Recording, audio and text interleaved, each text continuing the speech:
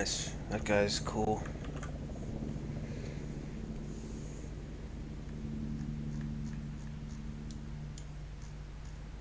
Of course we're doing it in the medic training area.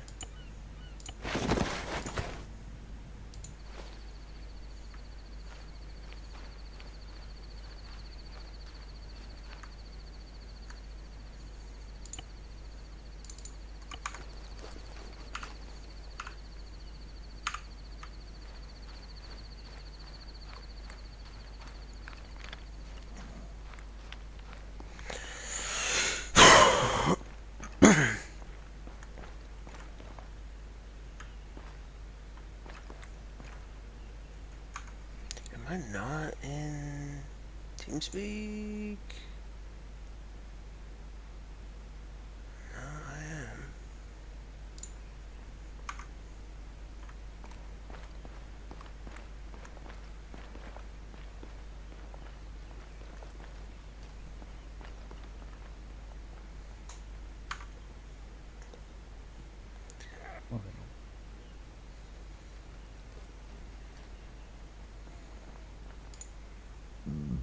Are they in a game room or something?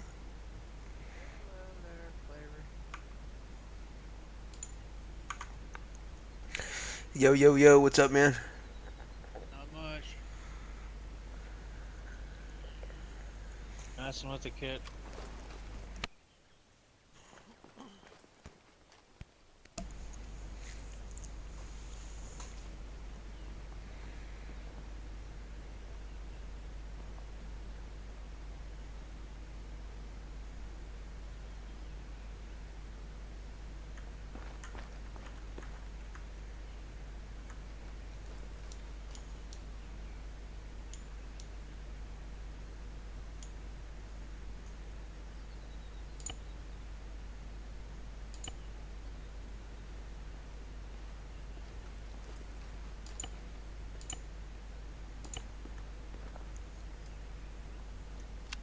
Coming?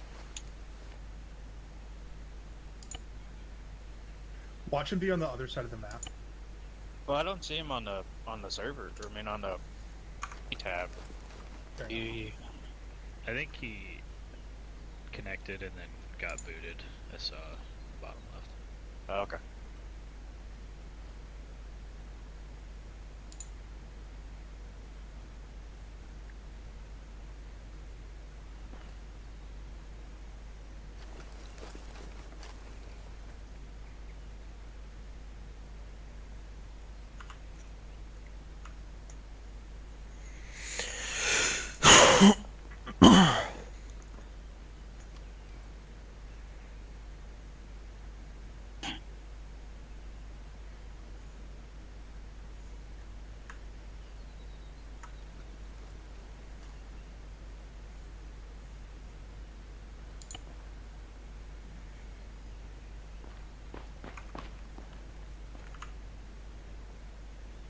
Oh, there he is. There we go.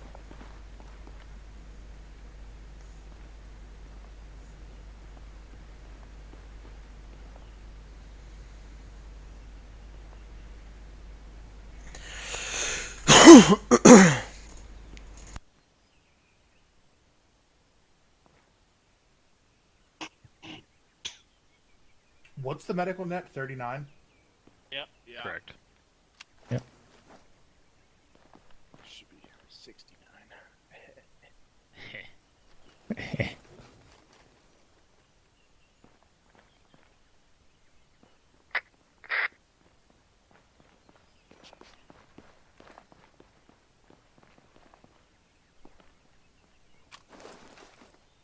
What layout should I get? Yep. I'm completely newbie, so Okay. yeah, should I the platoon or the ogre medic? You're gonna have to be just a regular medic right now. Platoon, okay. Not the squad medic. Wait, are you talking about a default loadout? The public layout. that Oh, okay. some of you put there. Okay. Yeah, just whichever one you can actually use. If not, I Is could that a probably. grenade? Nice. Well, Just in keep Well, binds. I guess we have a patient. Wow. I guess we've got some patience. Got his chest. The perfect situation for practice. In the head. I'll be back. Another one. Drink for pop.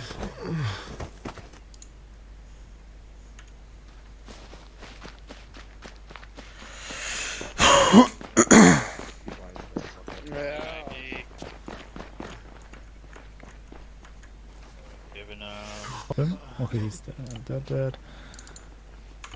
Oh, he's dead. Yeah, the other one. Oh, he's alive. Yeah, not Andy, the guy behind me. Okay. Anyway, Hey! what you're doing? Somebody accidentally threw a grenade. Amazing. They We're just having start some thinking like me impromptu doing that. practice here. They just start thinking like me doing that. Kinda looks like he broke his neck as well. Maybe, maybe not, I don't know. Yet. Well. Shall we speedrun this?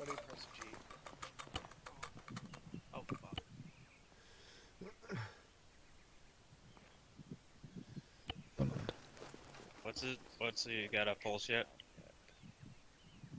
Okay, it's 124. Waste. It's gonna come down. Gone is the speed race. Anyway, we gotta start the train, you know?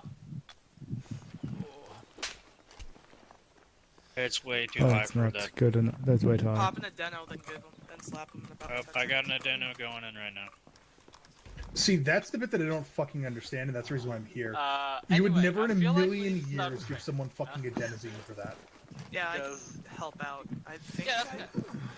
if you need help. Yeah, I'm looking to see if there's any medic I currently I think Hi, he's guys. up. Yeah, he's up. so Hi, Knockout. they can jump in. Okay. Hello. I played What's a lot up? of fucking medic. Yeah, that's fine. I also know you. So you Yeah, can join if you want. I'm good with I love it. 9 and 2, so if you I need just other help. wanted to be here because I'm bored and I got off work That's and I have nothing else to do. Yeah, this is That's a, about it. This is not a training on medical, by the way. Medical I know, it's- can be mentioned. However, this is a work for leadership. I know, this is a section, platoon so- medic training. Yeah, it's not platoon medic medical training. No, it's platoon medic leadership. It's what to training, do, yeah. Yeah, it's covering the I'm a both bit of a phase noob. of the Can I SOPs possibly as just stay and well listen? as more advanced sections of the SOPs and also how X9 interacts with the company. Because there's a few things that need to be known, because they just aren't done. And it's like, this is just annoying. Yep. So, let's quickly recap what X9 is, so we can do this whole training smoothly. X9 is an advanced medic who manages the medics in their platoon as well as their response. He also decides where the casualty collection points are.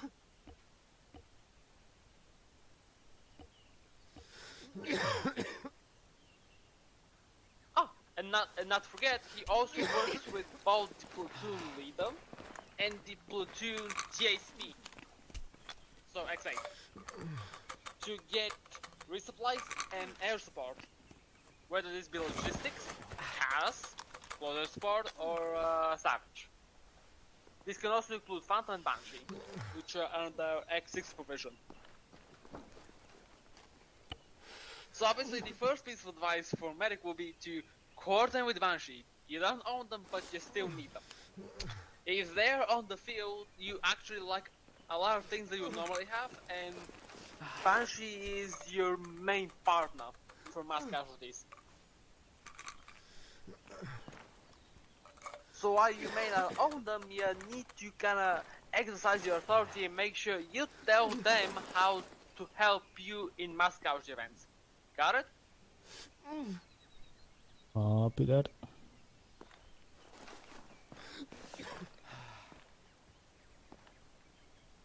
The second piece of advice, which is about as obvious as it gets, is please make sure your medics are on 39. Your squad medics. Because a squad medic that is not on 39 may as well not exist for you. It is how it is. Because we just need the reports, we need the requests, we need to know how their squads are doing. And we cannot just go exactly and ask their squad leads all the time, they're busy people.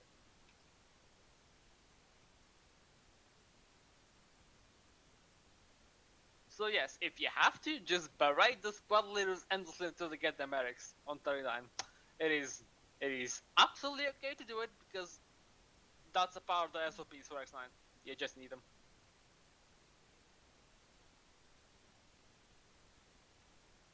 Channels, you may miss important messages. So when you can, your platoon leader should be doing replies for you.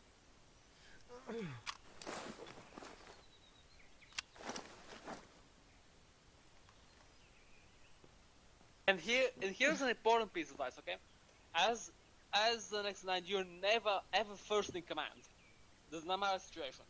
Never first. You have a number of other varied leaders like X6, X7, or the squad leads 1 through 4. Why? Well, because actually, okay, if let me X6 and F7 go down, you have authority if they go to down, get if they them. go down. Yes. But if the position is not filled, Yes. Yes. yeah, this is what I'm gonna get into. If the position is not filled, that does not mean they're down, because there's a independent hierarchy of you, which is platoon lead, platoon sergeant, and then squad leads. These are first people in command. If X6 goes down, if there's no X7, or both X6 and X7 go down, or if there's none and a squad lead goes down, that's leading the platoon, it is your job to take over. Okay, but again, like, why? If it's the mass CAS event, why would you not be in charge? No, you're in charge of handling the Mascas event, but if there's no X6 or X7, you just... You meant as There's the leadership squad of the leads. platoon. No, Colin, what I mean is... Yeah, you will be in charge of platoon if both platoon leaders go down, or if one platoon leader goes down and the other's just not filled. But you don't just automatically assume command of a platoon just because there's no X6 or X7 Understood. in the field position. They have to be filled and then go down. If they're not even there, a squad lead takes over. It is important because in your SOPs it states that you have to have one squad leader for you to be in the field. This is why. And yes, the next Knockout. piece of advice was yes. I'm pretty sure that they changed the SOPs in this last campaign to where X9 isn't in the command hierarchy at all, like 1.8 isn't. Yeah, exactly. That's what I'm referring to. Alright, cool. You're no longer assumed automatic command of the platoon when X6 and X7 are not even filled in. That's what it is. The Yeah. squad lead takes the position. Yes. And then if the squad lead taking the position goes down, then you take the command. Yeah.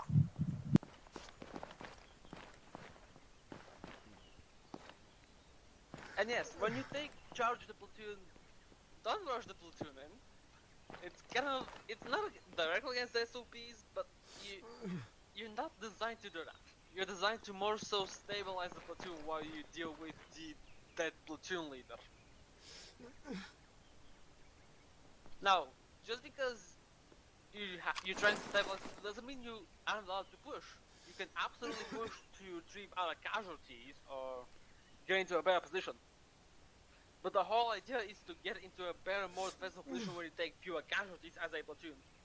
Because when you're dealing with platoon leaders being down, the platoon sergeant being down, or whoever's leading the platoon being down, you won't be able to respond to mass casualty events. And you may not have Banshee. Frankly, I hardly ever saw Banshee on the last campaign. Yeah. No, there's been more Banshee in the last campaign, but still. I saw it a couple times, but it was at the very There's beginning. been some Banshee. Yeah, it was Actually, plan very to apply for beginning. Banshee as well, so you may see more Banshee. But still. It was What back is the before we got what is the Reaper assets. sorry, my What? apologies, didn't mean to step on it. Before we got Reaper assets on the last campaign, is when Yeah. Banshee stopped coming in. Yeah, I see. Hopefully there's a push for getting if there's only one guy on, having them attached to X9. I'm just Honestly, waiting to I'm see okay how that with goes through. that as an idea, because I Yeah. feel like the whole need multiple Banshee males just to be on the field is kind of weird. We already Yeah. coordinate with X9, why not just be attached to X9 like how, say, solo people in a squad are attached to another squad? Or solo Yeah. X4 is just attached to another squad? I I see no reason for honestly, as Banshee an not being X, attached I to put in X9 the if there's no Banshee team available to begin with. Because keep in mind, Nautical, when Banshee is in X9 can operate any Medivacs. Yeah. Like, X9 can operate Medivacs when Banshee isn't there. But as soon as Banshee is on, I kinda have to give it back to them. Which is stupid, personally. Why should I not have medical vehicles? But anyway, it is what it is. So is the point of Banshee more for actually like getting victims away from the point? Yes. Yeah. there are Banshee responds to mass casualty Yeah. events to secure victims and actually escort them out if needed. X9 coordinated with Banshee mass casualties to do exactly that. Is the medical system set up on this server as such that it is a requirement to actually get people out of the area of operations to No. fully heal them? Not necessarily. It's just to get them to a safe spot where Banshee can effectively do it, and not Yeah. have also to worry that the about enemy getting AI is shot in the cracked back. as fuck. Exactly. It's more to And get because it the like enemy so. AI is cracked as fuck, they'll often be able to knock down those people through the casualties. So Banshee is there to, get them out of the line of fire. Because again, the AI is cracked. So what would the difference be between, is it like levels of service? Can Banshee do things that a standard squad medic can't do? Yes, Yes, Yes, they yes, can yes. do Banshee- anything a platoon medic can do. yes. Banshee, And they get to Platoon carry Medic, the and Ogre ADX. Medic have about the same level of permissions. Oh, platoon They're doctors. or medics can do that too, but I just don't carry it because it's heavy. Yeah, it's heavy as fuck. The What's the difference difference between between X9 and ADX and Banshee is AD? that X9 is a The general response ADX medic. basically has 100% rate of picking someone up, and the regular AD has like 80% probability of picking him up. ADX is 80, 86. 85, I think. No. But you can also do monitor patients. Yes. But Yeah, it monitors your heart rate for you as well, Yeah. but it's also like takes up almost your entire backpack, so nobody ever brings it. It's okay, 'Cause- depending on what you need. Oh I mean, yeah, always have one in the vehicle, Anyway, but like I don't yeah, carry the one on my vehicle, yeah, desk. that's exactly what I was gonna say. This is about leading. But yeah, medical will be mentioned occasionally in this, unfortunately. Sorry, I apologize. Didn't mean to get yeah. off topic. Banshee is an emergency response team. They're not just meant to be assisting one casualty. That's platoon medic job. When mass casualties happen or other very unfortunate events, Banshee is there to help one eye because he alone can handle them. Yeah, I can give And you yes. countless examples last campaign where, Yeah. damn, it And would be this happy is to have especially them. the reason, because here's the next piece of advice.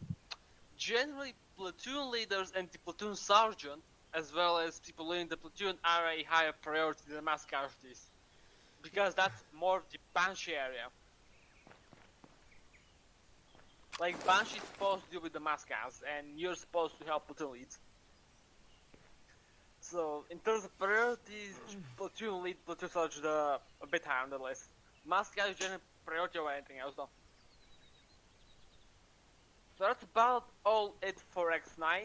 Just I put in the SOPs, don't overstep, make sure you damn medics turn 39, because last campaign I noticed especially, many medics just failed to log on 39 for a very long time, and I think it we had really a hurt lot of new communication. ones as well. Yeah, So, I mean, like, it's okay for them to be yeah. new, but they really need to read the important channels, because 39 is important for them. Yeah, I and need to be able to talk to the medics. It's, you may, it's just you how may it have goes. to coach them a little bit. Don't worry about that. Just, give them a basic rundown, and then Generally, somebody in the Yeah, no, squad no. will be able to help them But out it's with that also too. like, I need him to be a But, guy so they yeah. can be coached to begin with. Yeah. So yes, if you have to berate the squad leads, there's no problem with that. It's kind of their job to manage the squad. This includes the medics.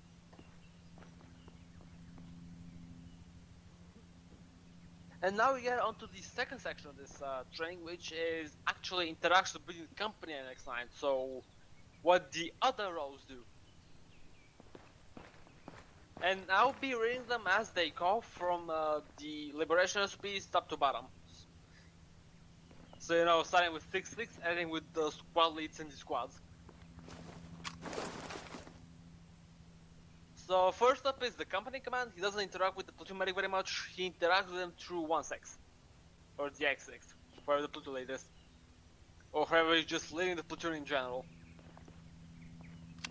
Because, well, 6 actually doesn't have contact with X9 because they're on different radio channels.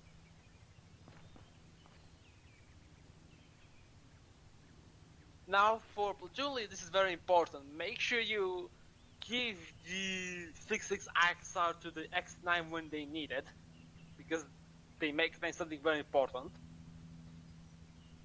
Make sure you heed his resupply requests very often, and make sure you actually get him the right things.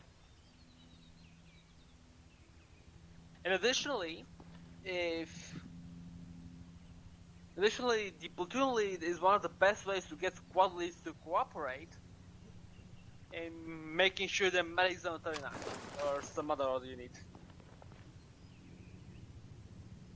Additionally, as the platoon lead, make sure Banshee is available to work with 19, the X9.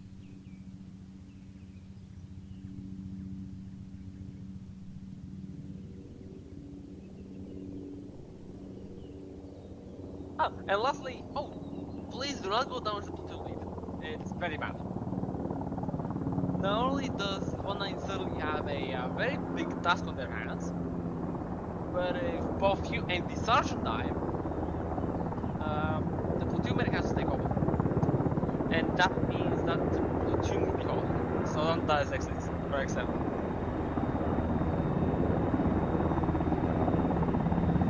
As the platoon TACV or the X8, just make sure you're ready to assist with 9 with your support elements.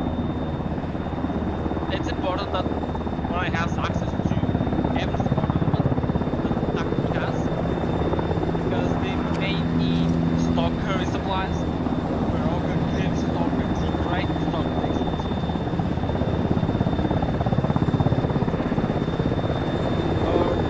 Alternatively, the platoon medic may actually need demon or reaper to assist them with close air support in order to save people, because there may be too many enemies, unfortunately, and sometimes demon and reaper are just needed. And once again, just like the platoon lead, do not go down. Just don't die. This is the best advice I can give for TACP, because that air support is needed.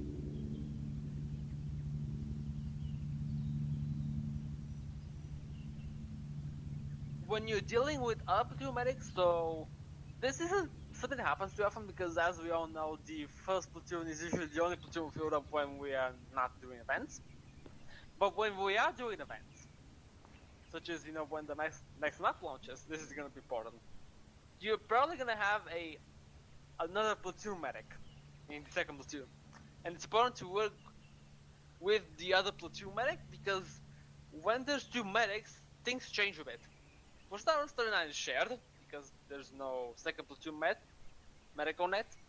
And second, you no longer decide the CCP locations, really. You more have to coordinate with the other platoon medic now.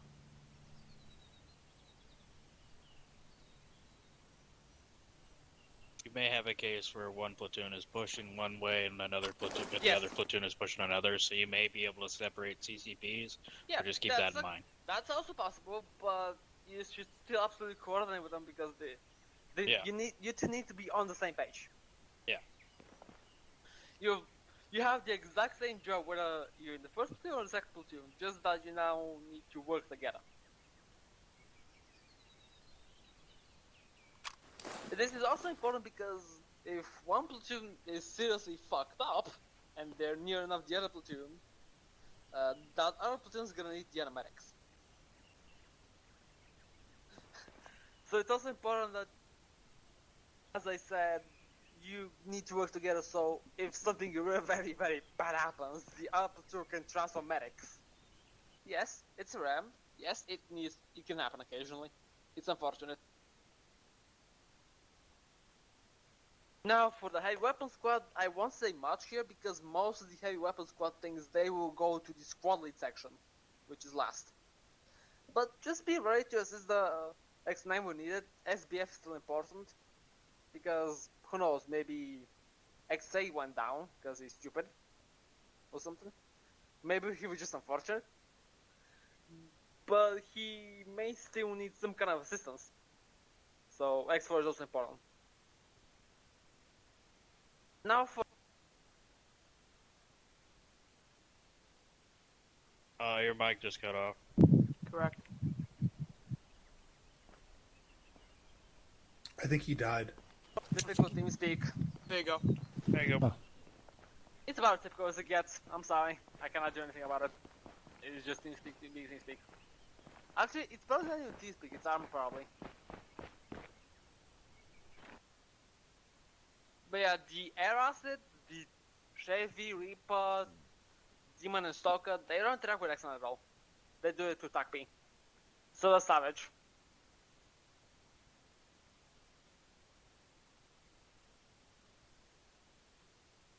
For Phantom, the best thing you can do from your melee interaction with X9 is to do what 6 actual may not be able to do, or 6 actually isn't slotted in, and also give ASA. But you can do it directly to the entire platoon via 31. Because you actually share a channel like 6 actual. So Phantom's a bit better here. And otherwise Phantom will just interact through platoon leads. For Banshee, well, Banshee's presence also hurts 1-9. We already established this. It's very good that Banshee's there when they are there, but also this takes away from a lot of platoon medic flexibility because of how the SOPs are set up. So as Banshee, you need to be hyper vigilant and be ready to see 6-9 because you have more assets than him. So you just have to be ready 24/7.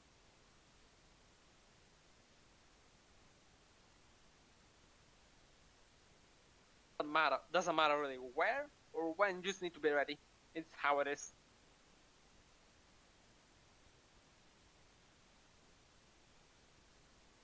And additionally, because you're so mobile as Banshee, you have the medevac vehicles that X9 does not when you're on the field. You're also going to be doing many of the mundane tasks, such as assisting with resupplies and or packing people. That's your job now. X9 cannot do it without the vehicle. And ideally, you will actually transport 1-9 around as needed. For Butcher, he has no interactions with Platoon Medic, he interacts with Platoon Lead, and that carries over. Just like the other thing we mentioned earlier. For Ogre, Ogre is important for the Platoon Medic because he needs supplies. He will need them often on the field, especially with Banshee. So when you're Ogre, you need to have a Ogre Medic who can fill resupply crates with medical supplies, and also make sure you listen to what the Platoon Medic actually wants. I had this case on the last map where we were pushing and I asked Ogre to give me personal aid kits. He gave me everything else but, and I had to return back to base. And 1-9 cannot afford to return back to base. I can just say right now, because when you're back at base, you're not helping people. So if you're Ogre and the Platoon Medic needs something, please do it quickly and do it accurately. And for X9s, it's always a good idea to fill up your own medical crate. You have that out there. Again, And then also tell Ogre yeah. what you're going to be needing so they can start that already. No. Because here's the important thing. Banshee gave an active presence, so this is why you need to pick an active. Because if Banshee is present, then sure, it's like theoretically you can carry it right now.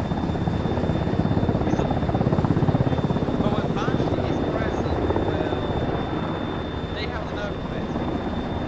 You cannot know.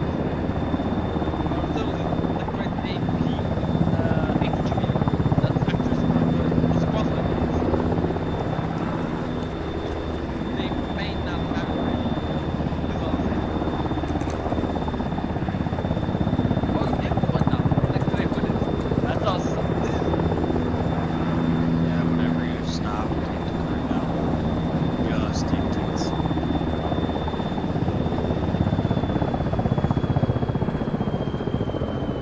Yeah, I mean that's good advice. Yep. It's good advice. Yep. Like I'm not gonna say it's bad advice to take tickets right now, just that it's also not bad advice to leave it in. Because you're pretty immobile with a crate. Yeah. And the whole point of Banshee is that you don't have the vehicle to carry the crate with me. Because if I didn't have Banshee, I could just drive in the vehicle. I don't give a shit. I could just drive right up to the people and I'm fine. But with Banshee, it's not like that. And lastly, we're gonna touch on squads and squad leaders. Again, we already established that squad leads need to take up the responsibility and make sure their medics are on 39. But also, another responsibility squad leaders can take on is to, aside from the long-range 31 chat, obviously, they can manage 39 if need be. Because here's the thing, and I don't think many people realize it. By default, the squad has one person monitoring 39 to send casualty reports. But what happens when this one person is actually unconscious or killed? Well, what happens if nobody takes initiative is a big fucking roadblock to actually cooperating with the platoon medic because you cannot talk with him. So, as a squad leader, you should either monitor 39 yourself or encourage a fire team leader or just another rifleman to monitor 39 for you. This way, if the medic goes down, you still have somebody monitoring 39 who can just say, X9, this is X1, X2, X3, or X4 rifleman or whatever it is.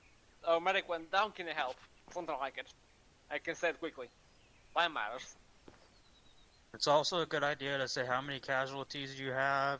Yeah. If needed, if the mark isn't showing on the map, just open up your GPS and just give a 6-digit. That's another thing I want to touch on is, please, for the love of God, do not place casualty markers and then move the casualties.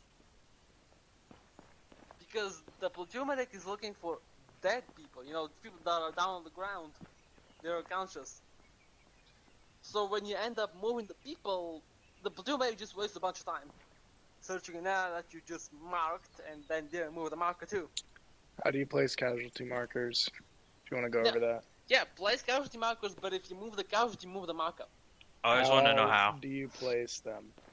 Yeah, replace the markers is all I'm saying, because I had a scenario where I was called to deal with a bunch of casualties, but they moved the casualties from a field to a building. And I'm searching the field, because the casualty markers are there. And like, where's the casualties? Can you go over the steps on how to place one on C-Tab?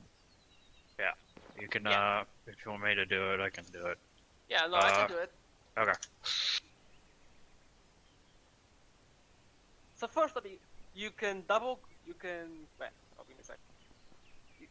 click on your C-Tab, on the map. You double click on your map, and then you go to medical.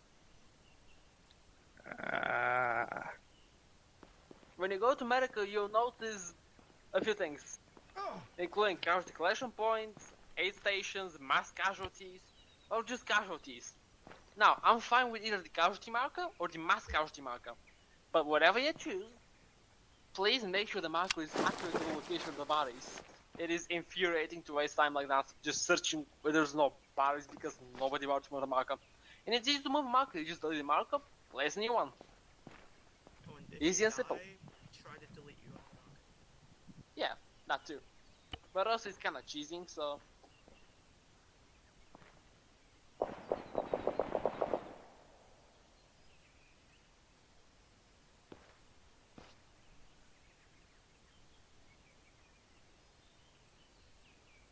And here's the more important thing. If the platoon medic is helping deal with casualties, and you're not another medic, and you're not working on someone who is in critical condition and needs...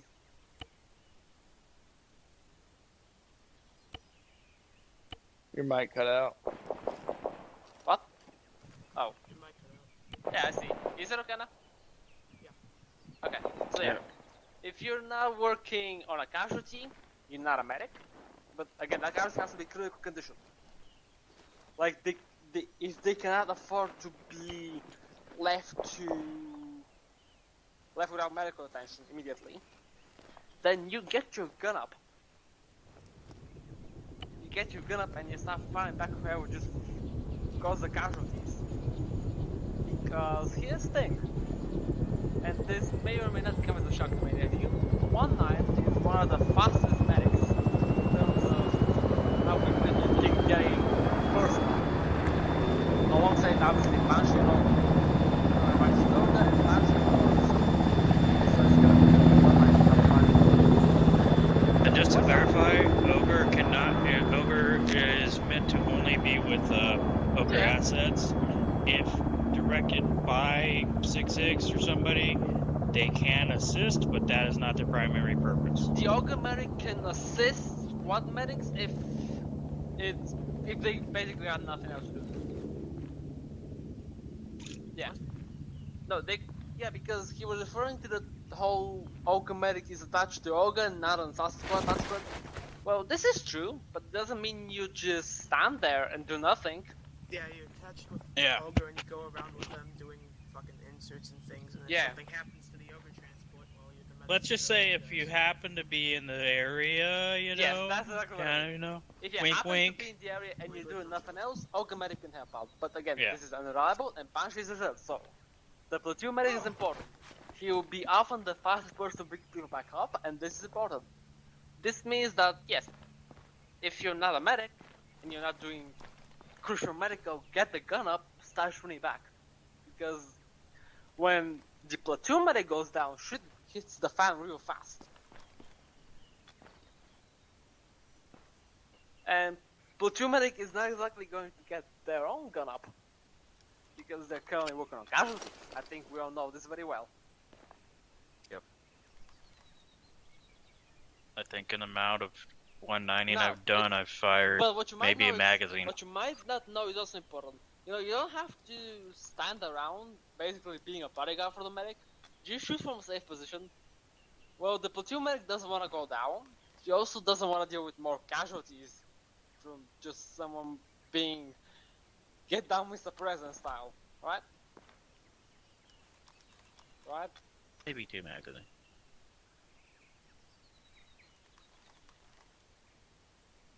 So yeah, we don't want people to lose their lives while they're trying to provide security for the platoon medics, but also they need to provide security anyway. So get your gun up and fire from a secure position.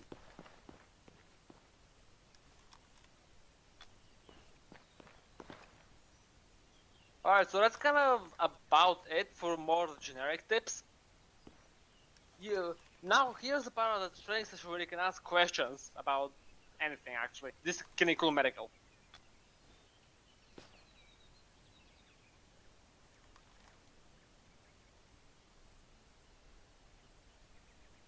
I do think I'm going to want to ask the admins about the whole Vic thing, because there's some open to interpretation there. Yeah, that's fair. And I mean, we've had like during the later part of the campaign, we had multiple medical vehicles. So I'm thinking, you know, Banshee Yeah, no, 1, Banshee 2 should have I them. asked Zen around, and he's like, yeah, Banshee kind of has to use those vehicles, but at some point during the whole ASRock campaign, we had multiple medivacs. Yeah. But can I just use one medic, but Banshee can use another? Why do Yeah, that's what why I did was. we have 3 fucking medical Yeah. I don't know. Banshee sure cannot use all 3 of them. Why not have Platoon Yeah. Medic use one of them? I mean, that'd be so freaking useful. I can't even explain how useful that'd Yeah, be. because medical vehicles means I can carry the crate.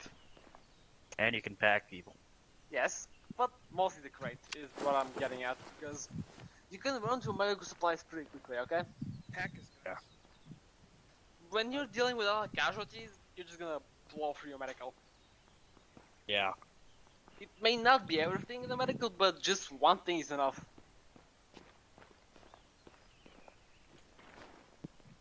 Question: did I hear you say X9 is not going to be able to fix broken limbs on the next No, you didn't. map? You did not hear me. No. Okay. X9 can fix broken limbs. Yes. All right. I think Banshee and Ogre Medic can as well. Yes. But those are the only people you have to, a lot of times will be, 1-1 medic, I have 3 times broken limbs, and it'll be like, okay, there's a lull in the fighting, okay, come back to me, or I'll go to Yes. them. If there's yes. a squad with 3 broken limbs, you know it's not gonna be a fun time. Yeah. Yeah. Also, I think a lot of people here are fairly new, or some. Can Yeah. you go over the medications, because not Alright, everyone sure, but knows. I don't think, obviously we have basically every medical all filled up, so I don't have access to the medicals because I'm sick actual. I do. I can go over it. Yeah, that's okay. I can assist you when needed. I obviously don't have access to any of my medicals right now. I On have human fucking study. all of it. I have all of it in my backpack. So I may just miss something.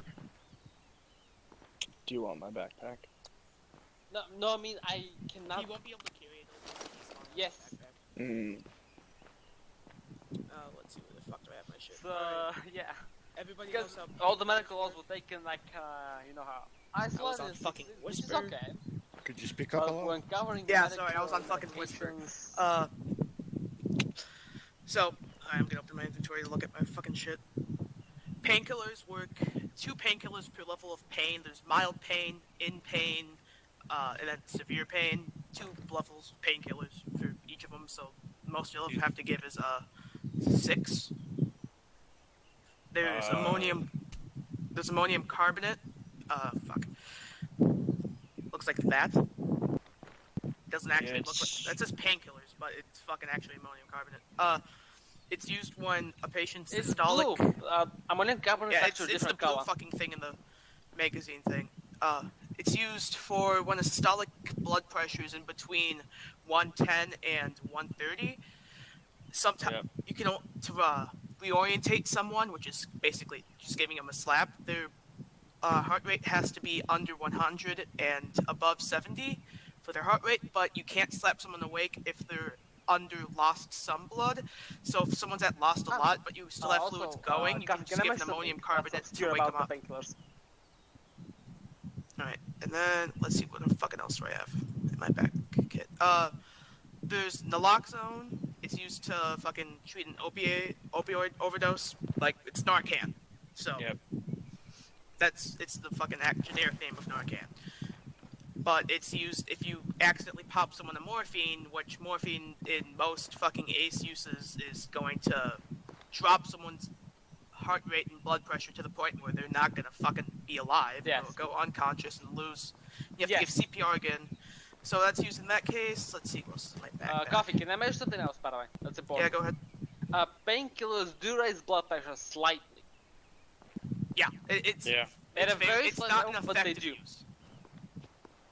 Just something to keep in mind when you're monitoring them. Generally, you only give them to them when they're back up, so it's not really going to do all that much to them. Exactly. Yeah, but it's like something to keep in mind. You may need it in those 1% situations. I think something to be aware of too, if you're low on blood pressure and you pop 6 fucking painkillers, you can go down. It's happened to me a couple times. Yes, you can overdose on painkillers. Yes, you can. And tested Well, it it's out, not and no it's D. You're just going a uncon lot from of the fucking pain blood killers. pressure. Yeah, no, you don't die, but yeah, you overdose and go unconscious. If your blood pressure is already low, then you're gonna go unconscious at some point. I don't know what the exact point is. Yeah. I forget off Well, the that's top of why my morphine head. is so bad. Yeah, it's fucking different in the A server. I forgot. It's different between servers, so Yeah. But Alright, you're still well, better let's off say- than shooting a morphine in your leg. Yeah, Oh my exactly. god, Never- yes. If you Morphine, ever use a you're fucking like, no. morphine, don't fucking use a morphine. Yeah, and Like, I mean, unless your fucking heart rate and beat heat is through the fucking roof, don't use a morphine. Yes. I carry a couple morphines, but not much more, because I just want to miss the painkillers 90% of the time. I usually just use them on myself and immediately pop a fucking epi and a That's door fair. epi. You can counteract some of the effects with epi. Exactly. Why Alright. waste valuable epi? also tell your squads, your squad medics, that if they, and your squads themselves, if they use a morphine, they're to say that, so they can keep track of that. Yes. Because as soon as somebody with morphine goes down, it's very It difficult to get it fucks back up. everything up. Yeah, it's very difficult. And You, like, you have and to have when the you lock don't zone, know- you have to immediately push Yeah. epi and nor epi, and you just, it's Yes, a fucking yeah, not a fun that time. too. That It's too. like a 2-minute fucking process. Yeah. Alright, and that's before you even get to the starting the heart stage. yes. Yep. Alright, You're already next 3 thing, minutes. fuck morphine anyway. Don't Yeah. never fucking use morphine. Don't fucking carry it half the time. It's fucking useless half the time. Painkillers can do it. You just take more. Next thing is TXA. It is used to give someone clotting factor like plasma. It's not used a whole lot just because usually if you need to give someone clotting factor, you also need to give them Coffee, I have to fluids. correct you here. That's not what TXA does. TXA, fucking IVI. It helps the bandages clot, Yes. apparently. It helps. It gives you. Yeah, it gives you fucking better clotting. It gives you Yes. clot wounds. What TXA does is it's pushed to the IVIO, and what it does is it changes the clotting from what is normally a field dressing to a quick clot.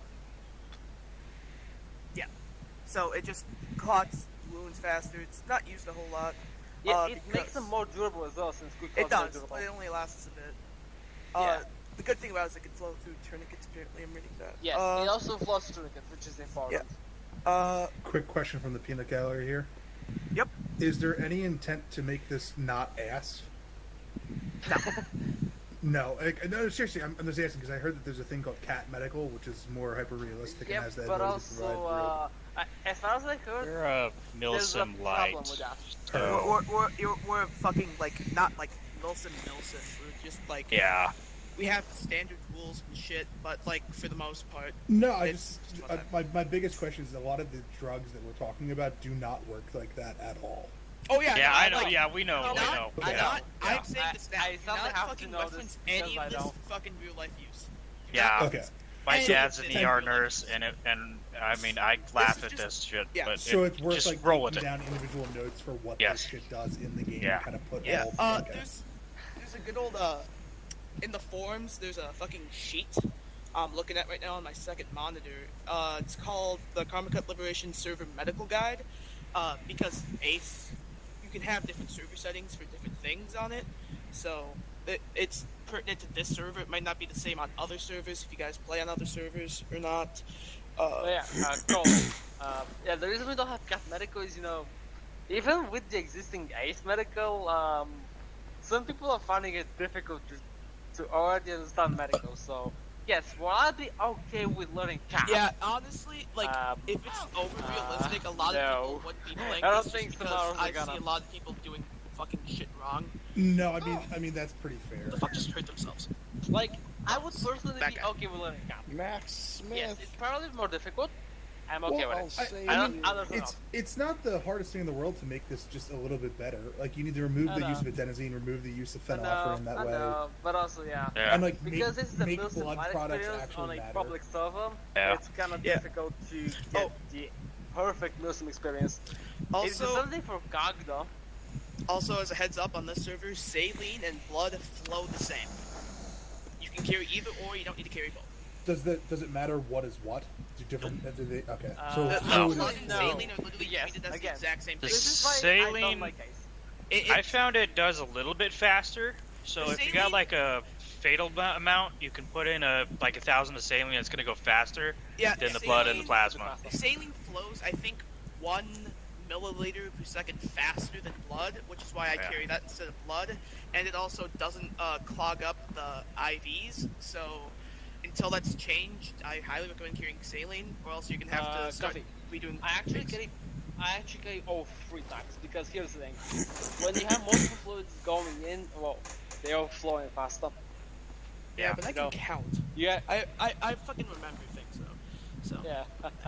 Like that's why I carry all 3 blood types because I can push like instead of pushing 1,000, I can push 500, and it goes faster. Oh yeah, no, I push fucking. I have a lot of things. Why the fuck? You don't push it twice the speed, which is important when somebody has no heart rate. Yeah, no, that is important. But also, if I'm having like 2 things, usually I find out plasma and saline together. Just fucking. Yeah, that's fine. Because Plasma's also gonna help the clot factor. Yeah, plasma will raise the clotting factor. So if you see someone's wounds reopening, we'll give them a stitch, which will close their wounds. Yeah, Unfortunately, stitch is broken on the server, so the very wounds severe auto stitch on the server because fun times. But that's gonna be through your surgical kit if you don't have to have one of those.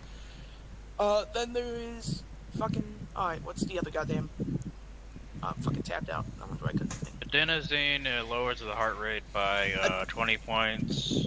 Epinephrine raises it by 20 points. You will love it for when you're doing CPR. Epinephrine, give them an epinephrine, and it boosts the chance of a successful CPR.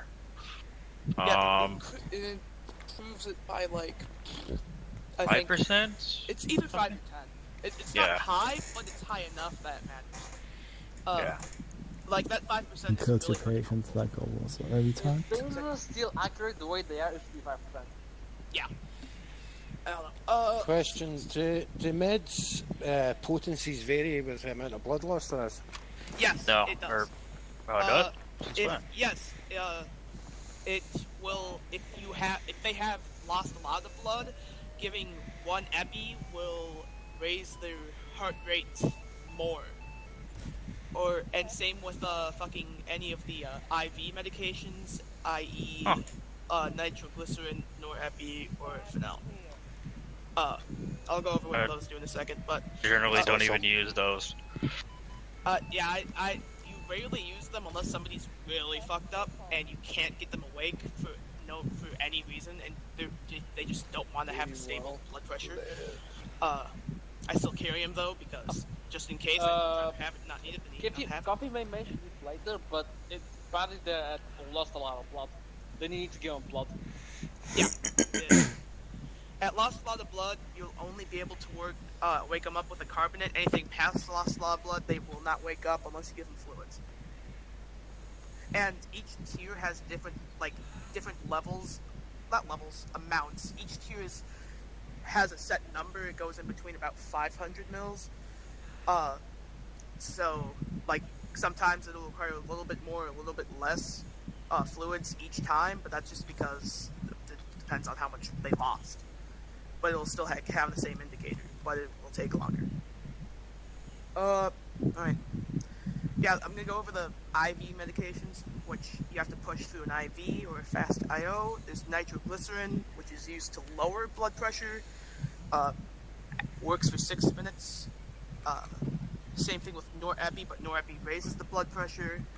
And then exclusive to Banshee, Platoon Medics, and other stuff is Phenylephrine. What he said, I can't pronounce English.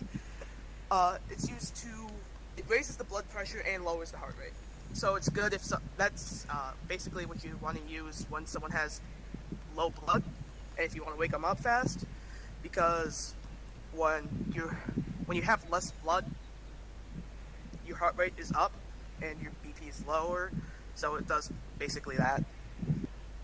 Then to fix broken limbs, there's lidocaine, which is just an anesthetic so you don't feel pain from when we put your leg back in place. Right. It's a bit different because here's how the whole fixing process works. So first you have to actually check the fracture. I can demonstrate. Yeah. For some reason, the limbs don't break Yeah, for broken, us yeah, broken. unless you have like, even tried like the hardest Yeah, but first hitting is- we had is here. see the- And, I mean, Yeah. maybe a 107 would do it, but we don't have those. Yeah. In this server, if you just splint it, it'll fucking fix it. But in the lib server, what you need to do is establish an IV. Yes. First, you establish an IV. Well, you either establish the IV or check the fracture first. Either Make one sure it is works. in the same limb as the broken limb. Exactly. You have to have it in the same limb as the broken limb. Yes. That made sense in my mind. Wait, what do you mean by that? The IV has to be in the broken limb to give the Yeah. lidocaine? Yes. Yeah. That is... I know. We Now know. the question We know. is, it's not capped. I mean, I've done it before where I haven't put it in the broken limb and it works. And then you fucking... After you do that, you push lidocaine. Yeah, but you also Once have you to push check the lidocaine- fracture before you can fix it. Yeah. Yeah, the fracture's already checked. Yeah, when you check it, then it gives the option to do a close reduction, which takes about 20 seconds. Yeah, it takes a hot second. And then you hear a nice crunch. Yeah. But on the server, you're not able to factually fix them, so I'll have to splint him instead. But just imagine a loud crunch sound right about... Oh yeah, right. On now. this server, the fucking medical is broken. Yeah, the server, the fucking training it server wasn't has only its bad broken medical. It's also I think I might have figured out why the medics can't push IVs. Because it's squad set to medics cannot doctor. put IVs on the training server. It's set to doctor in the settings. Yeah, it's fucking... But you Server's can, if you absolutely positively have to, you can fix a broken limb without lidocaine.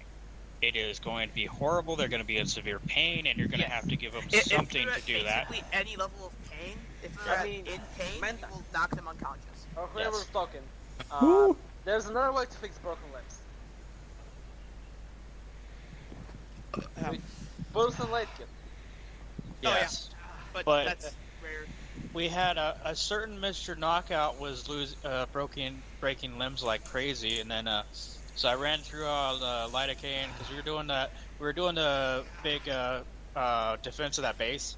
Remember, with the big bunker. And so I finally ran out of lidocaine. I'm like, I'm sorry, man. You're gonna have to just put it on the bipod and then fix it, with the one guy. So Was this when I was the platoon medic, or when I was? no, you were the platoon lead. It was my first time actually being 1-9, so I was like, Jesus. Yeah, I'm definitely one of the more aggressive platoon leads of the bunch. You know the whole frontline thing that I'm not supposed to be doing? Yeah, I know. Yeah, I'm a bit more frontline-y. But I mean, technically, it was our forward base. It was where we were pushed from stuff. So I mean, Yeah, but The also Russians very just so frontline happened as a it came platoon to lead. us. I'm just kind of like it. I'm just more frontline than most.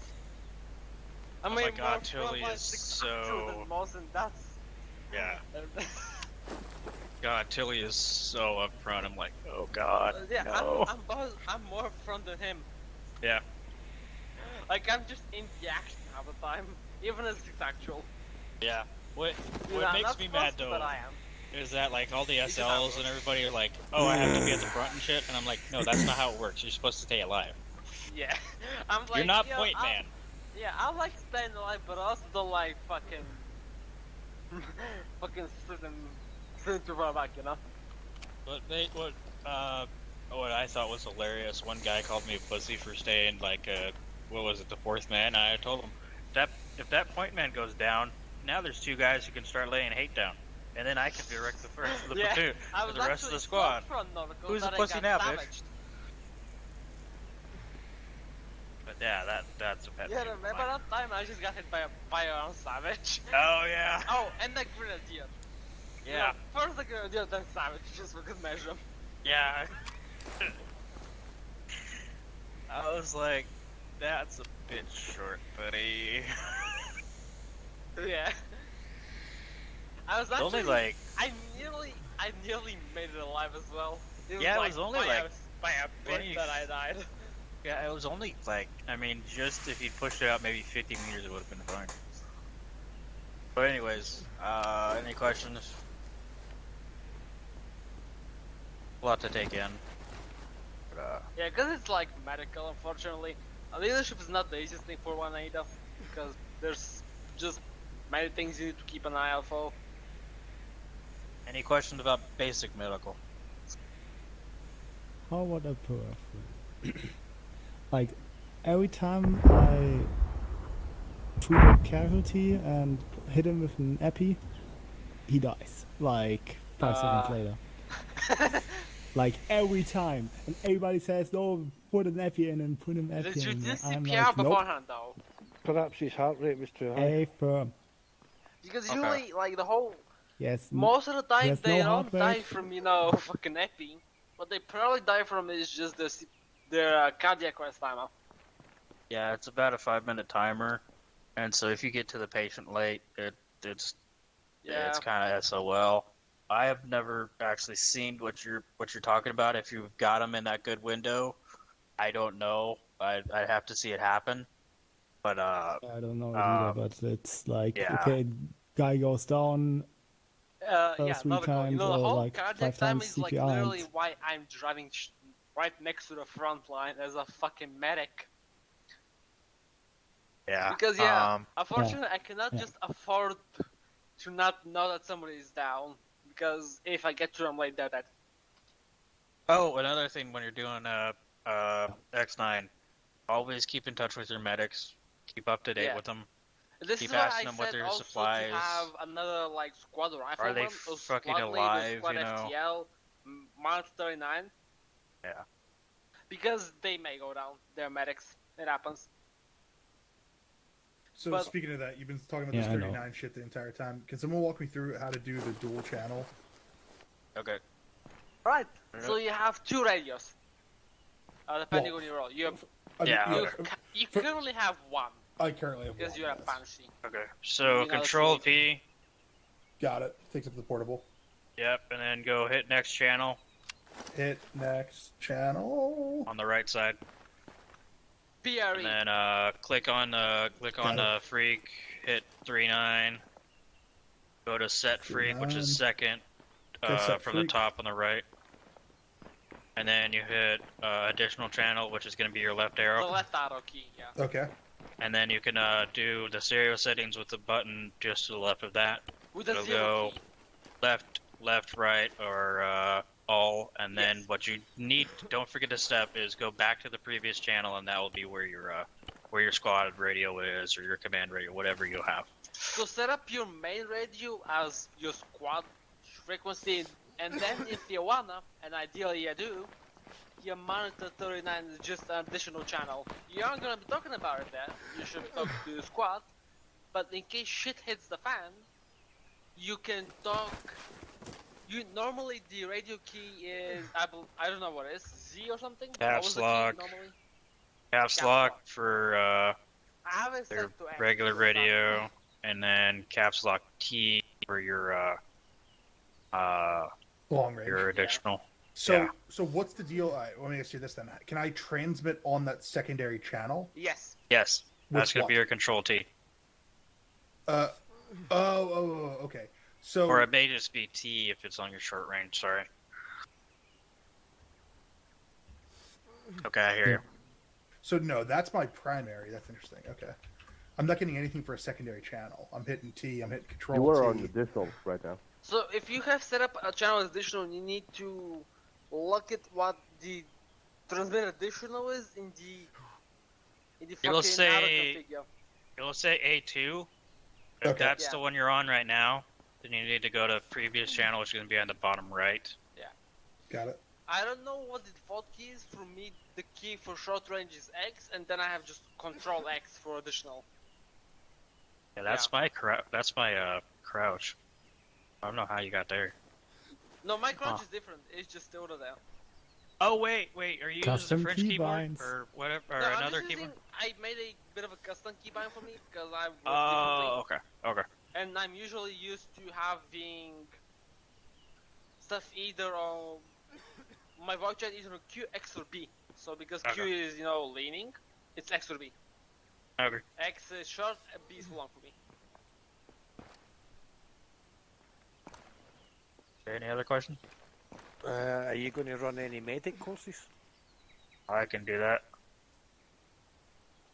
That would be cool. I'm a newbie, but I'm finding this exceptionally interesting. Yeah. It's okay to be a new player. I mean, I was a new player in fucking Colombia.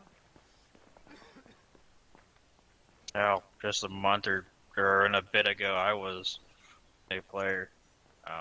Like, Colombia was very fun. That's why I kept coming Yeah, back here I from missed it 10 just estimates. by like a few days. I was so I loved mad. every bit of it. I eventually got most of the permissions and even have 6 actual farms now. And I get to fly a drone. How do you take off with that damn thing? Nice. It's But actually anyways. pretty easy, no. The drone's Okay. surprisingly easy when you remember to put the gears down and the flaps. Okay.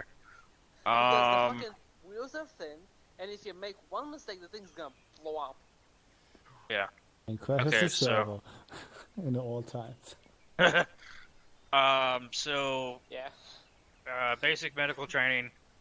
Okay, so stop the bleed, start the heart, admin actions. Okay, stop the bleed, tourniquet, Yeah.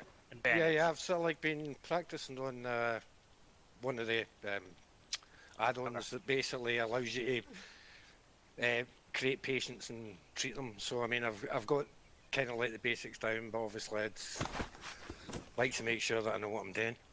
Okay. So then you have stop the bleed. Then start the heart. Once you stop the bleed, you're gonna check for pulse. There is no pulse. Also, I'll generally start pushing fluids at this time because that's gonna help you with the CPR.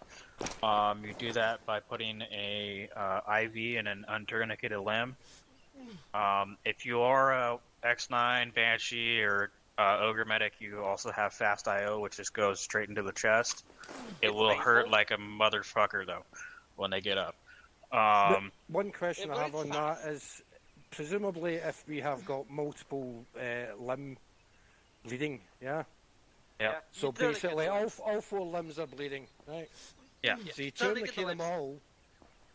I take it you take the least damaged limb, And then you bandage that first, then you put in if there's Okay, severe that's blood very loss, you good put in thought, yes. fluids, Yeah. and then you Yes. would start CPR Yeah, if if you're in necessary. squad medic, And once you've got a heartbeat, can I you would speak? then bandage the rest. Yes.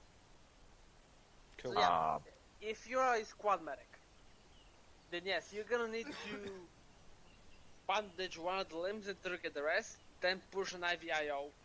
But if you're 1-9, Banshee or Ogre, yes, That's Ogre for medic also the- can do it. That's where the fast IO comes in. Yes, you can tourniquet all limbs if they have a head wound, bandage the head wound. If they have a chest wound, bandage the chest wound because you don't tourniquet those 2 limbs. Why would you? Yeah, that's called strangulation. Yeah, exactly. That's not strangulation. If I wanted to strangulate, I would do it on the Russians, So not our own fucking soldiers. so you once you have that, you give them an EpiPen before you start CPR. That'll give you an extra better chance. Your soldiers, like the linemen, are going to have a less chance than a squad or than a medic, and then a medic has less Let me chance than a give the doctor. numbers. I think it's just 5%, 10%, somewhere around there. Another call. I can give the numbers for the percent chances for each roll. Okay. I mean, it's So Yeah. the 14 woman has 20% chance per, I believe, 20%, something like it. The medics have 30. The doctors, which are again 1-9 Banshee Ogre, they have 40 default, and they have access to the AD and ADX. So which which respectively. helps a fucking lot. It's only 10 yes, seconds per try, and then you you're gotta check the. If you're 1-9 Banshee Ogre, so you know, yeah, X9 Banshee Ogre, but you have a pretty good chance, and well, you also carry the AD or the ADX, so you're really need to push Epi. Aside from, you know, just Yeah. making sure they go up. In fact, if you use an AED, you're probably gonna need to put in an adenosine to get their heart back down. Yes.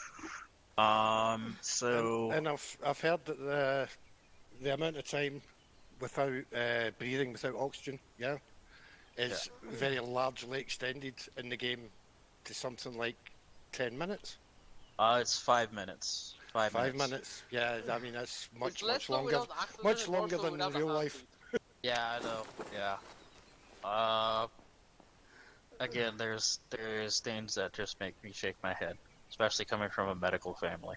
I can imagine. Yeah. I have to know a lot of the most basic medical things because I have a grandma. So I got to know the have most to know what to basic do in things because I've had 3 heart attacks. Oh, ouch! Yeah. This has happened before. Okay, so basic etiquette as a medic. If you guys are okay with the basic actual application, right? Questions on the actual bandaging, meds, all that stuff. Yeah, I've been looking at the charts to see which bandages are most productive, and it would seem that some people are coming down on the side of elastic bandages. Yes, elastic. If you can stitch quickly, elastics are amazing. What I generally do is I carry, I carry elastic bandages, and then I split it between elastic bandages and packing bandages. If in doubt, I go higher than elastic, and then I put in less quick clot. The quick clot is going to be good for certain wounds. It's going to be less efficient at clearing up small or larger wounds, so that's where your elastic bandages come in. You can actually also finish it off with the quick clot, and that will give you more time. So that any further question about those bandages types? Nautical. Yeah. Let me say this: I don't carry elastics for one reason. Medics apply bandages faster anyway. Well, I thought that was the same speed for bandages. Nope. That's weird. Absolutely not. That's something I'd learned today. Okay. Medics, I believe, doubled the bandage speed when they do it. Okay. Yeah, for infantrymen, it's okay to carry elastic, okay? I don't, but it's okay. Because I just saw. You still need to get one's class faster. Yeah, I just looked into settings and it says 7 seconds, and that's what I usually go with. Need to when the bandage is already fast as fuck. But anyway, so again, I still go elastic because it's gonna cover a larger wound, so you don't have to put in twice as many. So it's a bit disputed then. Some bandages are for different types of injuries, correct? Some are more effective at it. Yes. Yes, treat more different wounds effectively. I generally don't take the time to look at them. Fuck DC. Cool. I think that's pretty much it. I mean, just practice now.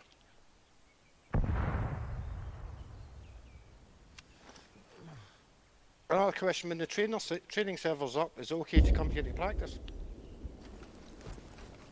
Yep. Oh, that's cool. Yeah, but it's sort of fucked up. Doesn't work completely. It's armor. Yep. No, it's the settings, I think. No, I mean it's kind of like typically armor. Oh, apart from that.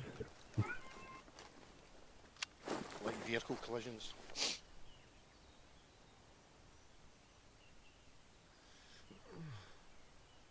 No, that's cool. That pretty much answers my questions. But if you do run a training course, I'd be very interested. I need ice from boredom.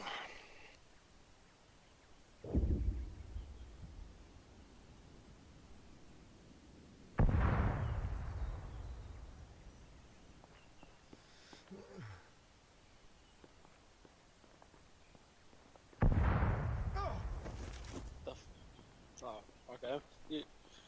So yeah, by the way, yeah, that's okay. Just I want to say something. The medical here does not work properly on the training server itself. Yeah, it's not working now. It's not really all that working. I kind of had set, but it's just been broken. I'll continue with the mod then. Now. You have some back pain knockout. You're leading. I know.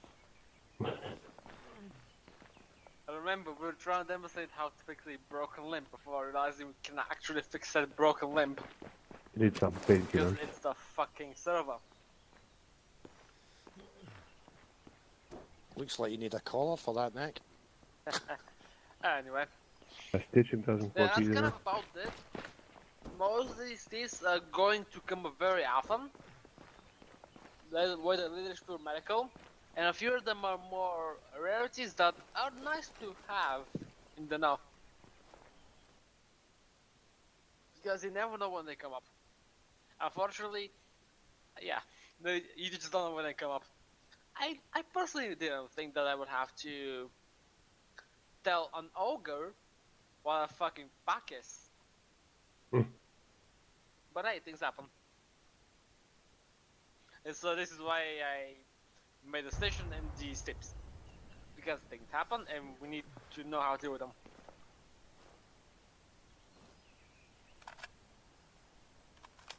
If you have any last questions, feel free to ask them because I'm gonna go sleep soon. It is fucking midnight.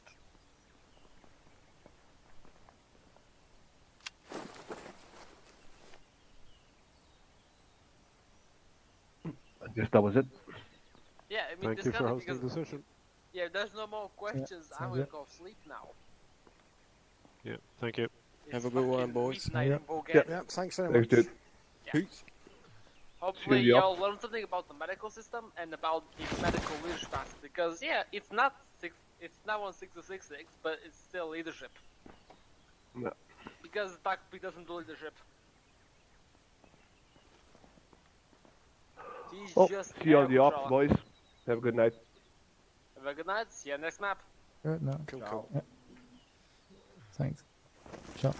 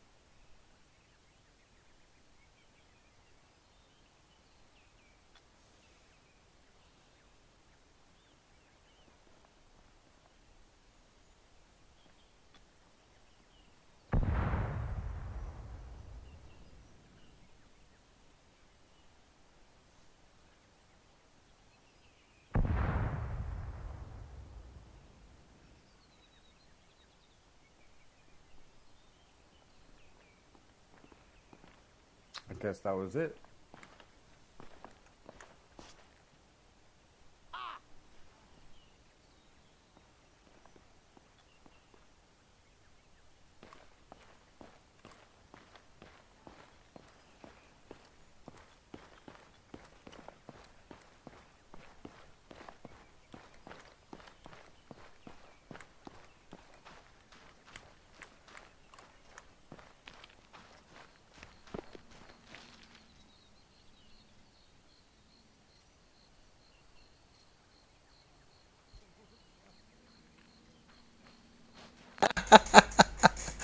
Oh, that's hilarious.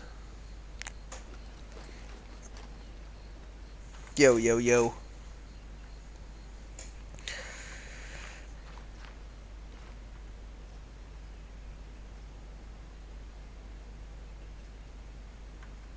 Knockout just got off.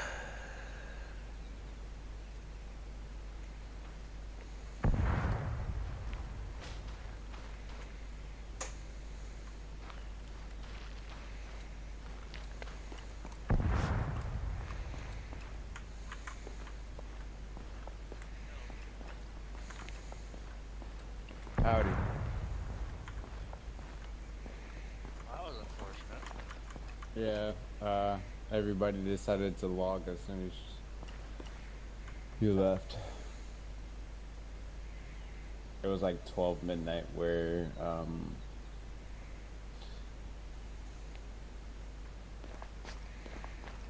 it was 12 midnight where the teacher instructor was. I just woke up. I caught like the back end of it, like the end where you guys started talking about like mass casts and stuff like that. Yeah.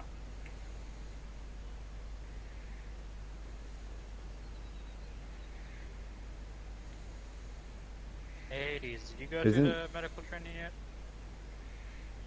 yet? We touched on it, yeah. Okay. I came in late to this as well. Okay, you know how to bandage, what the meds are? Somewhat. Okay. So, bandaging, I usually lose if I can stitch them quick or soon. I put elastics on them. Don't have to use as much bandages. Then the second one I'll use is packing bandages, and I may even finish it up with a quick clot. That'll hold a little bit longer. I generally do tourniquet and ask questions later. Makes sense. And then head and chest. Depending on which one's most severe, there's some cuts and stuff I may even just leave. But it just depends on what's going on with the patient. Your adenosine is going to lower the heart rate. The epinephrine is going to raise it.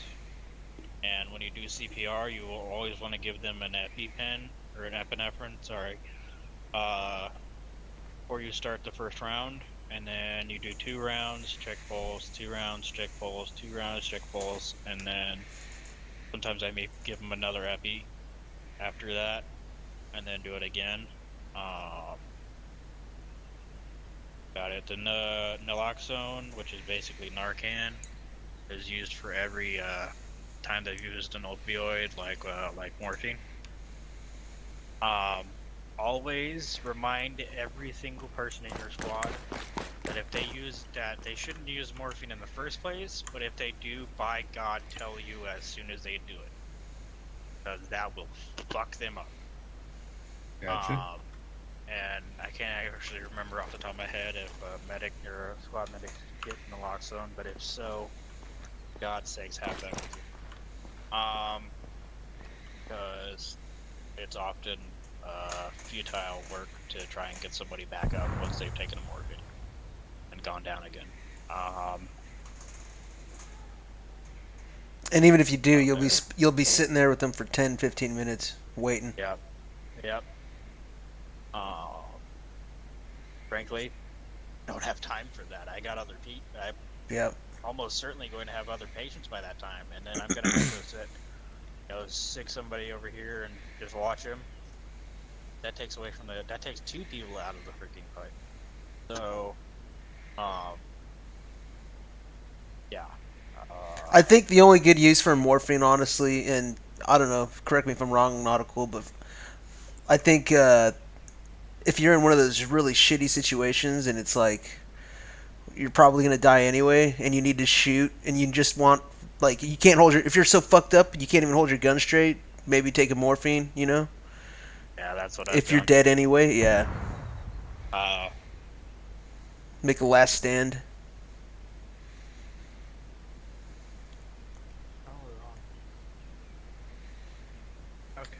Morphine is Call of Duty's juice. battle rage.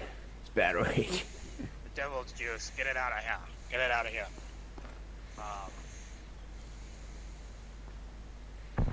A bit off topic, but I'm proud of myself. I did learn to fly Black Hawk yesterday. Nice. Nice. Fuck. The whirly What bird. else is there? That's about it.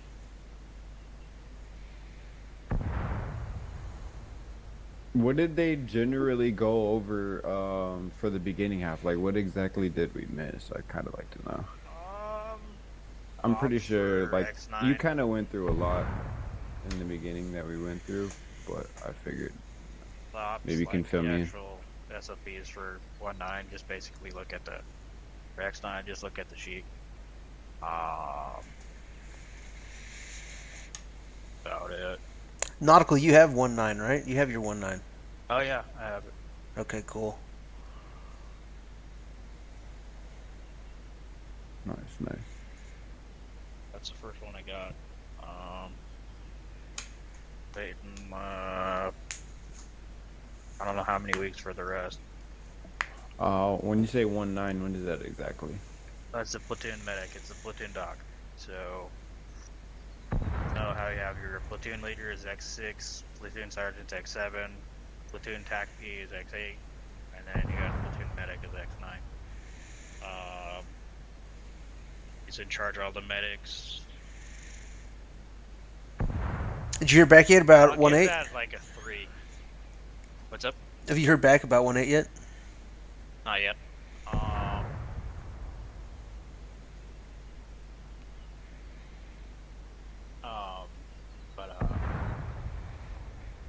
Yeah, it's in charge of, he's in charge of all the medics. He's in charge of putting up CCPs and making sure everybody's resupplied, and also coordinating to respond to mass hazards. If for some reason we actually do have a freaking Banshee online, then he's tasked with coordinating with 1.6 and 1.8 to get those guys in the field. Only time I saw them was in like the first week, maybe 2 of the last campaign. After that, I didn't see any of them. They're all setting up for artillery, and so I'm hearing them on the radio because they're using. What freak are they on? 3-1. Okay. What's up? When's the next campaign? No freaking clue. Just expect February and hope for sooner than that. Because that's about all I can tell you. I don't know. So what do you think the reason there's been a lack of is it just a lack of pilots for Banshee or what? No, they have their own ground VIX. It's just, I think part of it's been that they can only have 2 people, or you have to have 2 people on Banshee before they can actually deploy, which I think is fucking stupid. Why? Why do you need 2? I don't know, it's a SOP. So, I didn't know that. Actually, there's a... What if you have Stalker? Can you run? Can they do that? Like, can they do a Stalker and then just have 1 Banshee? No. And then task Stalker with him, or? No.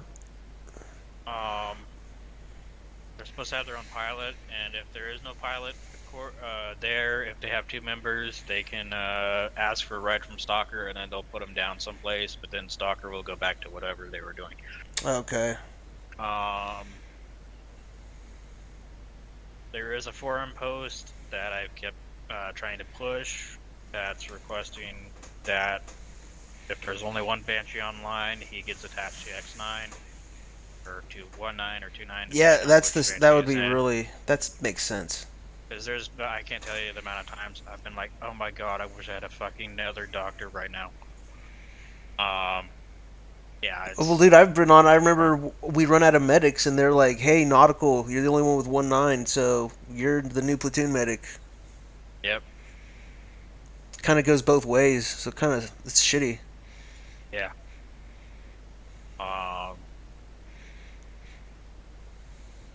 And in fact, I was de facto 190 at one point without the perm.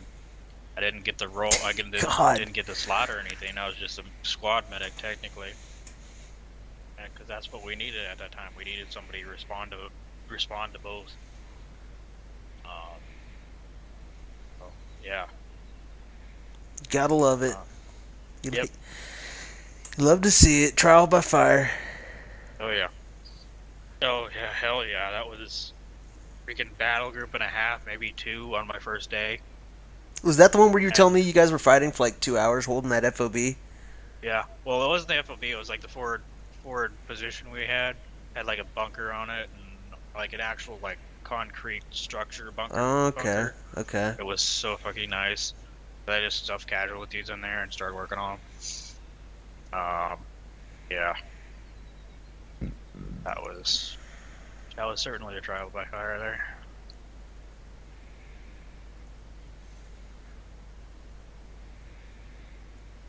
Be gone with you. Are you guys jumping into any other servers today, or just medical training? No, I'm doing training with Savage. I don't know if I'm going to be doing the attack B part of it, or if I'm going to be helping people learn the guns. That's at 10 p.m., right? That's starting just like an hour and a half. Yeah, it's an hour and a half your time, whatever that is. For me, it's 6 p.m. Yeah. You mean 1800? Yeah, I'm gonna try. I'm gonna go to the 12:30 range right and here. shoot around until then. It's 12:30 here, so maybe 1 o'clock. Hawaii time is so much different than the rest of the world. Yeah. I'm 12 hours ahead of you. We're in our Or own I don't know. time You zone. might be in the Call future it. already. It's like there's Pacific time and then there's Hawaii time. Yeah, what's the date there and what's the date there? This is the 10th over here. It's about to be the 11th. What is it for you? Beverly. It's noon on the 10th. Weird. I'm I am just from starting the my day. future. His day is completely over. He's well into the future. I just got off work.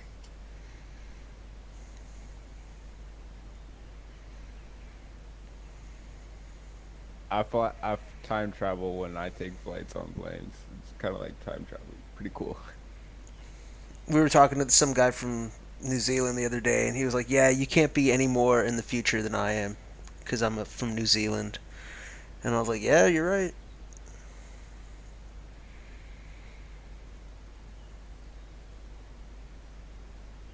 All right, I'm gonna jump over to the small arms range. I'm gonna go shoot around and work. Hey, you know where a good place to work on the grenade launchers is, man? It's small arms range. Same place? Yeah, makes sense. Yeah. I'll probably go check with Savage, see what's going on with them. Sounds good. I'll head over there in a little bit, man. I'll see you in a little. I'll head that way with you, Wolf, if you want to guide me. Okay. Where are you heading to, bud? No idea. I guess I'll probably go with you. Okay. All right, see y'all in a little. We have a fucking like mass cast. If somebody, shoots when it's down on the ground, then I guess I can respond. Well, granted, it's probably with this whole thing, it's going to be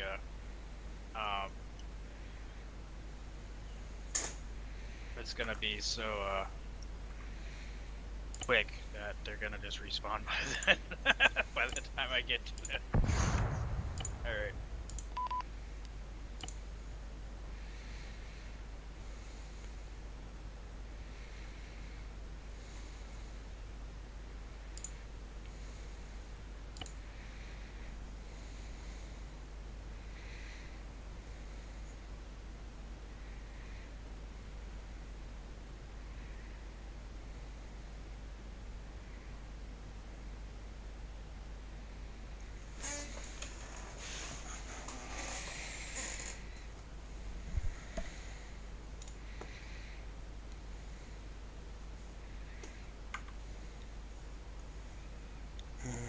Hello.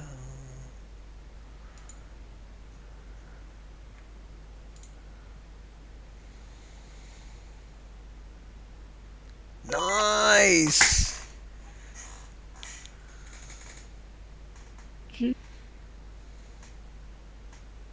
Chicka chicka, yeah.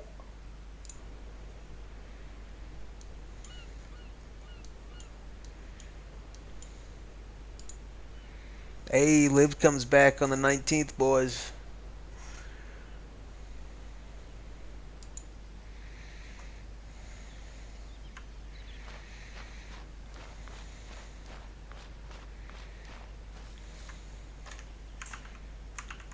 telling what? There's literally no way.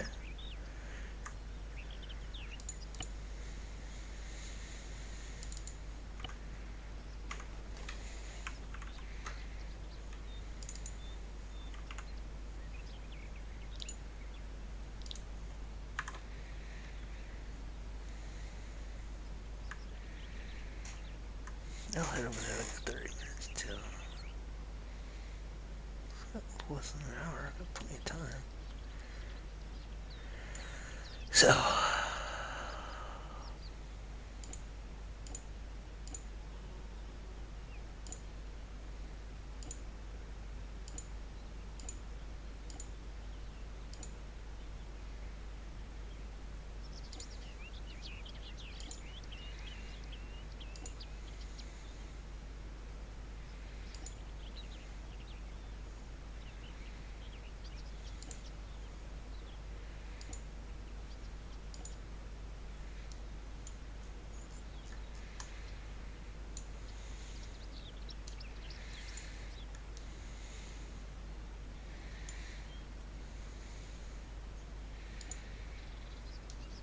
On this one, that sight goes away because it has the carrying can't handle. What is this one? It's literally the only difference. Alright.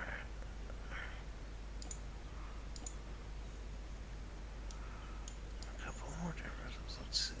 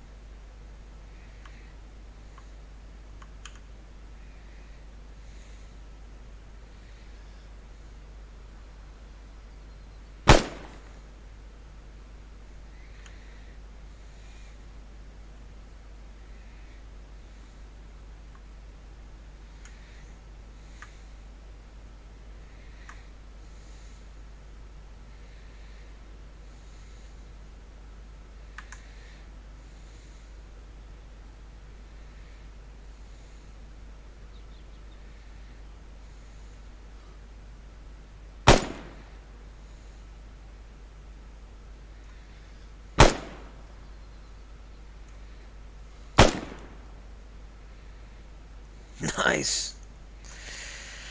Alright. Alright, got a good feel for that. Let's go see what's up with them, I guess.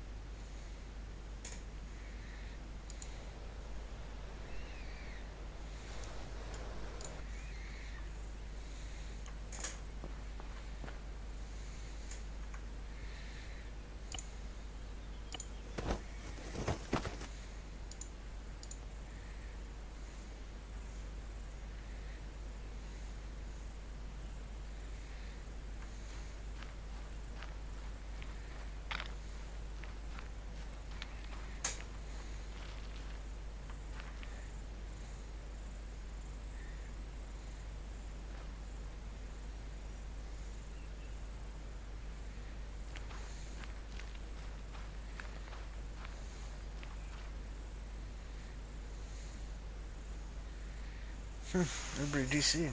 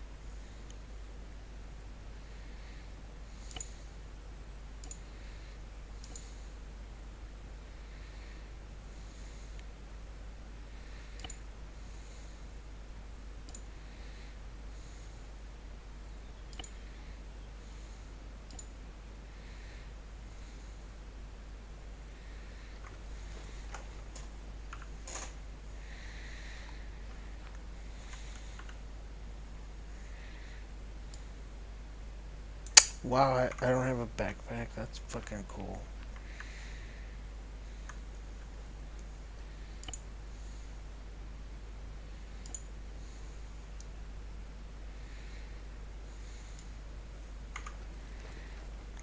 What was that?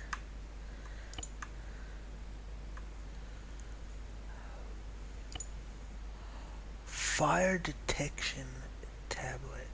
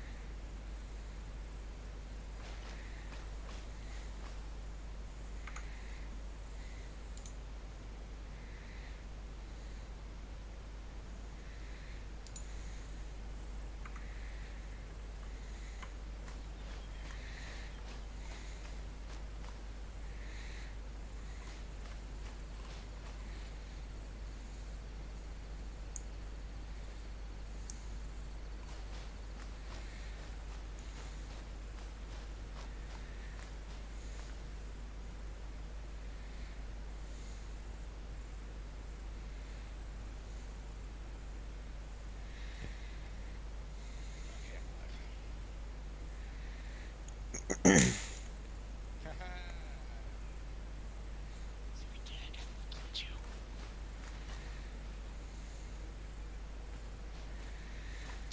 shit. I didn't know you were in the MILFs, but that's fine.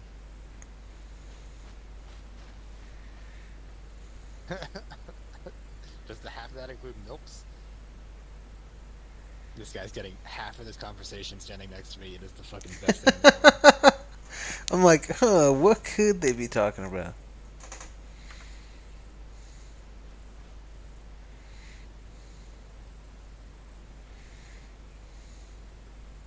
Okay, but how old were you and how old was she?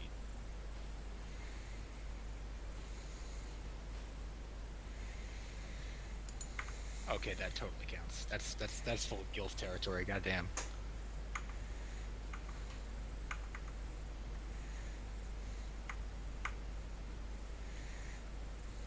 Yeah, that's like conventional milfing.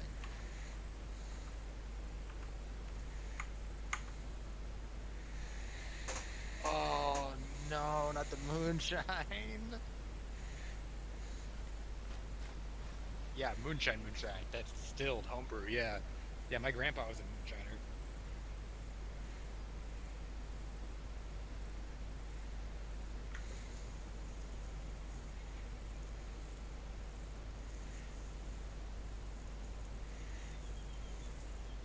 Oh my god.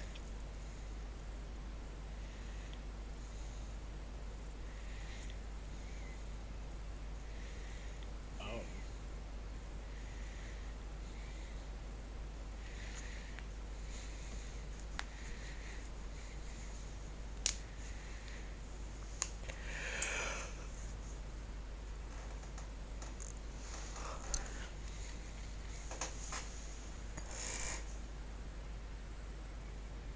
And he came back the next day covered in burns.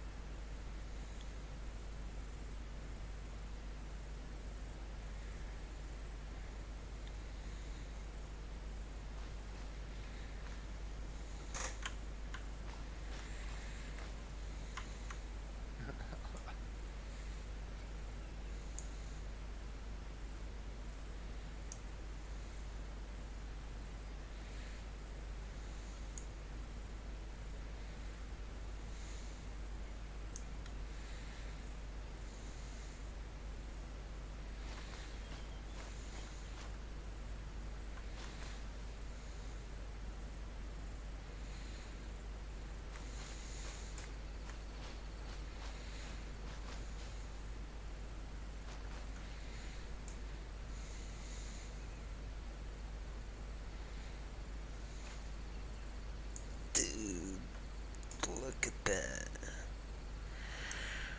Crazy.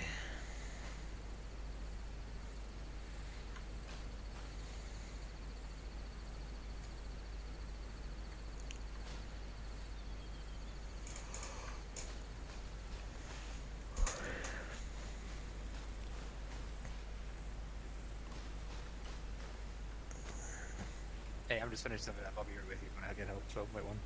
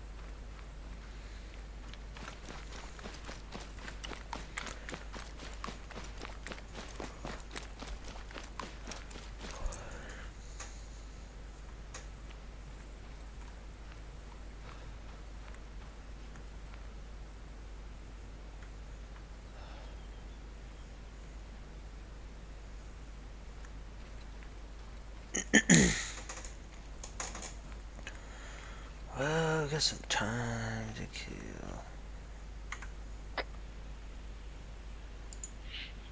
I was gonna be AFK to get chicken tenders, but I'm getting it delivered, so I'll be here so I can give you a little pre-training.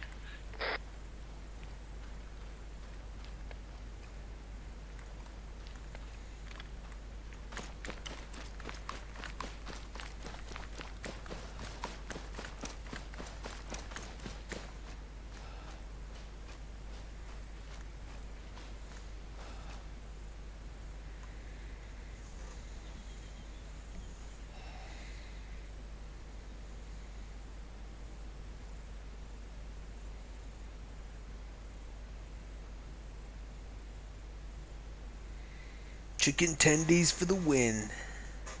Also, you just said chicken tendies for the win. I think that deserves some credit.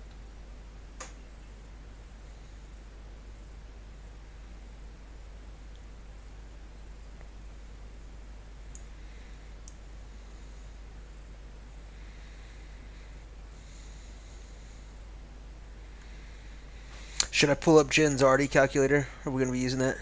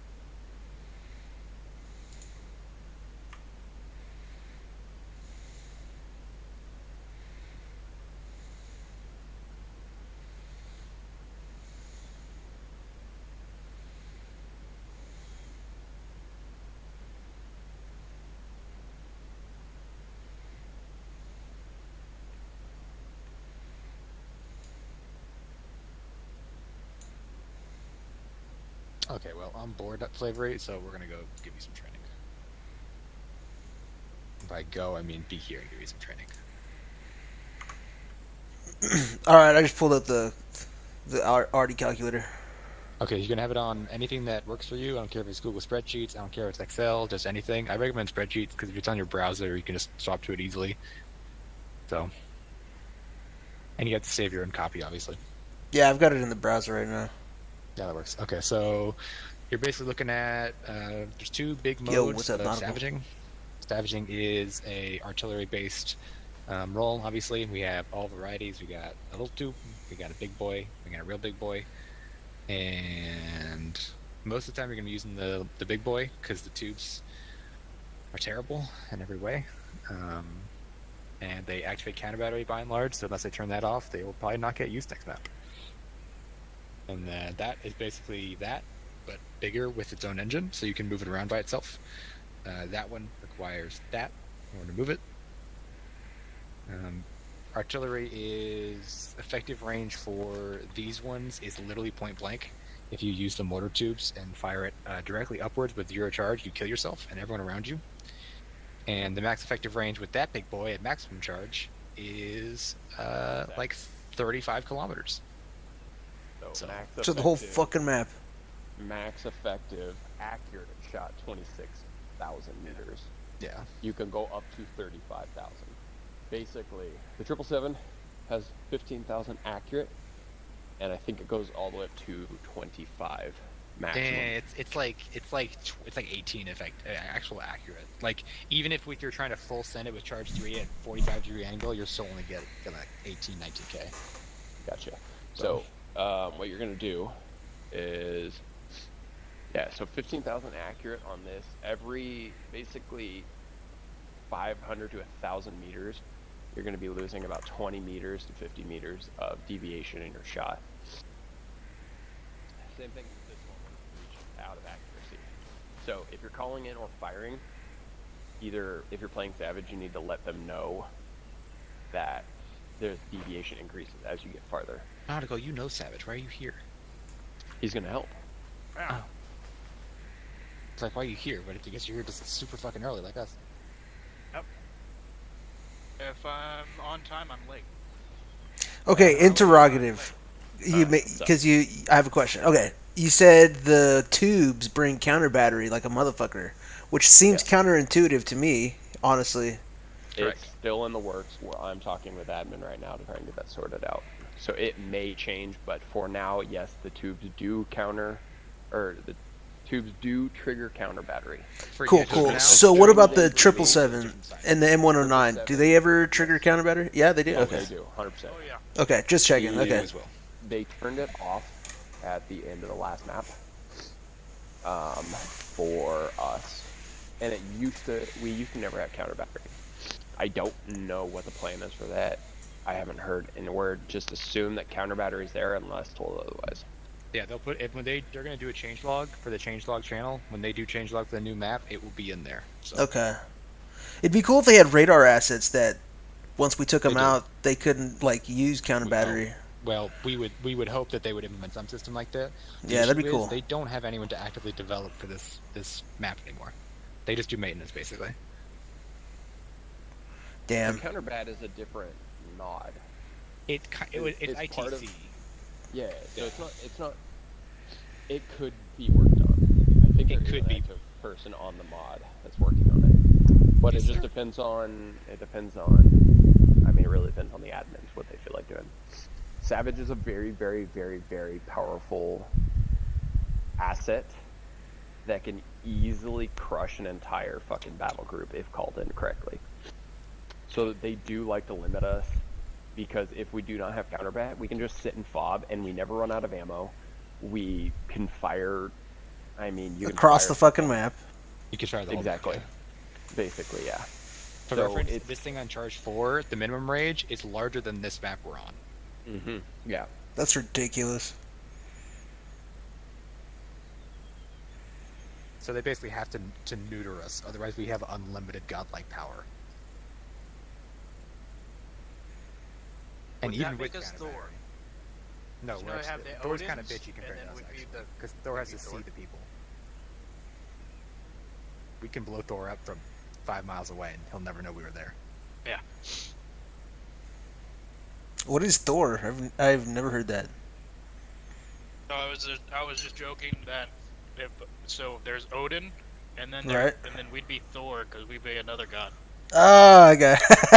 it's just a Norse god reference, or Marvel, depending on how unworldly you are. No, I'm just stupid, and you had to explain your funny joke to me. Taldor, did you just die randomly? There you go. No, I was, the dude hit me up about that Rebel server. He couldn't find the TeamSpeak or anything. So I had to let him know. I sent it to him. It's right in the ISR. It's in the Rebel. No, it's not. It's in the Rebels info, not the ISR. Okay. Hold on, ISR is just the mod list. Anyways, flavory puddle. Is it puddle? You'd be better off with pudding. I'm gonna call you flavor pudding now. Anyways, what were we saying? Counterbat, yeah. So unless otherwise, it's up and murderizing you. It can, I mean, you can easily lose an asset to it. Trigger time for those, typically, it depends on how much you fired from a position, and how, like, in the grid that you are working in, will depend on how fast the counterbat reaches you, and where they are on the map, obviously. So typically, reaction time is about 5 minutes from your first fire. Oh, okay, that's not bad. You say that. Yeah, But you say that, but if you get... Well, I thought it was worse, bro. I thought it was faster. it can. If you fire from the same grid and you're in there, it's gone. I've had it start firing on me within a minute. Fuck, Two dude. things it does. It remembers where you previously shot from, and it also tries to predict your new movement. So if you're firing in a line down a road, it will start firing in a line down that road to kill you. Yeah. Okay. So, just don't fuck around with counter-bat. Just move a good distance. Like, I always suggest about 400 or 500 meters. Yeah. Be in mobile, one be way or unpredictable. the other. Yeah, exactly. How many rounds do you send before you mobilize? So the tube maximum is 10 rounds, or Okay. I would say 10 rounds or two fire missions. 777 less because the fire time isn't as rapid. So I would say Right. maybe 10 rounds, 2 fire missions as well. I would just stick with that. Okay. Dude, if they just fix the magazine loading on that, I would use the tubes. But they're not going to be able to do that, so I'm annoyed. Because for reference, these things have 12 in them, and you can dump all 12 before you have to move. Like, you can just fucking poop, You can. poop, and then just But the fucking dump problem it all. is, once you burn through the magazine, you have to load one at a time. So it's a fire load, interact load. It takes about 3 okay. seconds for it to load new round. And you can only load one into the mag after it's been emptied. You can't load to full. Right. It's one. Okay, I see what you're saying. So it comes with 12 when you spawn it. Right, with the magazine. Yeah. Yeah. Oh shit, you know, I should probably have the cost of each asset too up, shouldn't I? Dude, they fucking deleted the build list off the website, so you can't even find it anymore. I don't even know where they're keeping it now. It's pinned in Ogre Chat. Is it? On the Ogre Discord? Oh, well, that's not on the actual server for KC, that's why.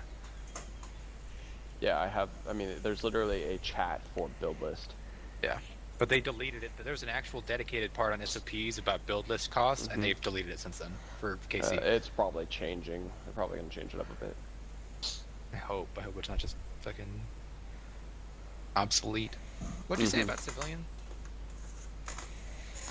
Do not set up near a civilian infrastructure, even 500 meters away from them. They don't get mad at Oh, okay. That's a good point. Okay. Oh, they don't?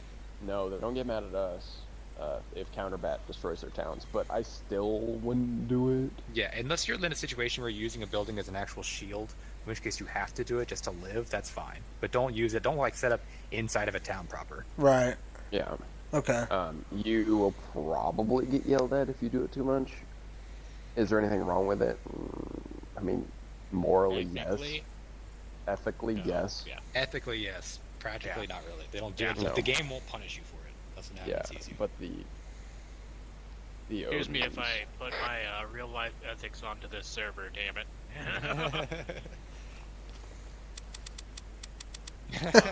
I meant the good kind of ethics, not the one where I'm just like, okay, I'm gonna blow everything up. No, I meant like actually put it.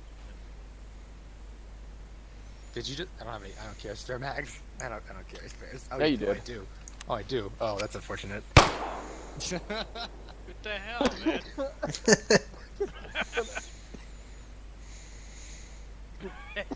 I stopped carrying spare sidearm mags. They're just a waste of space, basically. How long does it take then? And I know we're getting ahead of because I know you'll probably cover this shit in the training. But how long does it take to load up that 777 on the Hemet? A lot. Oh, that? Oh, almost. It's instant. You ready? Okay. Okay. You pack it. You scroll wheel Done. it. You load it. Wow, you're strong. They Yeah, want you it's to ridiculous. do, quote unquote, want you to do the ace interact, which takes 45 seconds, and we don't do that. We say fuck them. Okay. Did it just? Did it just fucking vanish? Okay, there it is. No, it actually just vanished. It just vanished. It just vanished. I'll be right back. Anyways, as you just told, as you saw, this is very unpredictable. It likes to drop it directly rear about 10 meters. However, those 777s have a gigantic hitbox. Gigantic. So if it finds anything nearby, it'll keep phasing out of existence until it finds a space it can be. So it could end up as far as like over there, basically. Wow. If there's any walls or anything in the way. So always, it doesn't matter what anyone else says, drop 777s in massive open spaces when you drop them off for server restarts. Also, never leave it on the truck, because if you leave it on the truck and that 777 gets deleted off the back for a restart, we'll find your family and we will cut their toes off. Brutal. I like it. Well, little do you know, my family already had their toes cut off. That's rough, buddy, actually. That's But no, the in terms of SOPs, you don't fire within 200 meters of civilian infrastructure. And if someone tells you to, you remind them that it's SOPs, and they have to clear it with 1.6 is danger close. And if they do it as a deliberate, a flagrant violation of SOPs, like they're doing it onto a point on top of buildings, you just don't do that. 50 meters is like you can kill a building, a civilian building, with 50 meters of HE shells. So, like 80 meters plus is like required for any kind of mission, regardless of if it's 1.6 cleared or not. Oh my god, that thing went into space. Taldor, okay. Anyways.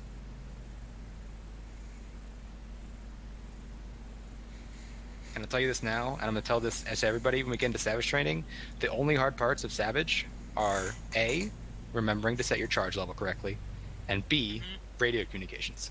And that's it. It's the only hard parts of Savage. Okay. Because everything else is just plugging numbers into a calculator that does all the work for you, yeah. And then you fire, and you get 85 kills. I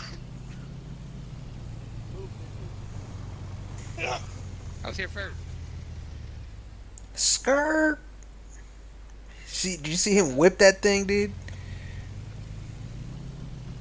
Radio, speaking of, our short range for... Oh my god, fine.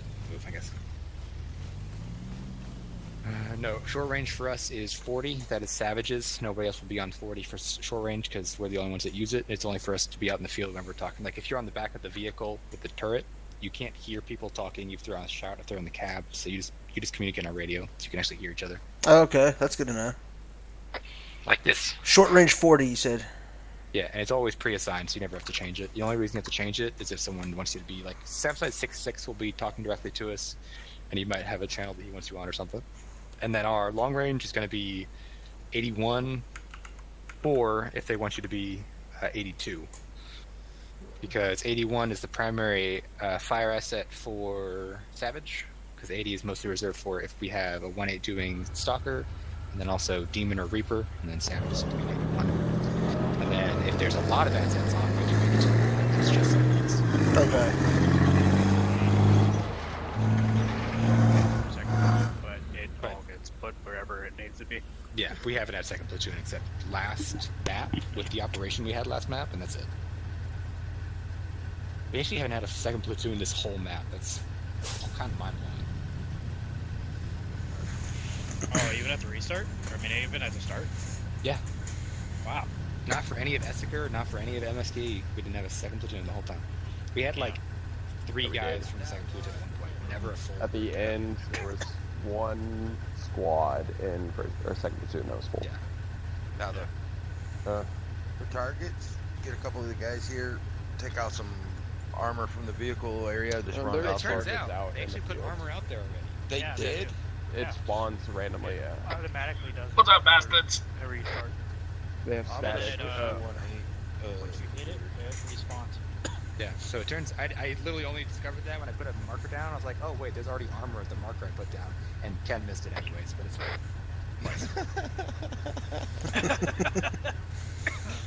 I'm gonna go AFK, I'll be right back. That's Mark. I heard I'm one on go AFK. No sir, you're not able to do that. Direct order, no. I will be getting chicken tenders at some point delivered, so I'll have to randomly disappear for like 10 minutes.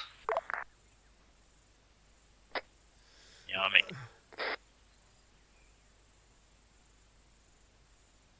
Yeah, to say you actually know how to do Savage Canonical, so you don't need a refresher or anything. You're good. No, I'm pretty good. Alright. Apparently the FTC doesn't work anymore. Yeah, it does. No, it it does. It just doesn't do anything doesn't here. work. No, you have to have counterbat for it to be useful. Yeah, like it's only useful for that. I mean, yes. So technically, setting 1 in the FTC.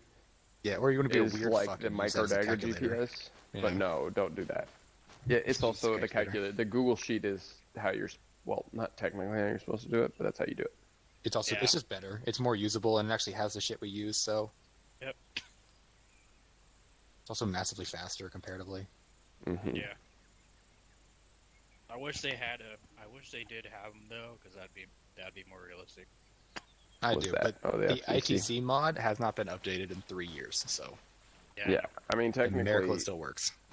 technically, the Paladin should have an RD computer because, you know, it's a fucking advanced piece of artillery technology. Yep. I think But they they turned disabled that. They do. Yes, all RD computers are off on the lib server. It's you can use it on the training server, but that's it. And that's mostly just so you can have fast effect for like showing people around. Well, that's and if you're. stuff like that. I mean, if you're just training a 1.8, like he just wants constant, then you can just get the RD computer for TRPs. But Wish there was a stabilizer on that thing. I know, right? That thing is more unstable than this thing is, and it's wild. That thing goes off like 5 degrees every shot. that's fucking ridiculous. I know, it was insane during Essiker. It had like 0 effectiveness for refire because I had to constantly double check if I was anywhere close to the target. Yeah, for sure. Up smoke. What's up? My man. Yeah. Whoa, fuck! Who did that? Oh god damn! Oh man, your hand looks terrible. Fuck you, asshole. It's fine. It's only a medium bruise. Somehow I only bruised you when I shot you in the hand. That's fine. Oh, you should do a KC command admin ping, see if anybody can hop on as Odin for this. All right. Oh yeah, I did. You had a medium bruise for me too. I didn't actually see that before. Yeah, my 9mm stopped by our armor forwards, which is nice. Mostly, unless you shoot somebody in the leg, in which case it just breaks their fucking femur. Yep.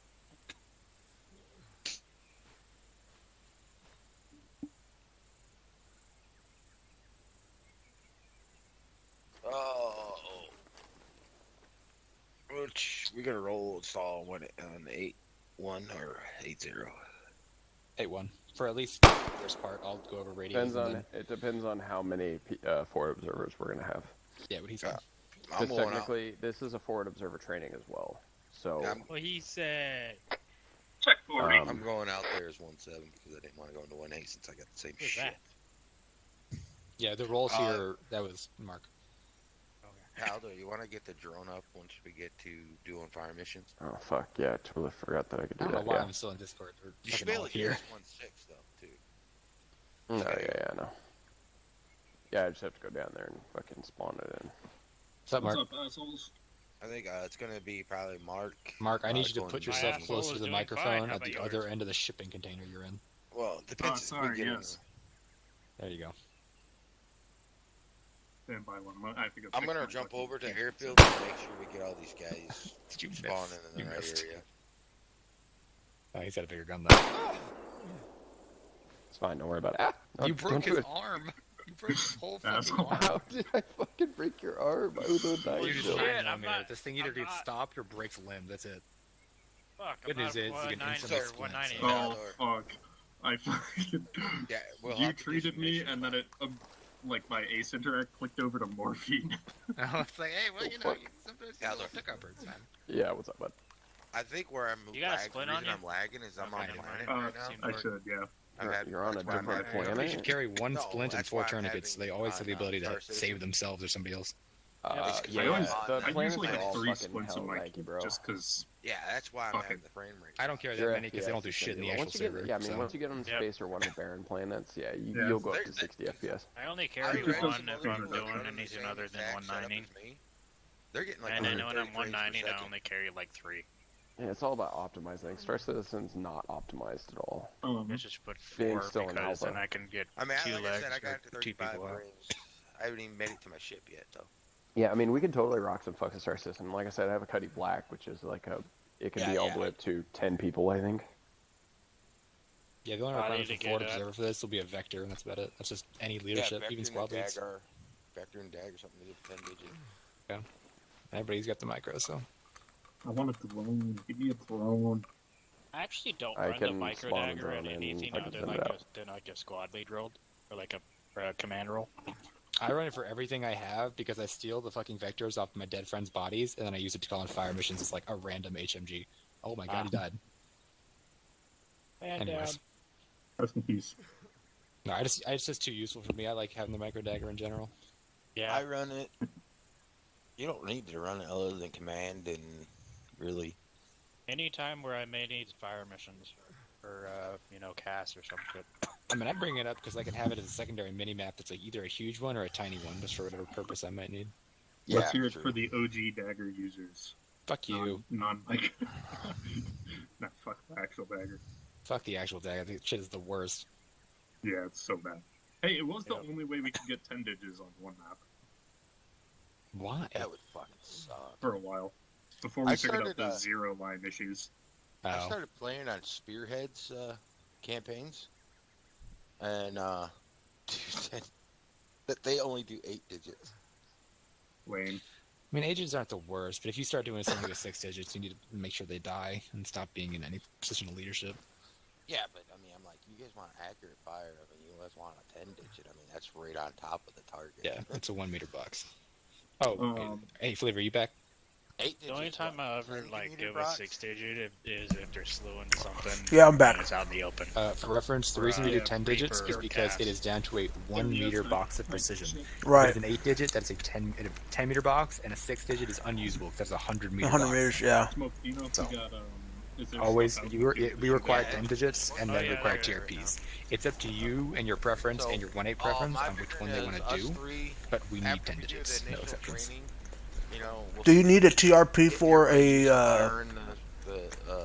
a grid fire mission?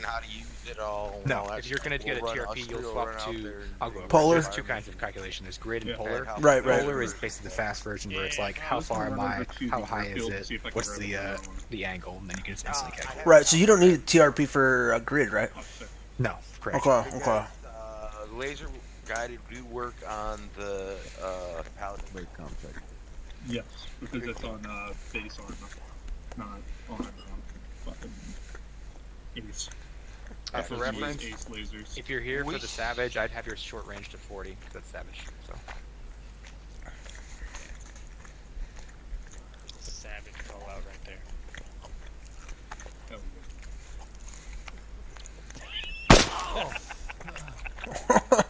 You deserve that.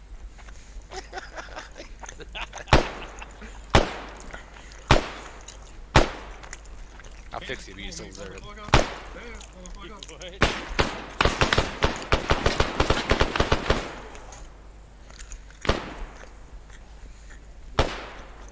Could you all stop dancing? We got actual shit to do.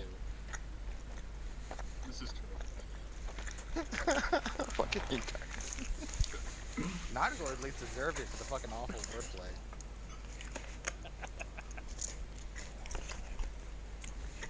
So what we got? 5 Savage guys That's on a good now? skill I have. You know if everybody else is coming on?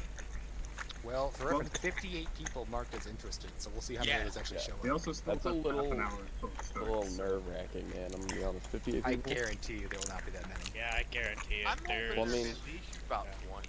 Yeah, we're gonna have like 10, maybe 15. although it is artillery, it is sexy. So It is, but I think people mark as interested. Totally but don't missed show the up. 1A course, the 1-9 course I was going to take today. Hey, good news, it was dog shit. good news, it was dog shit. Agents should not be doing those. And that was the most. I was like, I don't know about that. Yeah. That was the most populist one I've seen. I mean, the other trainings have had like 2-3 people max. Well, I was going to do the 1-8, then I saw who was teaching it, and I was like, no, I'm good. If it was like Agent 2020 or, Where has Agent? I mean, I've been able for like 3 weeks to do this stuff. I don't know, man. I saw him like twice for all of MSDE. Yeah. Oh, I saw more than that. He never talked to me either. I asked him, he was ignoring me, and he didn't even respond. Well, you said you didn't give him good enough head, so. Oh, well, I can fix that. Yeah, Nautical, I'm glad you have your 1-9 already because I could just ask you all the questions. Yeah, that was hilarious. It was hilarious. Like they were like, Yeah, it's medic, but you also take care of people's bone boo-boos. Right, Would you yeah. stop dying? what I thought was hilarious was people were like, I was trying to explain something, and then they're like, no, nautical, you know, like kind of like. Okay, Dude, people were jumping all over you and jumping all over. It was impossible to hear anything. It was nuts. Yeah. Yeah, I don't know how new are you again? How long did you start playing? Who, me, Puddle? Well, I mean, Who, me? the problem was he wasn't explaining shit. I've been here for like 2-3 months. So I'm trying to support Okay, him. well, You know, I'm shocked but you're then not already familiar with like a he's talking, knockout I'm like, because he's like that all the time. Which, like I said, what you needed for the 1.9 course is some of the guys actually been doing it for a while that know what the fuck they're talking about. I know. Yes, because there's nuance to things that you have to consider, and you don't know them until you know them. The drone is on his way. I will be back in about 25, 30 minutes. God bless. I'm gonna get chicken tenders in that time at some point, I hope. I had the same thoughts about the squad leadership course. Who taught that one? That was Irish. Not taking anything away from the guy. He's a great guy. He's cool as hell, man. It was lacking certain things. The problem is squad leadership. Leadership in general is such a. It's definitely a. Everyone is different. Really, all you can teach is the SOPs, and then everyone's going to be different. I do wish he had done more practical at the end, though. He did like next to nothing that was practical, which I think the training lack a lot of. Exactly. Leadership, simply put this way, you gotta have some common sense. Alright, Do you? that's... Because Ancient Knockout got 6-6. I have no idea how he managed that.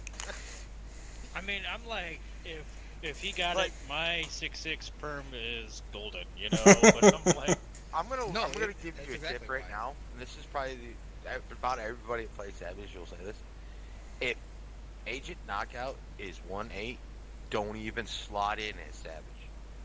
Yeah. Correct. Honestly, you can probably stand to not play, because if he's 1.8, that means you're going to get no good cast asset anyways, and your platoon's probably stuck in one place for. Why? What happens? I don't understand that. Hey, Taldor, you gonna tell him? Oh, He doesn't know how to actually call in shit. Okay, so I'm gonna give you a little story. Like a week and a half before the end of MSKE, the entire platoon got rolled out with knockout as 1-6. He got them stuck in a non-point compound for over 3.5 hours because he had 3 battle groups roll up on him and he didn't adequately utilize any assets, and he refused to call in Savage until it was basically too late. And then they took 1 point. that he got taken out by Savage. He doesn't really know how to call in. Yeah, after that was me savaging the call. My Reaper gave me a danger close mission that he didn't call was danger close because I was on 10 digit, and then he said to give it a spread, and I shot exactly. Oh my god! I killed all the enemies, but I also killed him because he was not in cover. That was the day I had my first 1.9. That was that combo. That was that day? That was your first day? Dude. Yeah. That's fucking rough, bro. That was that 2-hour firefight you're talking about? 3 hour at least. Dude. No, 3.5 hours. They were in the same point. Who's the other one? I just remember like towards the end. What? Rogue. Yeah, Rogue. Yeah, fuck Rogue also. That guy sucks. Fuck Rogue. What happened? I just don't like him. Oh yeah. Rogue will get. I'll tell you right now, as Savage, the first thing you're gonna notice is that we get ignored when Air's assets are in the air. Beverly, why do you keep saluting? I'm not saluting shit. No, not you, I Beverly. salute when I go look at my phone. Oh, that's a good policy. Being an AFK murderer, that's not bad. That is actually quite excellent. I just sit. Brag out. Yeah.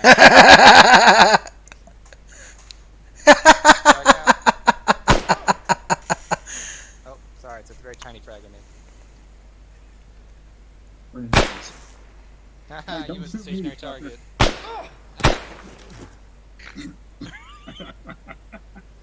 Yeah, check his health. Look where I got him. Oh my god, you see his legs? It's like he's missing something. In the floor.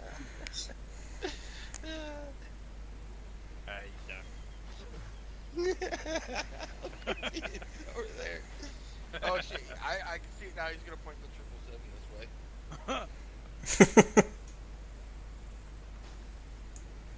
Oh, for anyone who's new to this, a very important policy: if you are in the gun, Haha, keep you your still missed a finger stationary far, target.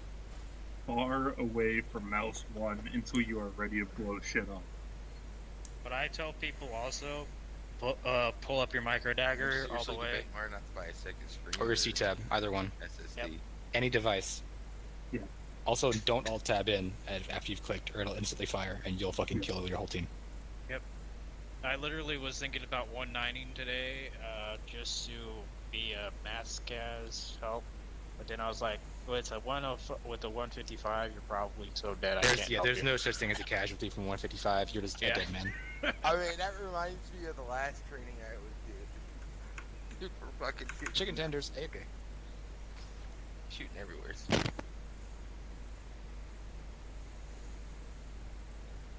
I will admit, my first day I accidentally hit the fire button. And it went Bro, when you over were that way. learning. Yeah. So then, what do you do to switch between the RD calculator and then come back into your? You just go. You're borderless, right? Alt-tab. I have it on my iPad. Okay, that's smart. Yeah, I tried to do it on my phone, but it won't let me. You can do it on a second monitor. You just have to run Arma as borderless window and then go over to it. Right, that's what I'm saying. So you got to do it borderless, otherwise you're gonna risk doing what he said here, clicking in and shooting. Yeah. For some reason, whenever I do borderless window, it just makes like a tiny thing, like not even a quarter of the screen.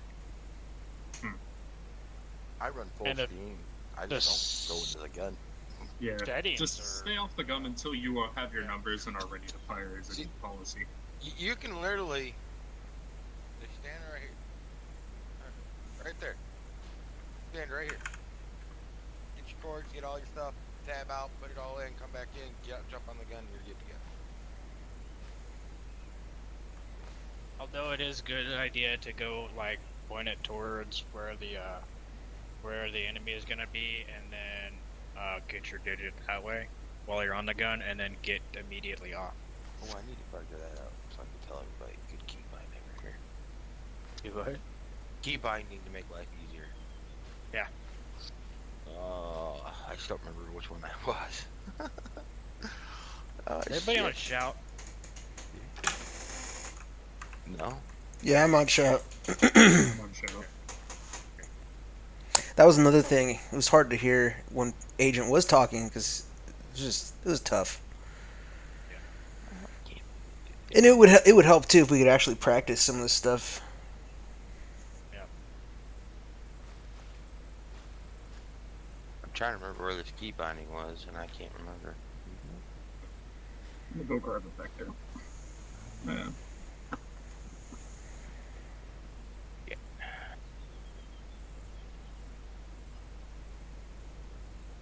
Excuse me, his head moved.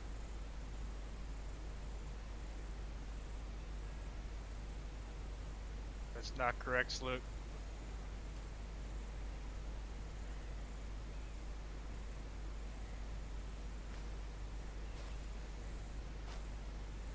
I think I remember vehicles. Only squads actually helped me in real life. Yeah, there it is. I don't know if you have this either, Michael, but go under in your controls. Yep. Go under vehicle movement. Yeah. Aim left, aim right. Just find your left arrow key and right arrow key. Okay. That'll make it so you can turn the turrets faster. Nice. It's a lifesaver when it comes to fucking. But you can't. Don't expect to like be able to fine tune it. Yeah. I mean that's just to get you all the way over there. Then you do it fine tune with the mouse. But yeah.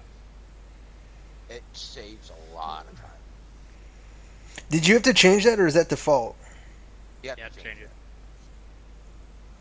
I heard you say that like a while ago, and then I forgot to do it. Yeah, that's like the third time I've heard that. I'm gonna actually do it now. Oh, dude, it makes a huge difference because you don't have to, go move your mouse, then you have to lift it up, move it again. What control is it under again? That's actually a bad frag. Bad frag. What control is it under again? Vehicle movement. Okay. And then all the way down to aim left and right. Just bind your arrow You keys. damn well better not have scratched the paint, damn it. Crew chief's gonna. I was thinking that too. It was night shift. Oh, I see it down here. Aim left and right. Okay. And make Can you do it with the up down too, or does it not work like well? Okay. Not for artillery. I was trying to get the most important part of any savage kit. But for artillery, you just need to aim left and right. Don't go towards the light. Don't go into the light.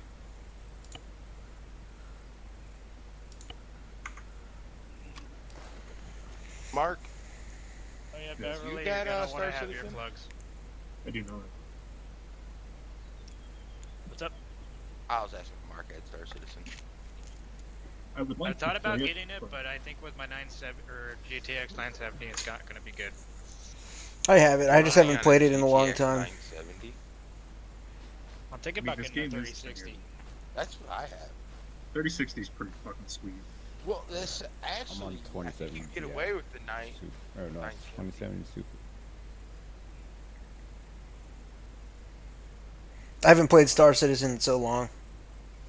I played it when it originally came out, and then it was like nothing there, so I just like, okay, I'm done for now. There's a lot to do now. Apparently, I just don't have the time.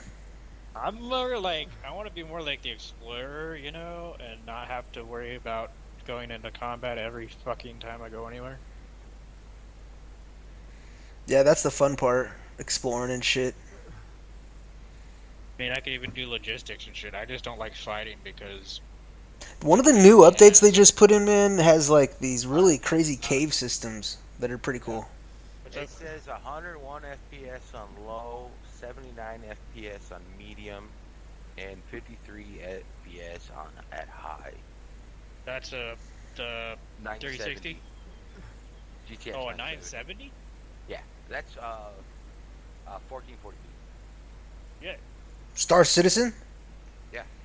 Nice, Oh, man. Yeah, I've you played should run Star it. Citizen. It's pretty fun. Yeah, I just bought it. My screen is. Yeah, you should add me, bro. I play it too. Mine's 2048 by 1152 for my screen.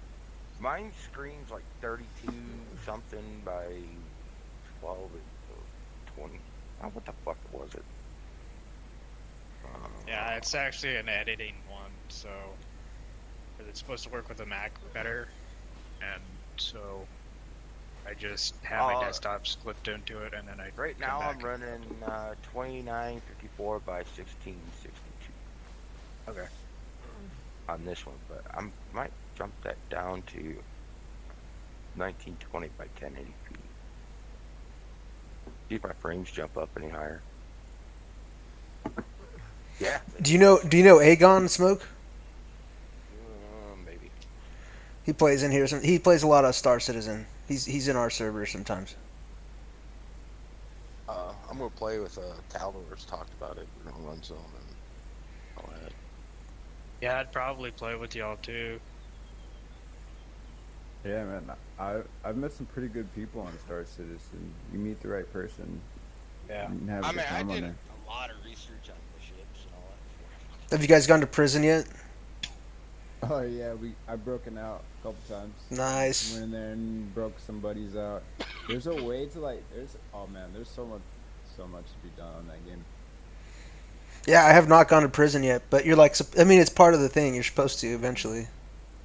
Yeah, I mean, it's probably the most it's probably the most fun you can have right now, other than like doing bounties and stuff, like having people chase after you in PvP. Or trying to do Why do you deliveries have to to go there? get the best ship.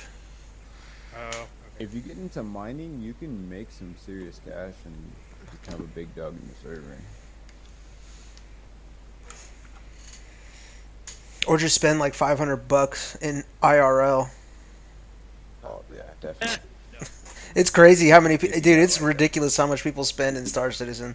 Dude, Star Citizen will never come close to what I spent on War Thunder. I feel like I've met one of those guys who just pours straight cash into the game because like he literally like every day sent me like millions of credits to buy any ship that I wanted. What? Dude, that's crazy. Yeah. Yeah, that's what I was saying, bro. If you meet the right people, you meet some really nice people on there that just like want you to experience the game. Maybe he's like one of the devs or something. He works I for think Robert so. Space Industries. I think so because I was deep in the server, like in the Discord as well. You know, just getting to know, and it was fun. I had a really good experience. Just got bored and played COD after a while. Yeah, I can't stand COD, not the PvP shit. Yeah, work. You know how real life gets, and you have to work and stuff. So.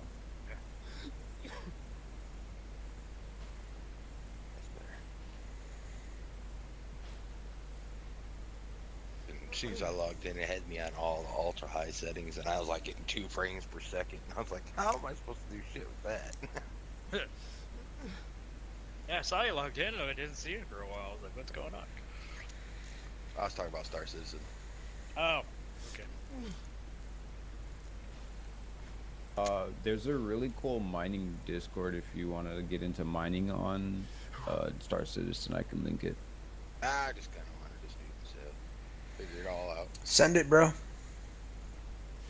Yeah, send it my way too. I mean, I already watched the video on where to mine and all that stuff. Yeah, no doubt. I'll leave some information in the Discord. But dude, there's like underground. Dude, there's a lot. There's like secret underground mining shit you can do, and then places you can go to sell the shit that's like illicit, and you can make a shitload of money. And say what? Did you do that event that they have? They host like events in the server. It's like a global event where. I know the one that they just did where they have like the aliens. Is that what you're talking about? There's that one, and then they had like the skins for it, and then there was a special like mission that you would go do where it's just like a transport mission. You basically fill up your ship with all these boxes and you sell the goods, and it was like the best way to make money in the game at one point, so everybody was doing it.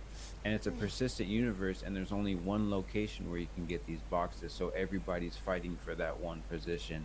So you have like spaceships coming in, bombing each other, you got people flying all over the place, and you got gunfights on the ground. It's crazy. God, that's nuts.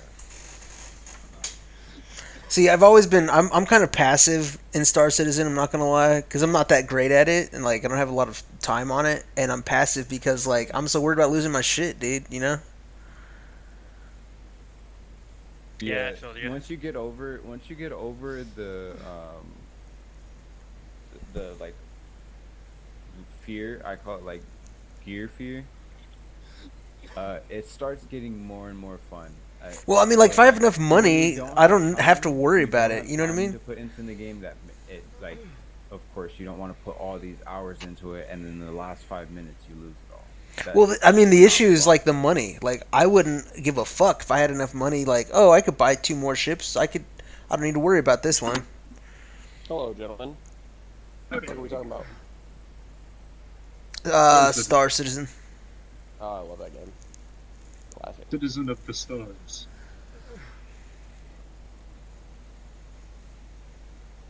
Wait, you guys all play Star Citizen? I've been wanting to play it. I just need a better graphics card, maybe. I don't know what it is. You need a good solid state graphics card, motherboard. Yeah. You just need a good PC in general.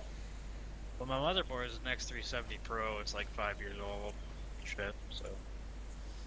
Yeah, I built the PC that I have now. I built it for 2077 and Star Citizen specifically for those games. 2077. Yeah, it came out. Cyberpunk. Garble. Oh yeah. No, I heard it got a hell of a lot better now. Oh, it's a lot better. I think Smoke said you should be able to run it though, nautical. Yeah, I just I'm not sure because I'm running a original 1700. And Just make sure you get the $45 ship first, because you can always melt that down and get a better one later. Okay. Don't worry about your first ship. There's a million people. If you post in general saying you just want to go run a mission, there's a million people that'll pull out the biggest ship they fucking have and let you fly it because it doesn't matter. Yeah, dude. Definitely just buy the $45 version. Do not spend the money for the extra. Oh, you think this one's a little faster? You're gonna make money, and you're gonna go down. Your ship's gonna blow up, and it's not worth it. Yeah. Same thing with Tarkov. Oh, fucking, like- no. I disagree with the coffin entirely. That stash size takes so fucking long to get it upgraded. Just buy the better edition. Just don't keep much in my stash because I either die or run my nice guns. Oh, bro, you're insane. When I was watching, most of the packages you can buy for Tarkov have really solid stash sizes and everything. No, it is nice upgrades for sure, but I also, did the Elite Blackout or whatever, the best version, so you get the biggest stash size. EFT. Yeah. And then you get more shit when you start. Honestly, early life it's very nice, but yeah. I mean, the starter gear doesn't fucking matter if you're starting late wipe. You're gonna get fucking creamed unless you're fucking face shooting people. Yeah. And then they're all gonna have fucking like Type 6 ballistic helmets with fucking bulletproof glass. And then you're just gonna be fucking going up against basically a walking fucking tank. this is why you adopted the leg meta. If shoot them in the legs until they die, hell yeah. Yeah, fucking 9mm rip, baby. Let's go. Right, yeah. Dude, I love the fucking 12 gauge flechettes. Oh, those are so good. Dude, They they're kind of so got fucking nerfed dirty. a couple wipes ago, but Bro, I remember those things. You used to be able to bleed someone out in like 2 minutes.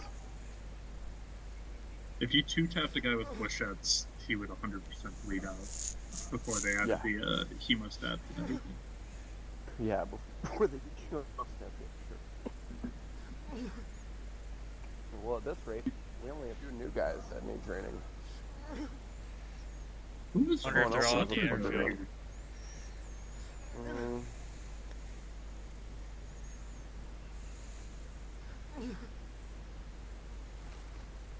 Nope, they're all here. One guy connecting.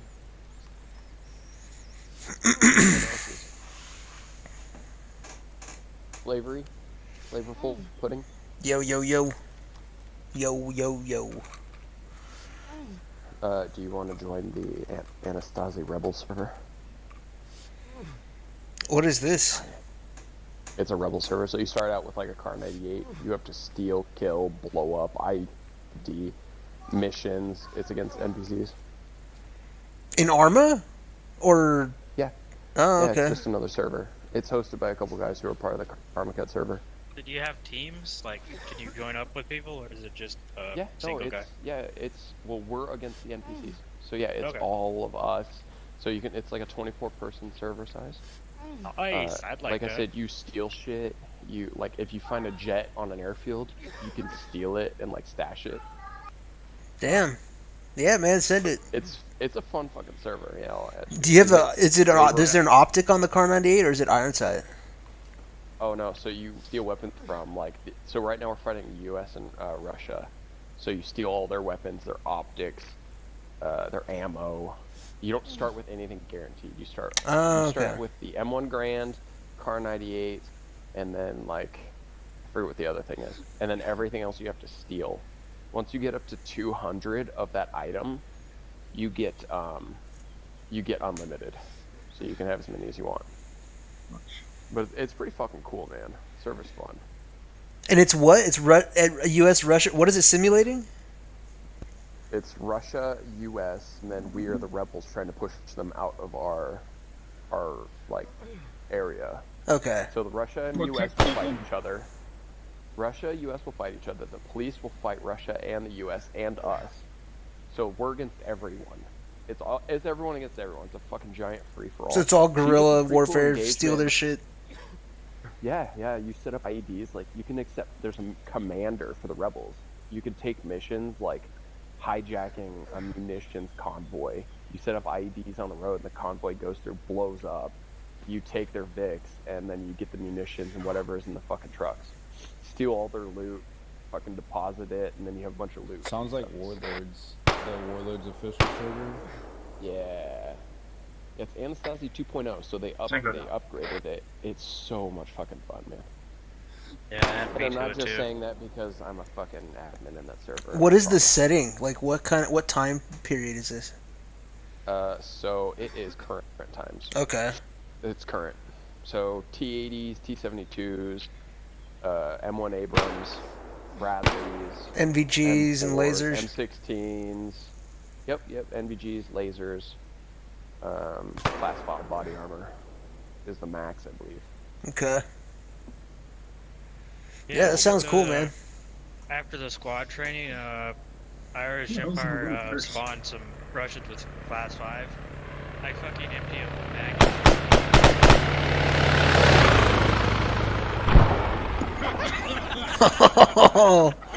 Nice. Dude, that is so Hey. My bad. What's your name? Is it Slavery Puddle? Is that your name in Discord? Yeah. Oh, I know it's hilarious. I was just trying to get I'm assuming you're an ogre. Yes. Yeah. I don't think you caused that. I think that's a smoke issue. Yeah, I'm in the ogre Discord too. Oh, he's alive. What the fuck? He How did you survive that? Alright. Wow. Who did it? I don't see you in here. Oh wait, you're online. I have my hands up. That was fucking dirty. I've been eating chicken tenders, so don't look at me. It was me. He's only holding a javelin. Puddle, Wolf, I sent you both an invite. When you go into, it's just the KC medical group. It's for like the 1-9. But just go to the Rebel join. Go ahead and do the emoji. It'll unlock it. ISR has the mod list, and then Rebel info has the Rebel info. Jesus. By the way, I didn't see any vehicles sitting over it. Rebel info has TeamSpeak and server info. I didn't see any vehicles sitting over there by the at the range. They're there. We were blowing some up earlier with Jackson. Yeah, they just flew over it. Reference V1 and V2.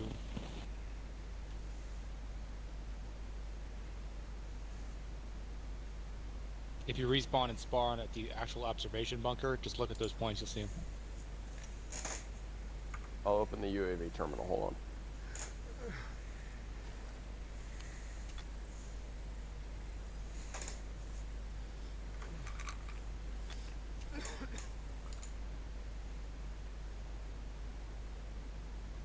Is it a 24/7 or is it just when people Yeah, are on? it's 24/7. Nice. Well, it doesn't. I mean, when no one's on, it is persistent. But when no one's on, nothing's happening. Like the server basically pauses. So there's a Vic right there. Whoever's looking at the drone. An MBT. Yeah, it's all there. There's a BMP, there's a BDM, there's a tank. There's also towers there. You're looking at Sector Bravo, right? Yeah. Yeah. I've actually got all the grid references already written down somewhere.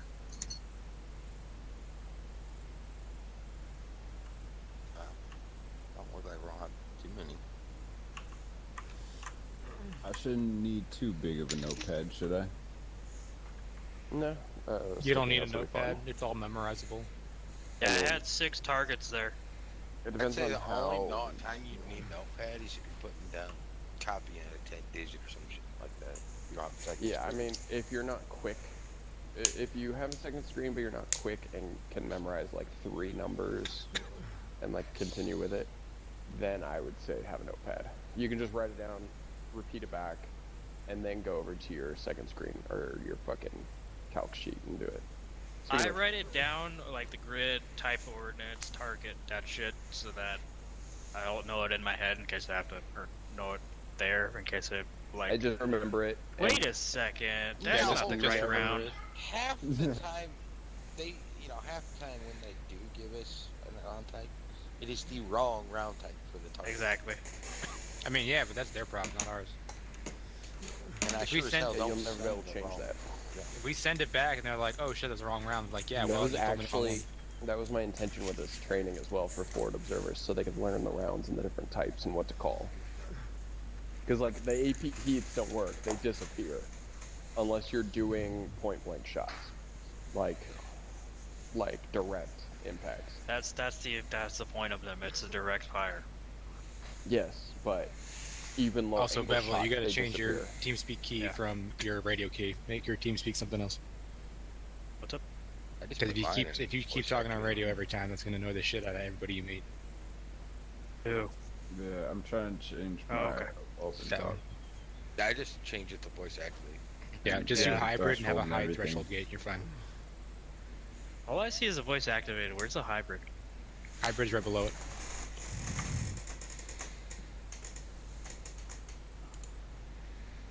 That's what I was just tabbed over doing.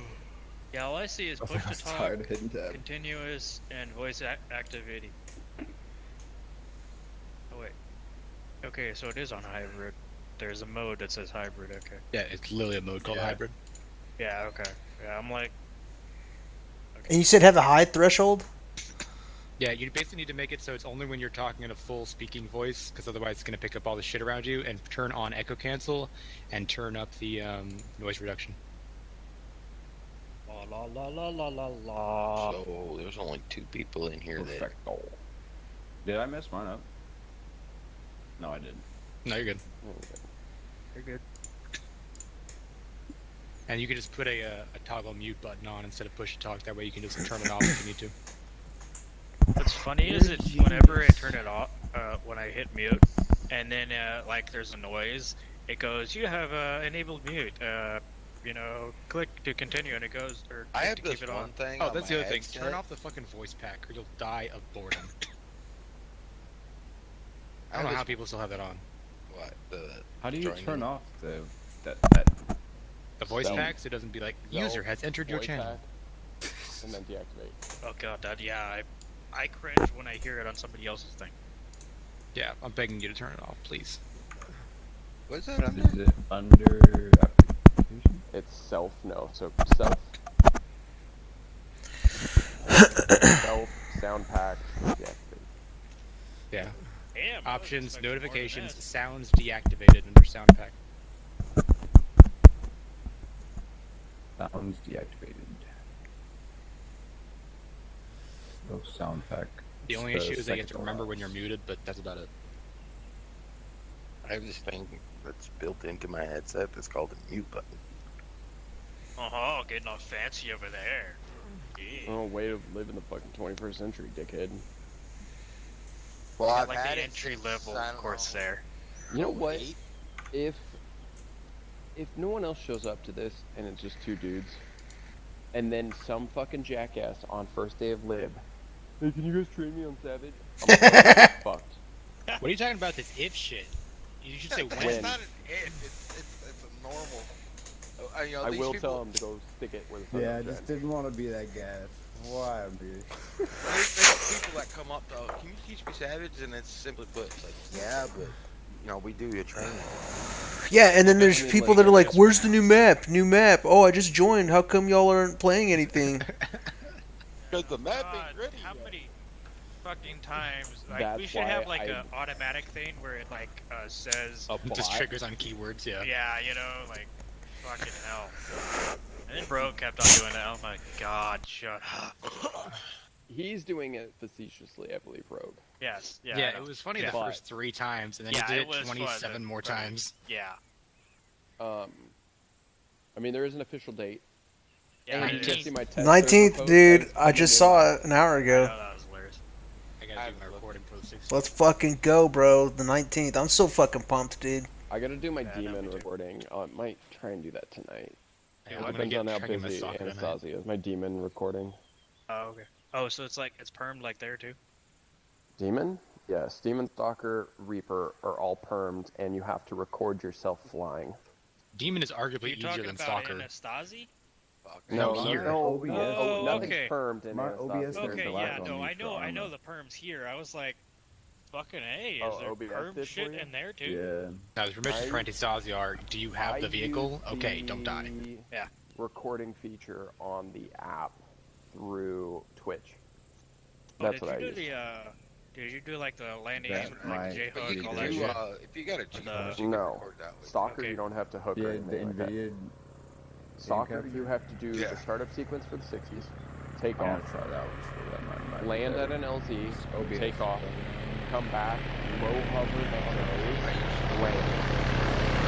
Reaper is take off, go to a point, and then return. Demon and take off, go to a hold point, Not a happy landing. go in for an attack, return to base, land. Is that what we call A little those? rusty. No shit. What, happy landings? Happy landing, apparently. Mole happy landings. Been a while since I've flown Oh, a Redbeard. Landing's more of a Redbeard's bitch good with a shit. helicopter than it is with a plane. Redbeard knows how to do Savage too. What the fuck? Does he? Okay, Doesn't so he? it was for the soccer, it's startup sequence. I'll just send you a take message. off. Hold on. Yeah. Okay. Yeah. If you're talking about That'd the, be easy. the Apache, it's literally like 4 buttons. It's right there. It's way easier than the 60 series. Oh yeah. What I want 60's is a for bitch. that fucking HUD to be scalable. It's absolutely fucking useless to me. Yeah. I want the 60 series to have the scroll wheel not be the button it uses. I want it to be F also. Yeah. Yeah, for real. Beard, don't you know how to do Savage? Nope, never done it.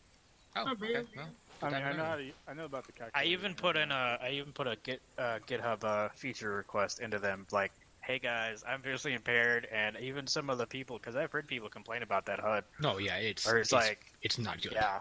yeah. Oh. Because I mean that and the track IR. My God, if I had that shit, I'd be fucking A. What state do you live in, Nautical? Again? Kansas. Alright. You're not driving Kansas. I mean, Hey, that's I kind of a don't have rule my in general. driver's license. I can't get it. I mean, I'm technically legally blind, so I can't get it. Thank God. Now, you know, dirt roads near farms? Yeah, you might want to keep an eye out. For any particularly very tractors. They're all very. Well, like the first time I ever drove was when they were doing hay bales, and so I just kept it. Oh, I know. It wasn't sarcasm. I'll give it a couple more minutes. My mom see if grew up in anyone Kansas. joins. I'm very well aware. Yeah. I was so sad when my uncle or great uncle shut down the farm. I was so sad. Like heartbroken. Is this really all we're gonna get? Looks like I know. I'm like,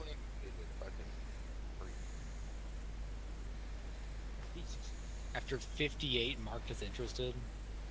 yeah, this is underwhelming. Yeah, for real. Yeah, this is even more underwhelming than I expected. And the bar wasn't exactly great. Over It's half been the like guys that. here are teaching. The Yeah. trainings have been like that. There was like one of them that had 74 interested, and like 10 people showed up. That's why I don't get it, man. No, I see. Don't mark interested if you're not gonna show up. Yeah. I think it may be because it gives you like a notice or something. Or It whatever. does, and it just went out 2 minutes ago, but we're not seeing Yeah. anything else.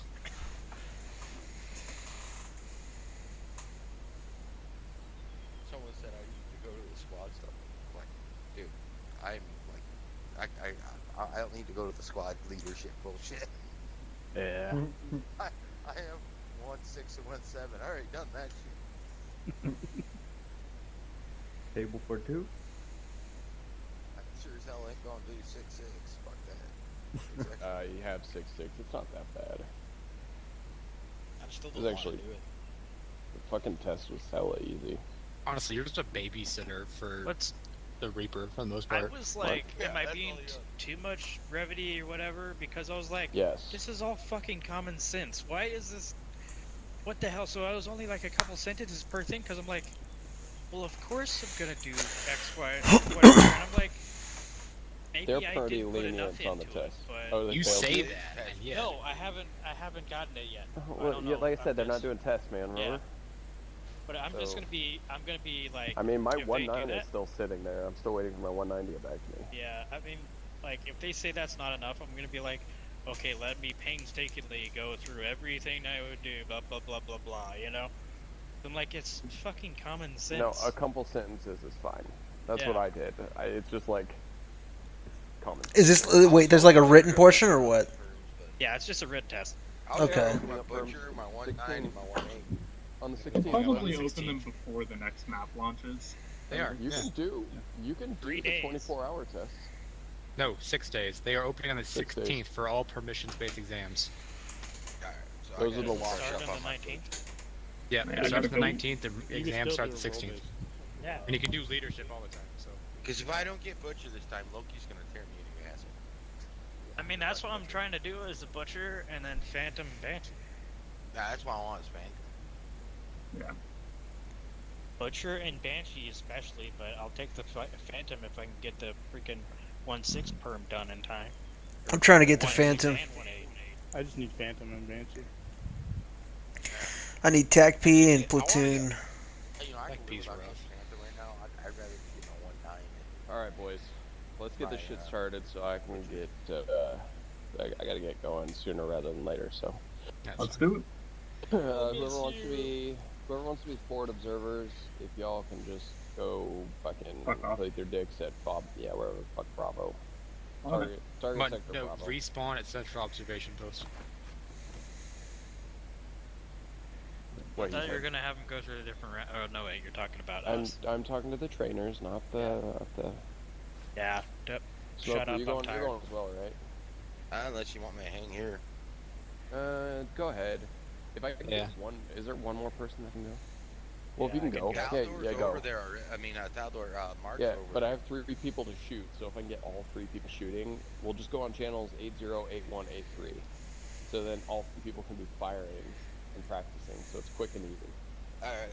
So you got Sounds 3 great. people here that are Yeah, no, training. Wolf's You got- gonna go, you're gonna go, and then Mark's going. So I'll have 3 observers. That's fine. And then Jax and I can just do training over here. Oh my god, he's dead! Oh, I need a long range then, right? Correct. Yes, always you have one. always go have to to have a Go long to range. Savage, you're gonna take the public kit, use it. Yeah, go. Damn! Everyone, if you don't have it, go grab Jax's Savage public kit, please. That's the loadout. Assuming you're here for that, actually you can't use it if you're not Savage. It's body.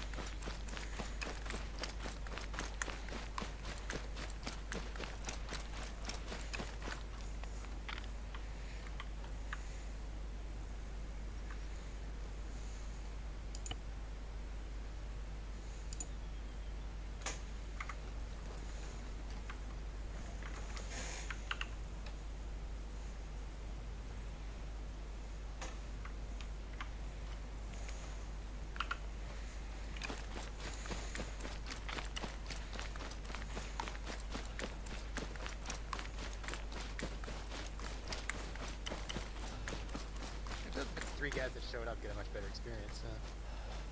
Yeah, we're not gonna be. I mean, yeah, it would be good. When everybody gets there, I'll go over basic shit. Hey, dude, if I can get like all the dudes that I just referred to get onto Anastasi, we're gonna have so many more people, and then I'll make it way better. I'll have actual players. For sure. And if I swear to God, if I have to deal with Ken one more fucking time on that server as an admin, I'm going to kill myself. Just so you know. Oh, fuck, it's fine though. You didn't grab your kit. Now turn around and go grab Oh shit! This okay. Not you, you did. Yeah, just the radio, right? That's it. No, go grab Jax's kit. Your kit? So Okay, go to okay. loadout, Go into find public loadouts.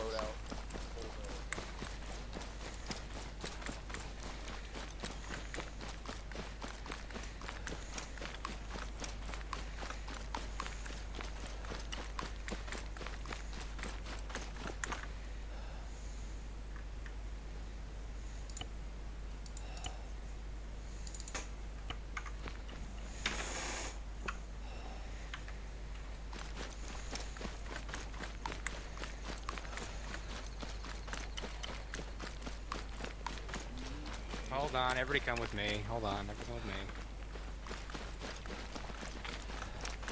I forgot it does fucking bullshit. Even though all the vests are identical, they don't let you use the team lead ones. Hold on, I'm gonna remake this kit with an actual usable vest for everyone. And... there you go. Okay, pull it again. Just reload the kit from public. Should actually put a vest on you this time.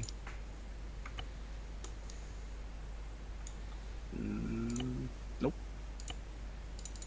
You went into public loadouts and you resaved it, correct? I'm loading it. Oh, does it show a vest? Okay, hold on. Make Yeah, sure I Casey Savage. republishing it. Okay, try again. There we go. Okay, now we're good. All right, let's go. There we go.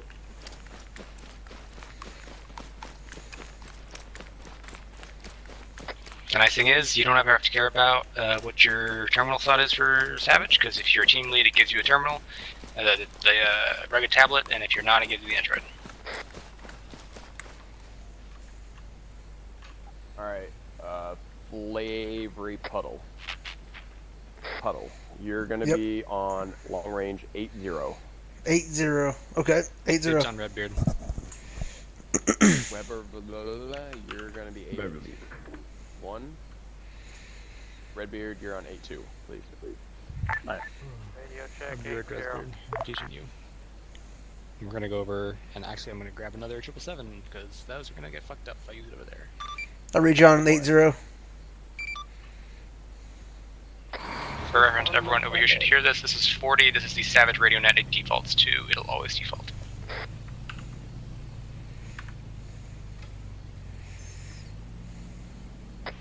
Good job.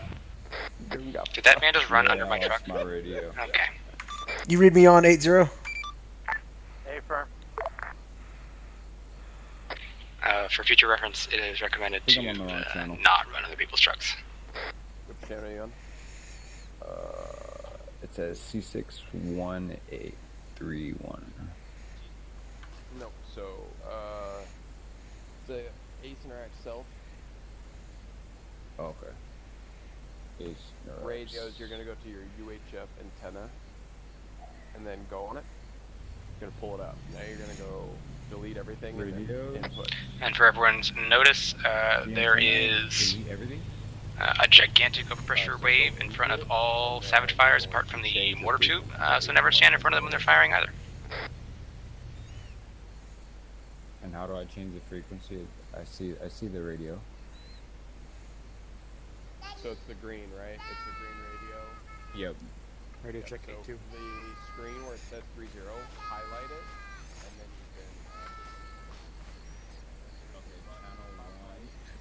can. Taldor, please attend to your child. Please. I see channel 1. Thank you, Jax, for your parenting advice. Please, I'm begging you. Yeah, I'm pretty new. How do I grab TB? Come over here. You won't be in a Savage slot, so you can't grab everything, but you can grab those things. So do I put like? Yeah, it doesn't matter. You can't have what we have. There's certain things that Savage can have.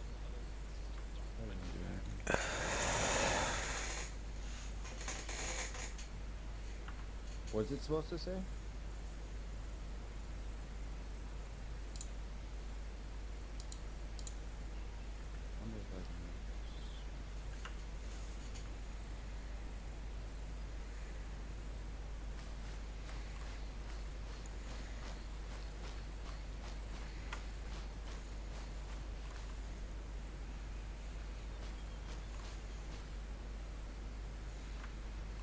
Who did I tell to get on 8-1? Me. I'm trying to figure it out. I see H553.8.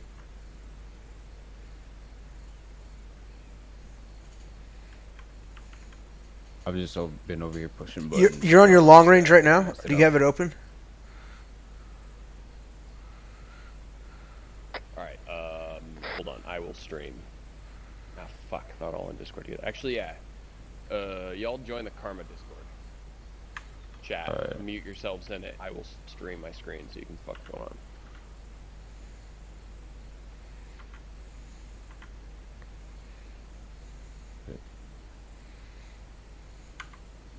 You're in AFK? No, I am in game room 1. Alright, see.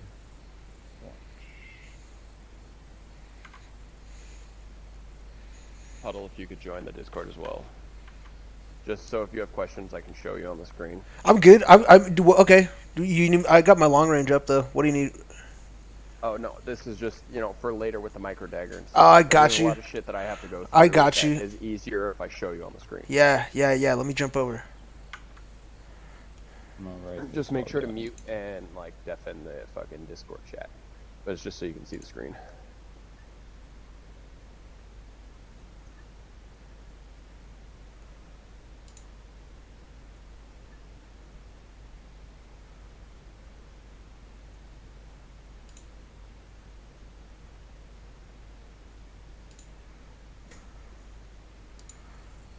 All right, I'm in there. Excellent. Thanks, sir.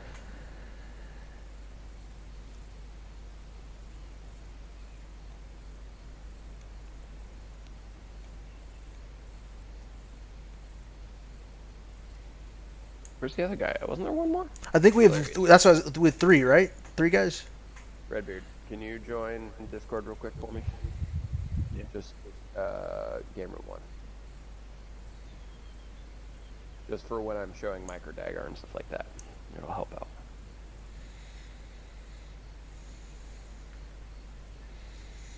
Alright, so basically how I'm going to do this, I'm going to run over the 3 artillery that Savage has as assets. I'm going to give you guys max ranges, min ranges, ammo types that can be shot out of it, and then the ammo types that do not work. Then we are going to go to the range. We will give you guys a basic on the Google calculator sheet for Savage. We will run over the micro dagger GPS on how to use it. And we will go over the differences between 10-digit, so grid or polar fire missions.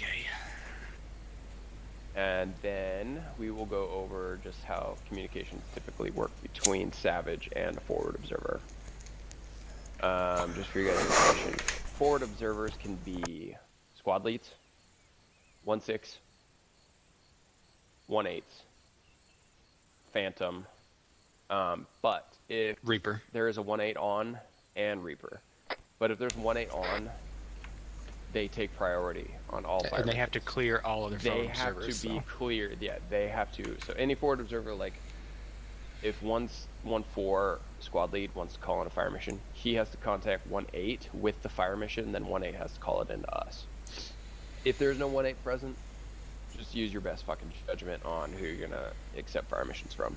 And by that, you go to 1/6 and 1/7, and if they're not on, then you do squad leads. Yeah, exactly. Just whoever's the highest ranking person if there's no 1/8 available. Typically, if there's no 1/8 available, I'll slot in as a 1/7, and I'll call in fucking all the fire missions, and we'll blow the shit out of everything. Pretty much. You can ask Jax. I've done it a lot. Where is he? Where's Goon? I don't know. He kept talking about how he's experienced, and then he couldn't figure out how to use the Ace Interact key. So, and I had to spend 5 minutes telling him how to configure add-ons under controls. So, excellent. So you said just now, like if you got, I'm guessing if you have 2 people on Savage, you'll slot over to 1/7. No. Is that what you're saying? No, like if I get on and I see there's no 1/8s and there's people in Savage, I'll slot over to 1/6, 1/7. Okay, I'm tracking. I got you. To help out. And don't think that because there's already another Savage and a 1/8 that you can't play Savage. If we have multiple gun pieces, you can play the 777 solo, and you can play the Paladin solo. Once you're familiar with them, they are soloable. Yeah, the only one that is, well, I'll go over that in just a minute. Yeah.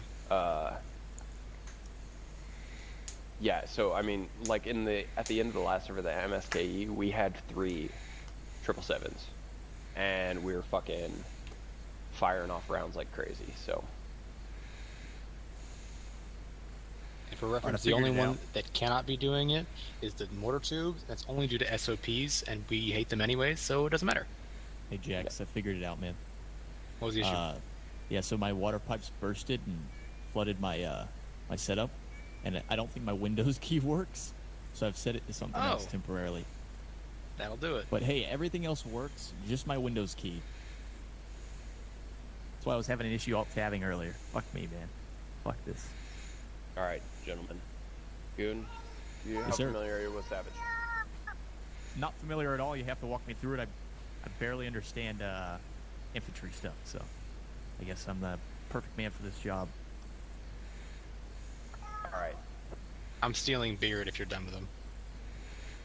What do you need beard for? To just do savage training. Yeah, I'm gonna go through the guns real quick, and then we can break off and start going over that.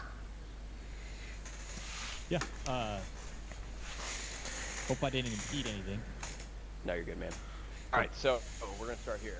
We've got the Mark 252. This is a mortar tube. Takes 2 people to man. You can fire 3 different types of rounds from it: E-looms, smoke, and HE. When you spawn this, it comes with 12 rounds in a magazine. Once those 12 rounds are complete, you have to manually load each round. So you'll have one guy firing and another guy ace interacting to load rounds into it. You can load rounds from a vehicle inventory, a box, or your backpack. The max range on this thing is 4,300 meters, optimally, so firing like a 20 elevation to a 20 elevation. This thing fucking sucks. Minimum range is 0 meters. If you fire it at max elevation and 0 charge, you kill yourself, so don't ever do that. It's like 5 meters. No, it's literally on top of you. You die. I did it. It was like 5. Anyways. It's fine. 4,300 meters, 12 rounds HE. It's a pretty decent platform, but you have to have 2 people to do it. And you can do a maximum. If you go through your 12 rounds in the magazine, you can maybe get 8 rounds out on target before counter battery completely fucking annihilates you. Thankfully, tubes are free. They come from the supply crates in from the ogre pits, so you can just pull these whenever you want. All right, next one we have the Mark 777. Accuracy drop-off range is 15,000 meters, and it can go up to about 19,000 meters optimally. This thing has, Jax, can you list off the ammo for me, please? This is the howitzer, right? Correct. Yeah. This is the howitzer. It has like 7, 8 different kinds of ammo. Actually, it has 155 typical HE, standard blowy. Got GPS HE, which is supposed to be a guided round that targets armor on the way down. However, it is mixed effectiveness. Just consider it a slightly less punchy HE. There is rocket assist HE or RAPs. These literally are HEs with missiles strapped to the back of them. They punch the ground really hard and blow up. There are CBUs. It's great for punching through armor. Or bunkers. Bunkers also. Or bunkers, yeah. We got CBUs, which are cluster bomb munitions. They are massive radius spread with like basically grenade-sized explosions. Very massive. They're more effective for wide area clearing. We got copperhead lasers, which are completely broken and you will never use them. We have smoke markers, which are actually white phos and should be treated as white phos because they do not just smoke; they also burn people alive. And then we also have your standard illumination flares, and we have AP heats, which are basically kinetic rounds that are mildly ineffective sometimes. They are only shot at erect fire. Yeah, because they just like to disappear. Yeah, they just disappear if you don't shoot it at point blank fire. So, would you guys say the Illum rounds are maybe the most used rounds you guys shoot? No, HE. HE? No, I shoot Okay. way more HE than Illums. Okay. The Illums are great. They last for 90 seconds compared to the like 30 seconds that the Grenadiers can use. Okay. And they light up Okay. a much bigger area.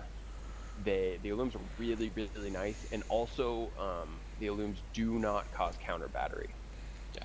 So you can shoot Illums from Bob and not have to worry about counter battery. Like you could be in that with the illuminations from the mortar, and it will never activate counter battery for firing from FOB with illuminations. Yeah, so you could that's worth knowing. Whoa, So I'm I looking always at it. suggest in Savage to have 2 people. Counter battery's up. Always have 2 people. One guy calculates, the other guy moves and fires. And that way, you have one driver. It's a lot less stressful when you have 3 people. Or 2 people, I mean. Right. But it's a real fucking rush when you're the only guy doing it. I bet, man. The SOPs, you only need 1 person for the 777 and the Paladin. If you lose it, we'll find you. Yeah, it will find you. Because the 777 and the flatbed, which you have to move it, are more expensive than a Bradley. Wow.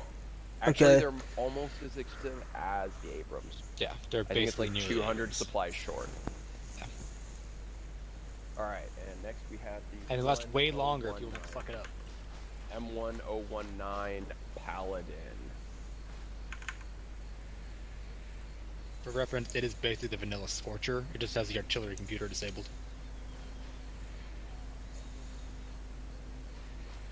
No, you gotta be on short range 40.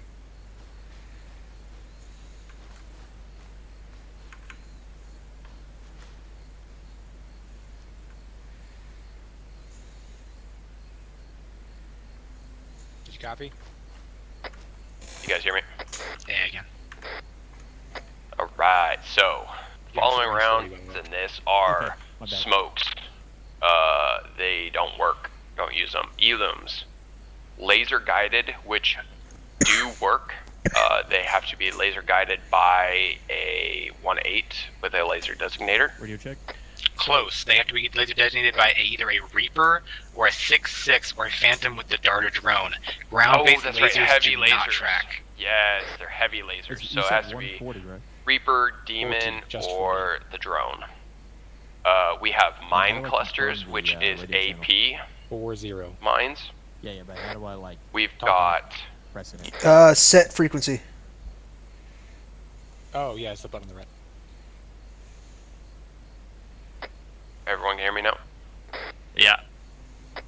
Alright. So I've got mine clusters, which are AP mines. They spread at about 300 meter spread at a point. And then you have 18 mine cluster. It's the same thing, it's just anti-tank mines. And then you have the cluster bombs, which are just the Big Daddy version of the CBU. Go ahead and send those out close so we can see what it's like. Right. How'd you get out? Because you said it as I was hitting V. Oh, that's fair.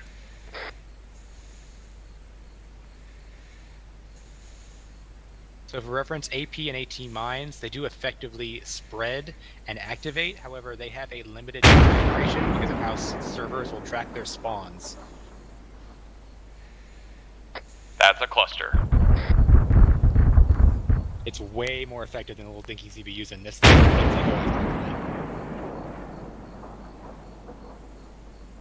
As you can tell.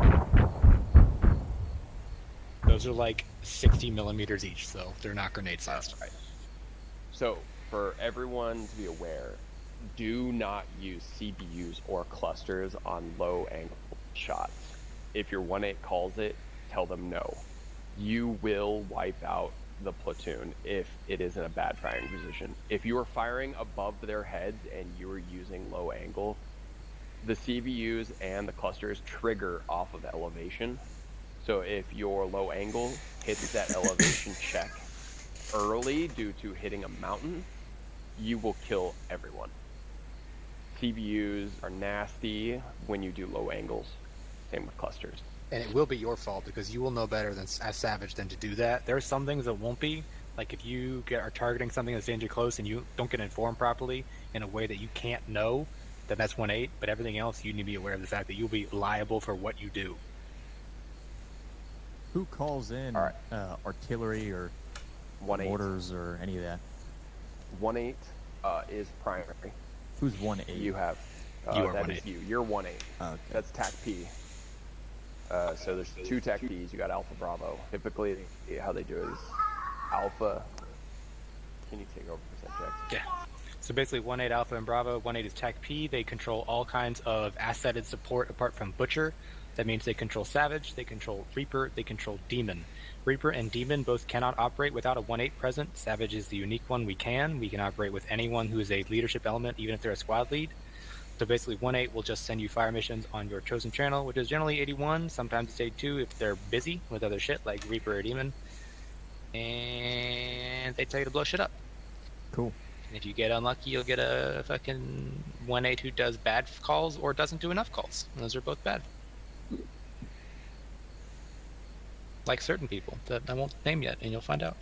Is there going to be a 1-8 training? There already Point? was. There was already? Yep. This is I just guess 1-8 forward observer for getting people familiarized with how Savage calls work as 1-8 or anyone else. Yeah. But we talking about 1-8 designation. What are you saying before that? I can just keep going. Oh, yeah. SOPs dictate that any kind of danger close mission is anything within 200 meters of either a civilian infrastructure point, any kind of building, anything like that that's not a military point, or an actual friendly unit. And I'm going to tell you right now, Savage technically doesn't actually get all tablets. However, if you have a good Savage team lead, they will give you a rugged tablet because they're not stupid, and you'll just put it on and everyone in your Savage squad will have a rugged tablet. Like this, for example. I'll just take it, and I'll drop it, and if you put it directly into the slot, it will not delete. It'll give you a bad message, but you just ignore that. It'll respawn back in my inventory, and I can drop... Oh, wait. It's the server. Okay, it doesn't do that on training. I'm going to read that back. Alright, Hey, real quick, how do What's up? How do I ace interact with myself again? Control windows, Control whatever your windows. Anyways, imagine that it respawned in my inventory. I give them all to you. If you do F3 on tablets, you have helmet cams. Helmet cams let you see anyone who has a helmet cam in their inventory, and you can verify if you will blow someone the fuck up or not. So. Yes, helmet cams have saved So you many reference their helmet cams. Correct. Okay. And it'll show you their exact pinpoint map location on the map as well, even if you don't actually have their symbol up. Normally, if you look at the map, obviously it'll only show you the leadership elements. However, any person who has a helmet cam will show their location on map along with a view of their camera. So we try to get everybody to know. Nobody does. Yeah, scream. Savage scream somebody. Savage can be very boring, filled with peaks of just utter like adrenaline filled, firing 30 rounds of HE to blow up an entire objective. So half the time you'll be in your tablet. Whoever your SL is, just ask them for tablet. You can go through your tablet and watch the helmet cams. We're little iPad addicted children, honestly. Yeah, Savage is the ADHD iPad Twitch squad, so. That's great. Yeah, all right, I've had a few times where Jax has messaged me when I go down, like, oh. Yeah, I'm watching every time. So boring. We are. All right. So we finish this up. Yeah, we're good. Yeah, we could probably get into the nitty gritty now. Excellent. All right, boys, let's head over to the actual range over there. We can move these 777s a little bit out because the little border things will fuck you up if you're shooting. You guys all have your channels, so make sure you're on your long range once you're there. Do all of you guys have access to the Google Doc sheet for the Arty? The calculation sheet? I have not found Google Doc sheet. It is on KC Armor pin. That is the only other pin message. It must be that link, right? That we downloaded all the... Taldor, you're a robot. Is that where we downloaded all the mods? If you go to the KC Armor channel, it's going to be the only pinned message. It's a spreadsheet. You're going to download it, and you're going to upload it to somewhere that you like spreadsheets on Google or something like that. Taldor, you're a robot. I don't know if you know that. I'm going to assume he knows that. Anyways, Redbeard, you're with me. Mike, do you want to do Savage? Mike. You're not talking, Mike. Okay, he's not talking. I'm going this way. Oh, fuck. Taldor's losing connection. God damn it, I gotta do everybody's. Okay, well, I take it back. I'm not doing Redbeard, I'm doing everybody's. Alright. Fuck, he's the one who spawned this, so I can't delete it. Oh, god damn it. Okay, everybody, I need you to go over there. You're gonna go to the little Logi spawn points. You're gonna spawn in the M777, one for each of yourselves. And we're just gonna go from there. There's already two over here, so Redbeard and... Mike, can you hear me? Are you just not talking for some reason? He's not with me, so I'm gonna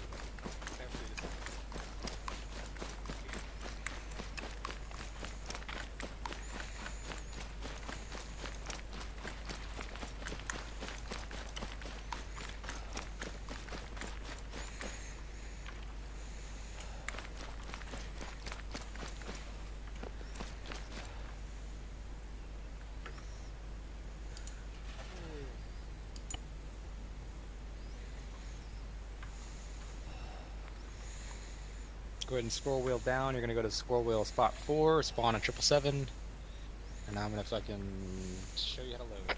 Actually, everybody can come over here because I'm gonna show you how to load the 777, so that's gonna be an important part of this.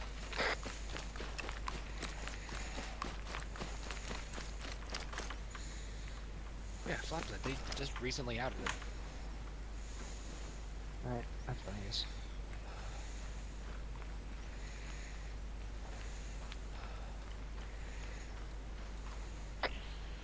Who's not over here? Someone's not over here. Someone over here. It's always Mike, isn't it? No, Mike DC actually. Mike DC. Oh, did he? No, not over here. No, no one's over here. All right, is it just 4? Yeah, it's just 4 now. All right. Okay, so here's the trap. Wait, is Taldor. that the other Taldor. instructor over there? Okay, so this is your flatbed. This is your preferred vehicle of choice for Savage with the 777. Honestly, it's the vehicle of choice for your mortar tubes as well. Because what you can do with the mortar tubes is you can take them all, you can load like 2 mortar tubes themselves directly in with Ace Cargo, and you can take a General Ogre crate, you can unload it, you can put a bunch of fucking HE in it, and you can just load that in. And then you'll have a bunch of fire ready, and you can just drive around with this. This is basically whenever you get a flatbed, it is Savage's, and only we get to use it. And if anyone asks for it, unless they're Ogre, you say no. If they're Ogre, you say please, and they can have it. It's like a ghetto HIMARS. Pretty much. Okay, so what we do, we're gonna go ahead and go over to the 777 on the side of this little wall for me. I will run you over.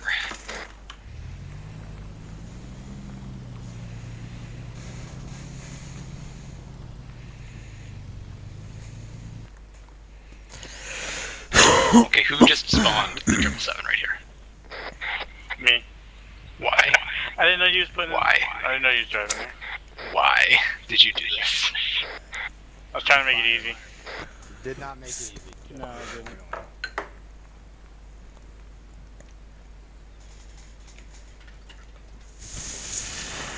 Just wait there. Don't touch anything for me.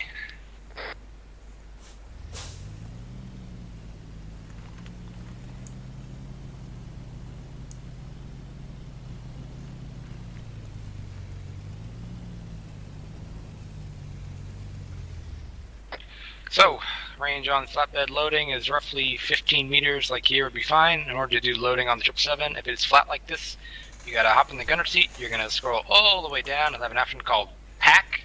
Go ahead and do pack with spacebar, it'll pack up like this. You will go up to it and score wheel on it, it'll have an option for load vehicle, and then you just hit it, and it's loaded. Beautiful. That was amazing.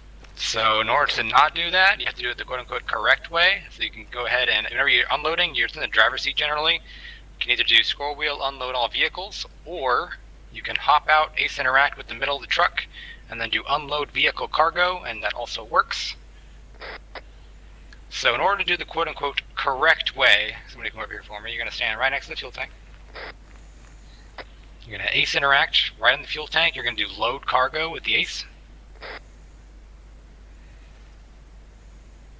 It'll put you in a little selection menu after you get a set of prompts on your screen. Once you got that ready, you're going to walk on over to the 777. I don't have load cargo. You should. You're, no, you got to get closer, closer, closer. You got to be right there. Copy, you got it. Gonna walk on over to the 777 for me. Okay. And then you're gonna left click on it when it's close enough. Loading and then go ahead and tell me the time on that. 40. It is 40 seconds to load it the quote unquote correct way. That is why we do not do that shit. Oh, the immersion. So go ahead and stop doing that and exit and then score wheel. Oh god. Just press escape, and then score wheel. There you go. And instead we just do load vehicle because it's so much easier. What if I want to roleplay? You so Well, strong. you cannot play Savage because I will not let you do that. So then obviously you're gonna unload, you're just gonna do scroll wheel on the driver's seat, unload, and then it unloads instantly. You're gonna roll over to it, you're gonna scroll wheel on it, and you're gonna select unpack, and that just unpacks it so it's flat. There's technically no disadvantage to having it be packed when you fire, however this game is ARMA, and so we don't leave anything to chance if possible. So now when it's like this, it's ready to fire. Obviously when you're in it, you can spin around as normal. You're going to do left and right to change left and right. Left and right is called azimuth. That is basically your 6,400 points of horizontal change. We do not use degrees. And then your vertical will be page up, page down. That's elevation. That will also be in mils. That will not be in degrees because degrees are too imprecise for Savage's purposes. If you want to have an easy way to do this, what you can do is you can go into controls, you can go into vehicle movement, and under aim left and aim right, you can just do left and right arrow keys. And it makes it save your wrist from having to swap left and right. So instead of having to go like, you can just hold right arrow and it just fucking spins. And it's so much nicer. The paladin is so slow too. I know, it is. It's terrible. With the mouse. Alright, I'm assuming everyone has the calculator. Yes. Yes, I have it ready to go. Speak now or I'm leaving you behind. Calculator. I have the spreadsheet. That is the calculator. Yeah, I've got it. Go ahead and download it for me, put it up on whatever you want, Excel, spreadsheets, whatever. It's under AC Armor. AC Armor. Click on the pin on the top right. You're going to go to the pin messages and then just download the link it gives you. Docs. Yep. Oh, pretty. Alright, Forward observers on 82, how copy? Taldor DC'd, or at least he's partially DC'd. I'm not sure what he's up to. He's just AFK right now. So if you all want to be on 82 for now, you can just tell whoever near you to do that.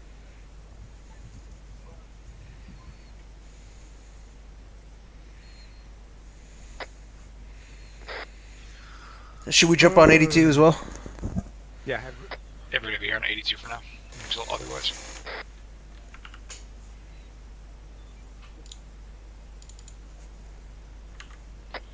Beard, you got your calculator? Yes, I do. Beverly, you got your calculator?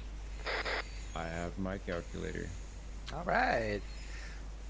So the first thing to learn is that there are two kinds of targeting methods, and only two kinds. There is 10-digit, where you are given a 10-digit grid for a precise 1 meter box on the map. Was that you calling on me too? The last one was not me, that was just Beard checking on A2.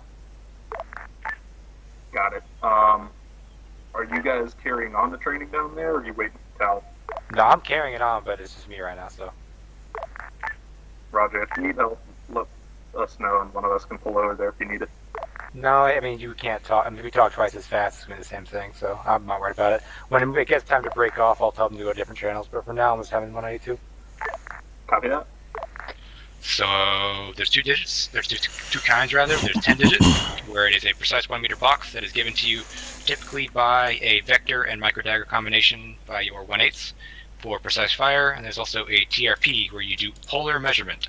Polar measurement is basically the equivalent of doing a trigonometric problem, where it goes from how far away are you from the target, what is your height, and what is its height. And that's it. That's all the info it needs. The only issue with it being that it can be somewhat imprecise. The advantage of it being it is massively fucking faster if you're a mobile artillery piece and you do not have the ability to calculate your current position again. And I'm just going to clarify, everyone here has a vector and everyone here has a micro dagger, correct? Correct. A-firm. Yeah, A-firm. I got it.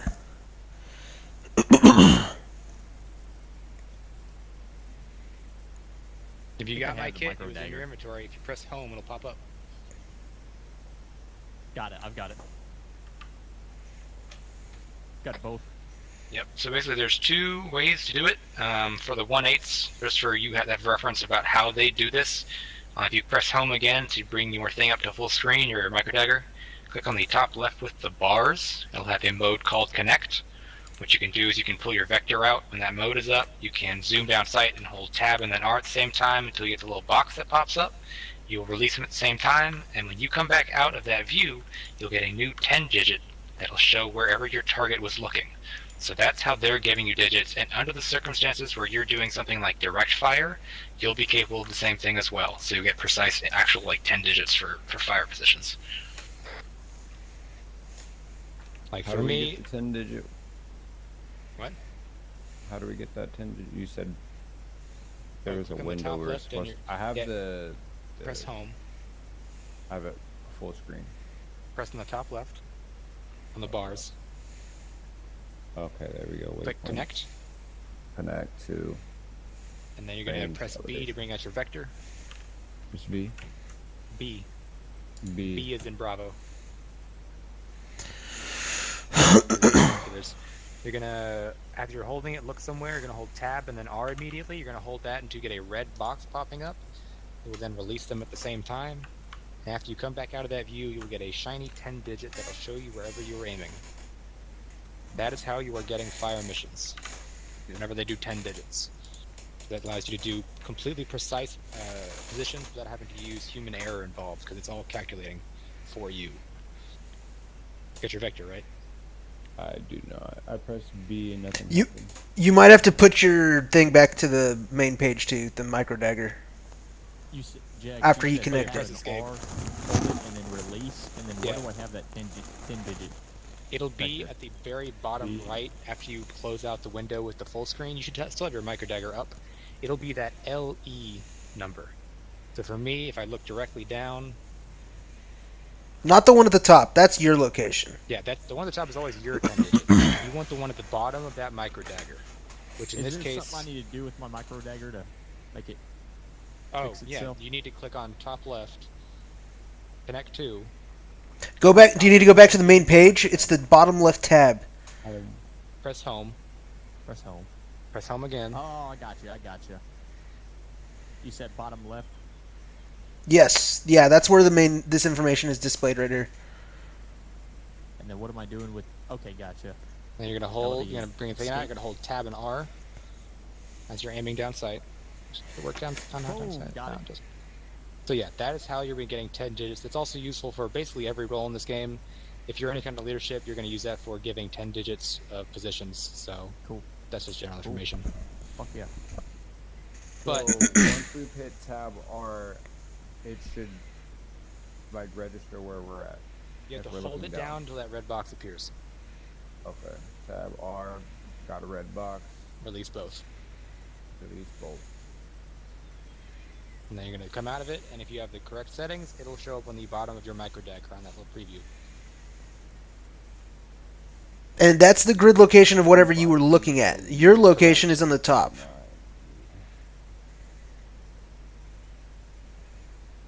It says elevation. Correct. The elevation just above those numbers is the target elevation. The elevation at the top near your numbers is your current elevation. Okay. So that's grid. Basically what you do is, if you go to your calculator, I'm going to go ahead and swap on over to it myself so I actually have it. I can't actually hold tab and fucking alt tab sometimes, just shout. If you're on grid mode, you're going to see a bunch of shit. The things you have to care about right now are the gray boxes, the top right. That is going to be your gun self-location. So basically what you would do is you would hop on a gun position. You would roughly pre-align towards the area you're looking at. And then at the top of your micro dagger, it'll list that 5 at 5 digits. So like such and such east, and then such and such north. That is your gun position. So like let's say for here, right where I'm standing, it would be 08332 16610. And you put that in as a single string of 10 numbers. There's no break, there's no other letters, there's just 10 numbers. Altitude would be 26 right here, because we're 26 at mean sea level. Okay, so yes, you are expected to follow along. Every time you move. Correct.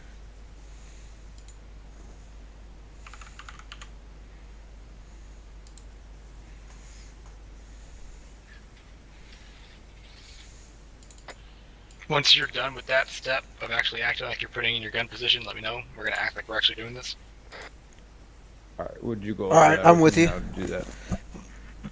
So basically you're going to look at your micro dagger. At the very top of it, it'll have your gun actual position. So for you, it will be roughly 08332 16615. And you can just act like that is where your gun would be. You don't actually have to be on it right now. It's just assuming that that's where it would be. Okay, and that's what I would give. For gun position at the top right in that gray box, correct. Elevation here is 26. And then gun type for us will be the M777. That may change depending on factors. For naming reference, the little shitty mortar tubes, they are technically the M252. So if you ever need to calculate with them, that's what the number you would use for your model. Okay. And the paladins are like the M10 A09 or some bullshit. Whatever. They got it listed at the top. It doesn't matter. Okay. Hey, how do I edit this document to fill it in? Did you download it and then put it somewhere else? I don't have Microsoft Excel. Do you have Google? Go to Yeah. File and like I think you can click you Make a have to copy. download it. Yeah, you have to, in order to edit, you have to download it and upload it somewhere else. Do you have okay, I File just as a made a tab? copy. There you go. Yeah.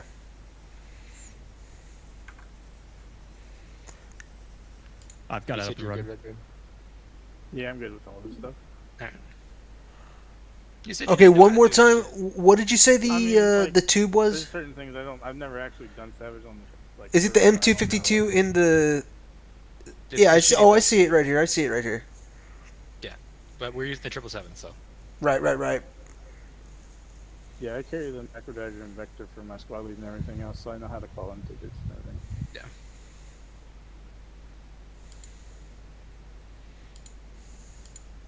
Goon, you got it set in? Yep. All right. After that, you're going to go to the next thing, which is the very bottom left, TRP storage for neurotic asshats. That is going to be your target grid box. That'll be like, let's say I make a target grid at the top of that rock formation. I would look in, assuming that I was one direct firing. If you have a 1/8 that calls it in, they will just give you the 10-digit directly, followed by the altitude. If you have the capability of doing so, you're going to repeat back that grid in order to make sure you got it correct. If you're like me and it requires alt tapping to put it in, you just start getting really good at remembering what they told you, and don't make any mistakes, or you kill everyone. Good policy for SOPs though is to repeat back digits and elevation, ideally the round types they're asking you to send, just to make sure you got it right. And they'll say go, send it, and then you'll send it. So like, let's say I was aiming top that rock formation. The grid they would give me would be 08388 16006 roughly. I would then put that into TRP storage for neurotic asshats as a single continuous 10-digit. Gotcha. You can use your own for this, just act like that man just... Oh, we got my gun.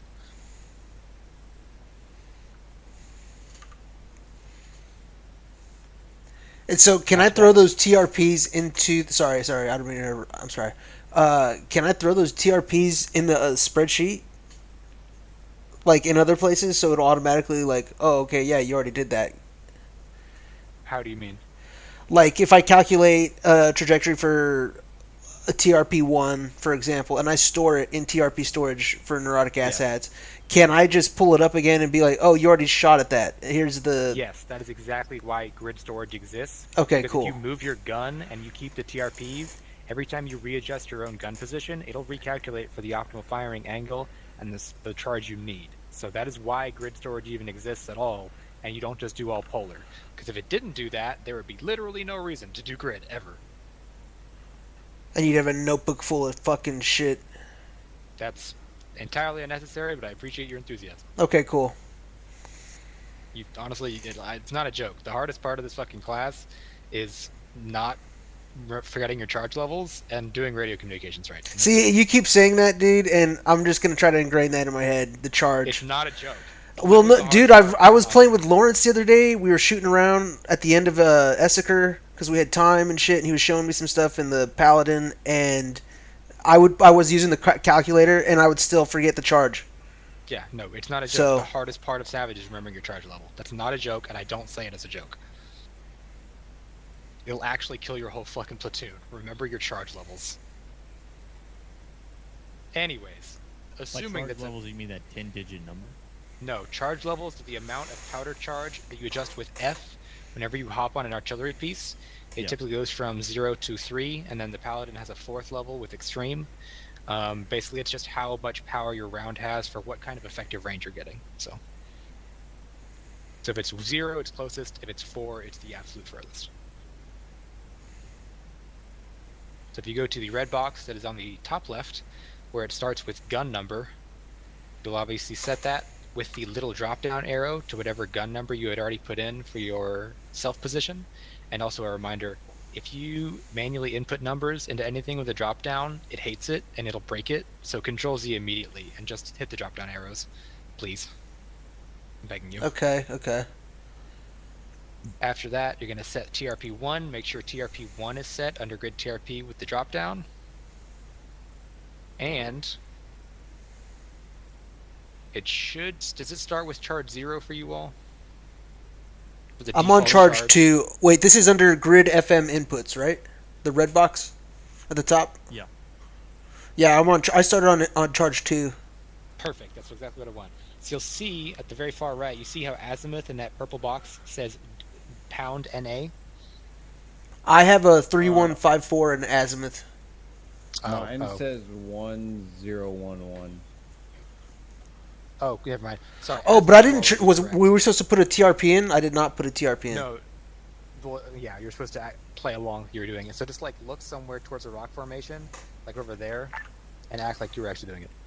Okay, okay. I'm working on it, goddamn. Hey, what was the fucking gun height? Love you. 26. 26?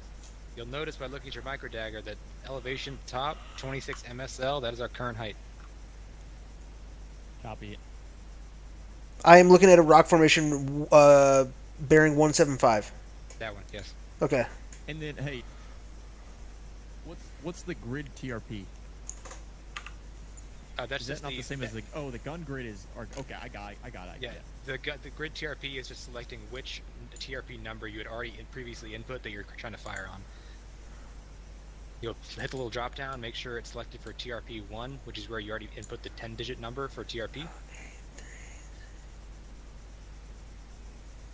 And for here, from this distance, we can safely assume charge 0. Charge 0 on the 777 has maybe a 1.5 click effective range. The benefit is that if you're in that range, you can get very, very fast fire. But most of the time, you're going to be in charge 1 or charge 2 even, and sometimes charge 3. Wait.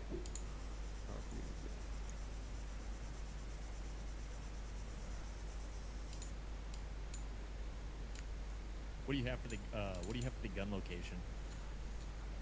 It doesn't matter what specifically it is, just act like it's your current position. Just input your current 10-digit given to you by your micro dagger. So we can change these values in the spreadsheet? If it's one that isn't grayed out, and it's one that doesn't have a drop-down arrow associated, yes. But if you fuck with something that's got the grayed out box that's auto-calculated, and you break the spreadsheet, you gotta Control-Z, and if you don't realize you've done it, you gotta download a whole new one. So, it's pretty obvious which ones are editable. If it looks like just a normal text input, then it's a text input. Okay. Alright, I got that rock formation as TRP1. I got gun 1, oh, I need to change that. Sorry, hold on. You're going to be on charge 0 from here.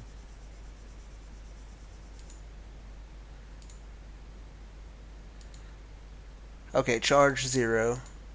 You hit the little drop down. And then you should have an azimuth output. Oh, that's the other thing you have to do. Are you able to share your screen on Discord? I can, yeah, hold on.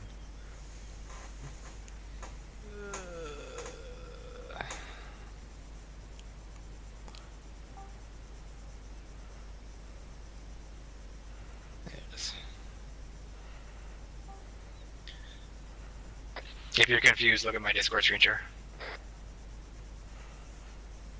Okay, so what are you specifically asking about? So where do we put each value that we have for our vector? Oh, you mean in the spreadsheet? Yeah, that's what you guys were on, right? That's how we're trying to calculate our charge, right? Correct. So, actually, I can't really share Chrome effectively, but I could just do this. So your gun location for yourself, you have your micro dagger up in your preview mode, correct? Yep. The top digits, let's say 08335E16610 north, those are your current position. That'll be your gun location, because that's where you're firing from. So go ahead and put those digits in as an unbroken 10-digit in that first gun box. The grid location. Grid location. And there's 1, 2, 3, 4, 5, 10. Then I put that current location in gun 1. Yeah, right after gun pound, there's the box that says 1. In the box after that, under grid location, you'll put in your own 10 digit, which is the such and such 08335166610. 0. That is 0.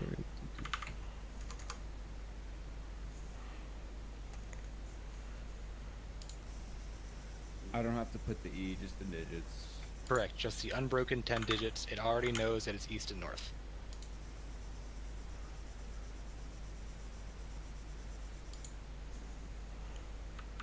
And then altitude is 26, so we'll put in the altitude. Correct.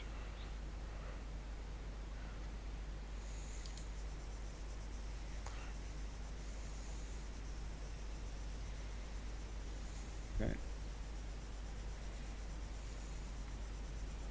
said charge was AP. What? Or is charge 0? Charge 0. Alright. Charge 0 is the lowest level. So as soon as Beverly, actually, hold on. Yeah, I'm struggling over here. I think I broke the spreadsheets. One sec. Okay. Down there.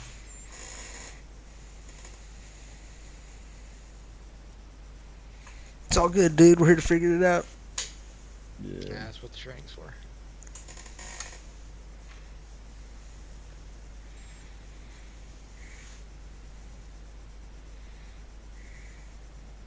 Alright. Okay. Once everybody has it, just Redbeard, you got yourself all set up like you're acting like you're firing on it, correct?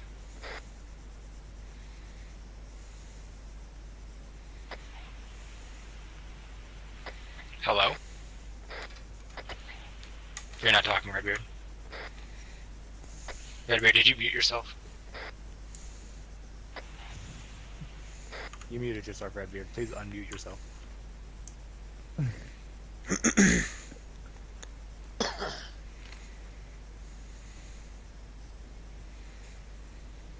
Every second you don't unmute yourself is a day that we don't get the lib server back. Yeah. Yeah, a child dies after each second. Okay, whatever. Flavor, you are ready to act like you fired, correct? I think so. Yeah. Dude, I'm fucking ready, man. Were you saying? Yeah, I have an azimuth in the purple box. Beard, I really need you to mute yourself. It's getting to the awkward stage now. I just hear static. Is your mic fucked up? Can you hear me now? Now I can. There you go. Yeah, I don't know. My like mute thing on my actual headset's messed up. Oh. All right, so I have grid location and altitude. Yeah, I have the grid coordinates over on that rock. Okay. All right, say again. Your grid I have TRP? grid location and altitude for gun 1. You're gonna go with your vector, pull your your vector out. You're gonna aim at that rock formation that's over there.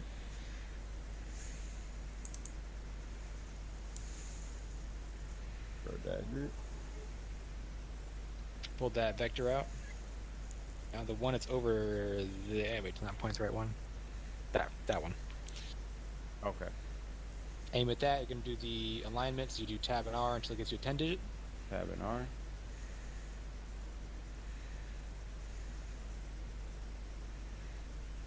Back out of that.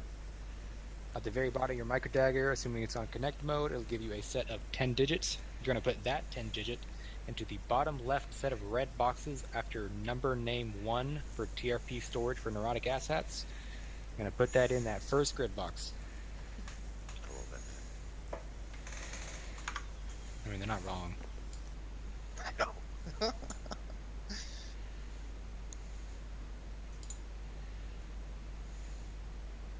Alright. Range. Elevation. Do I need the 174.6 degrees? Do I need that? What? He's on degrees. Oh, no, you need... Oh, that's the other thing. Everybody stop what you're doing right now. Press home. You're going to click on the bars again.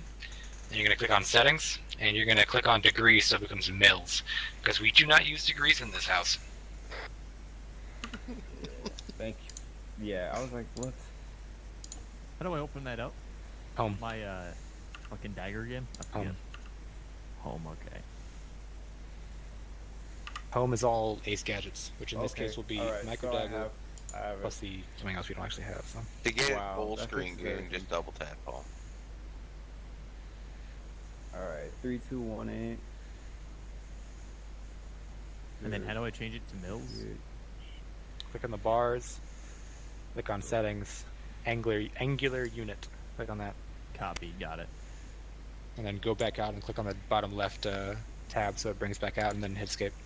Yep, yeah, got it. So And for it's that very vector, important to remember. that mountain range vector would be relatively 08388160036. Close enough. Yes, so you're going to put that into your target storage box.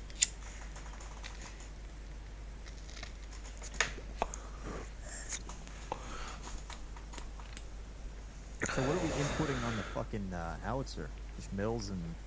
Yes, the only two actually three. Mils Charge. and ELQD mils. or whatever the Azimuth fuck? and elevation. That is the only two things Gotcha, you care about. That's it. Cool. I'm And fucking charge. ready, dude. I got 3117. Where are we putting target? What do you mean target? Point target outputs. Do not edit this stuff on this side. I'm trying to put those inputs. Oh no, bottom left. TRP storage for neurotic assets. Scroll down. Yeah, it's all the way in the bottom. If you haven't already, scroll put out. any Hold of control and those scroll wheel out so you're at 80%. And I can put it at any of those grid numbers, right? Correct. But for ease of use, just put it in one.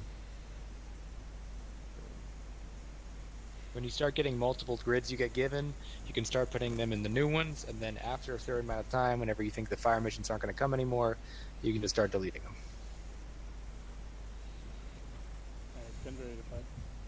Where's Alright, the cool. altitude on that vector? Oh, There's there's right above those other numbers. There you go. 4. Okay, everyone's out the stage with their ready, so everyone should have gun number 1, grid TRP 1, charge 0, and that should give you an output for azimuth as well as for elevations. Correct? Affirm. Yes, sir. So basically, there's 3 things to care about. Azimuth is your horizontal change. That is just where you aim horizontally. There's 2 elevations it gives you, though. It gives you a mils low and a mils high. That will end up at the same point both ways. The difference is high angle takes longer, but is much less obstructed by obstacles in the path. Low angle gets there much faster, but you have to contend with things like mountains. Generally, as you're starting out, you will never low angle unless someone tells you to, and you have gotten confident enough to do so yourself. Just because someone's told you to do so, if you aren't confident enough to do it, don't do it. It's better to be timid than banned. So, so switch it to high then. Yeah, just always do high angle. That gives you One round. Where are we? Never ever shoot at the Yeah, blade. they already told them. He already told them. For Taldor DC CPUs, yeah. Alright, y'all got your earplugs in, right? Oh yeah, have your earplugs in. If you don't have them, you'll never hear anything that's savaging. I didn't want to shoot the gun until you guys get your earplugs in. Yeah. I don't know if I do. If you do a self-interactive, it'll tell you. Under equipment.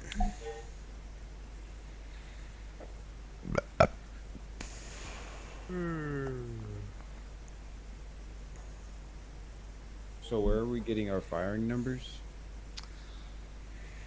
So your firing outputs are going to be as follows. Alright, what do you guys got? 30 Purple. We're about to start firing. Don't worry about it. At 3108, roughly, should be your azimuth output.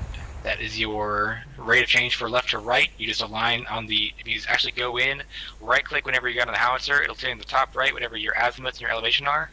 you would align yourself with that. So if you all want to actually go ahead and hop into any of yours, it doesn't matter if it's not precise exactly on the target, just so you get an idea of what it is. Just hop into it. 777.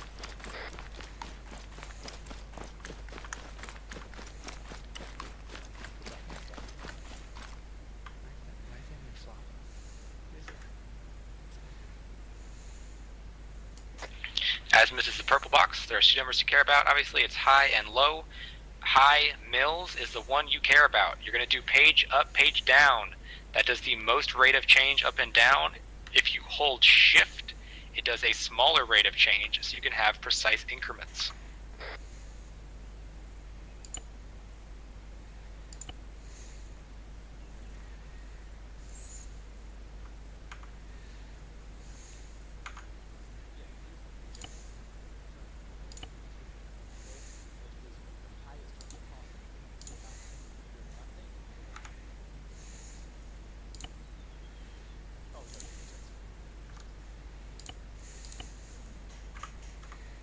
Yeah, I said charge 0 red.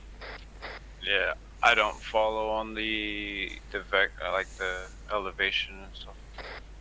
So go ahead and right click so you can actually see the little reticle when you're on the howitzer. At the very top right, you're going to see 3 things that matter. You're going to see CH, which is charge. You're going to see AZ, which is azimuth. You're going to see EL, which is elevation. On the calculator, it'll have outputted azimuth in that little purple box to the right of the numbers you just put in for grid, gun, and charge in a purple box. That is your left to right. You're going to align that. And then at the blue box just to the right of that, below low, is the high mils. High mils is the angle you will set your elevation to. It should be roughly 1400, roughly 1470-ish actually.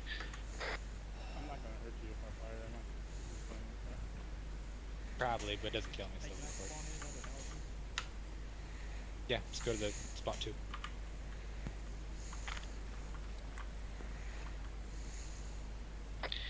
So basically, that's how you do calculation. If you go to the right of mils, you're going to see a box called TOF. TOF is time of flight. That is the round time it takes to go from the end of your gun barrel to splash. Whenever you're communicating with your fire observer, you're going to communicate what kind of rounds you're sending and how long it's going to be until the first one hits. So like for me, I would say like shot 2 times HE, flight time 30.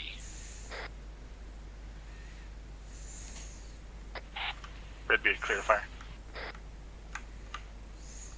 And also keep in mind, because we did it from somewhere else, we're not actually on our guns where we were. You don't have to worry about hitting anybody else though, so you're going to act like you were going to hit the target. I'll do a precise fire call when I start having our 4 observers call to you.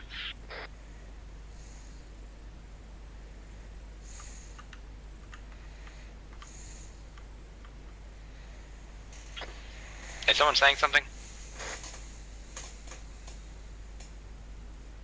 If you're saying something, you gotta use radio. Jax, can you hear me? Yeah, what's up? How do I input it on the computer? What do you mean you input it? There's no such thing as artillery computer. We do not use it. How do I get my AZ and other mills in there? Azimuth, you just look left and right. Elevation, you page up and page down.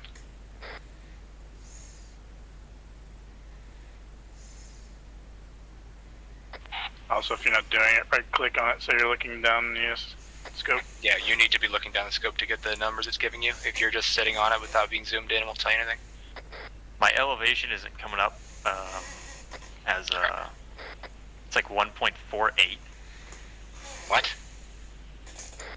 That's weird. Are you looking at the very top right? I'm scoped in right now. Yes. Are you looking at the very top right of your screen? Like where your gun clip and ammo stuff Top is. right I have. Oh, never mind. Disregard.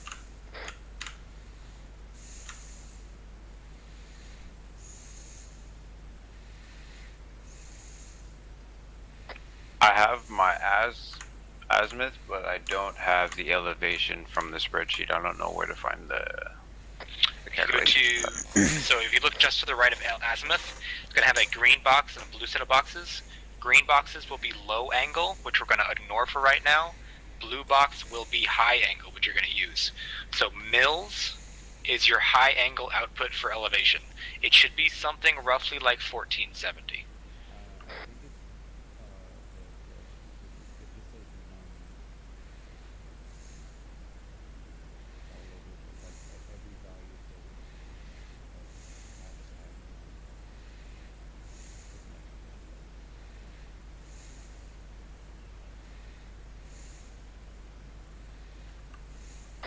Yes? No?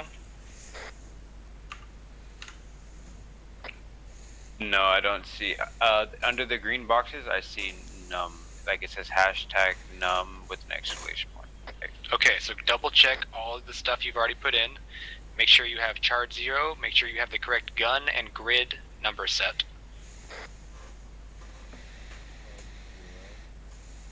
Okay. That's at the top left, charge 0.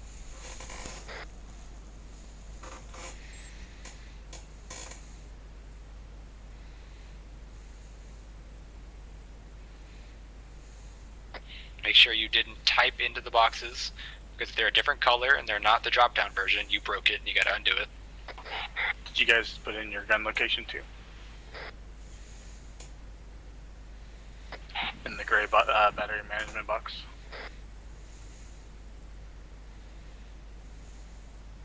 Yeah, I filled in the gray boxes.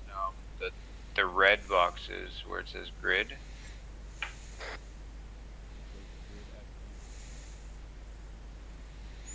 Grid FM inputs. That's where I'm putting all these values, right?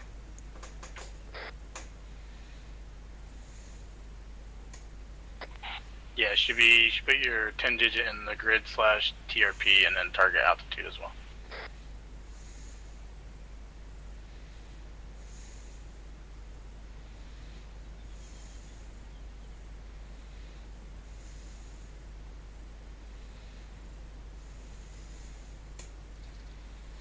Hey, Jax, quick question. What's up?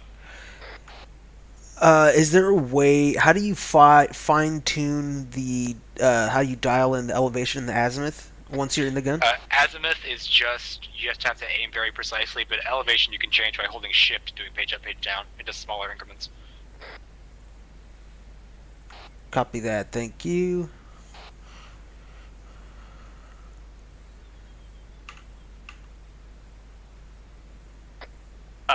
For my elevation, it's reading on the gun 01.47. Is that supposed to be my ELQD mils? That is your elevation on degrees. You need to look at the top right. Yeah, my elevation is 2.6.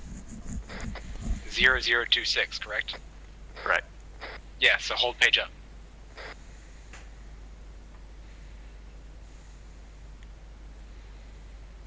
You're going to change that to roughly whatever it outputted for you, which should roughly be 1470.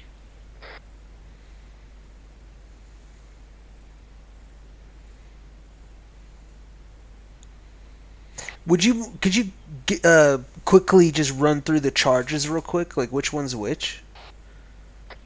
Charge 0 is basically like a click to 1.8 clicks roughly.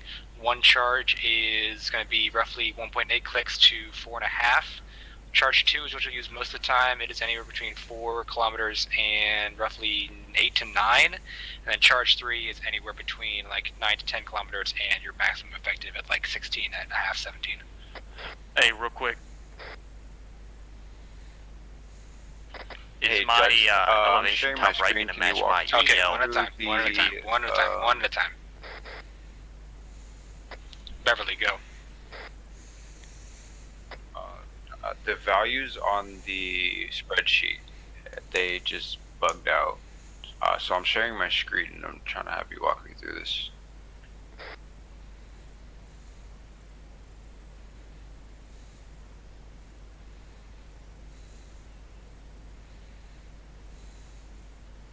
That's because you put the number into the grid TRP where you're supposed to have put it into the bottom left, and then you're supposed to select with the drop-down menu TRP1.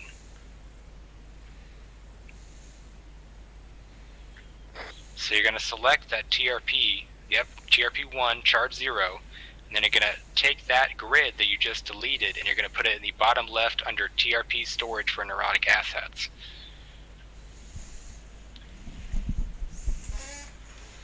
Hey, real quick. What's up? My ELQD mills is supposed to match my elevation, correct? In the gun. Yes, you're supposed to match your gun's elevation to the calculated output it gives you, so you actually hit the target. Just hit page up till I get to 1471. Correct. Gotcha. Once I'm there, I'm pretty much ready to fire, or do I have to load it? No, if it's already got 155mm cannon selected for HE, you're already ready to go.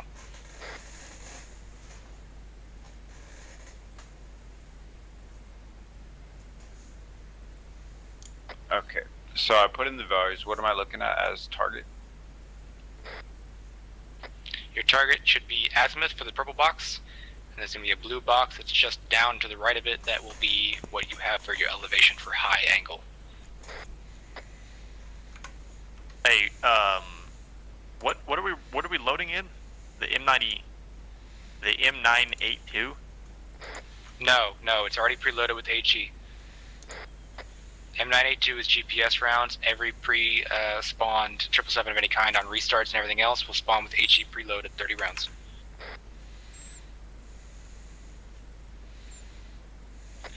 The gun type for that will be the M777. I'm ready to fire.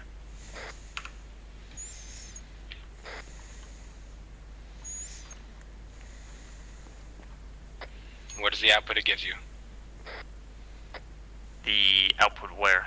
Where am I looking? For elevation and for azimuth. 3154 for my azimuth. My elevation's 1471. Perfect. Whoa. As soon as we all get this all roughly set up, you're all going to go into your own channels with your own observers, and you're going to be dropped into the deep end. I was roughly set up till my gun armored. Yeah, don't worry about it. If you want to just take you could take one of the ones that's over by the Paladin if you want, because those are on flat ground. It's because these fucking curves they put up here. I don't know why they did this. It doesn't. Wait, can I just leave this gun then if it's in a position? Correct. If you just press V, it will not aim again. It will not re-aim after you get in either. It is only on manual inputs. You said press V? Or to get out, yes. V is your all vehicle eject button whenever it's stationary.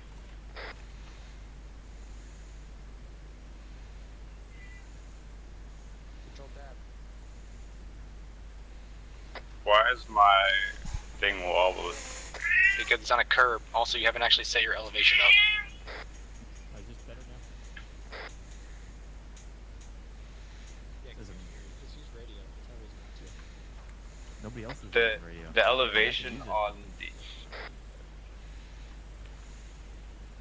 Elevation to what? the elevation on the spreadsheet said 87, and that's the angle I got. Are you looking at the high angle blue box?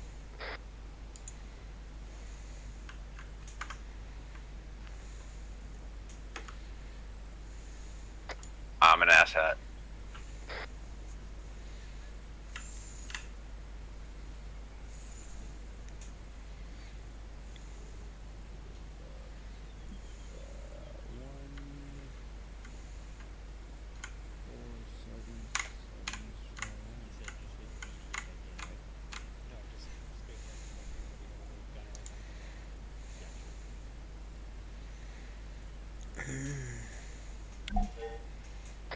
Alright, Redbeard, you're gonna hop on 80, actually, we're gonna get on 82. Whoever communicates to you first as your long range will be your fire observer. You're gonna go with them, they will give you 10 digits to hit.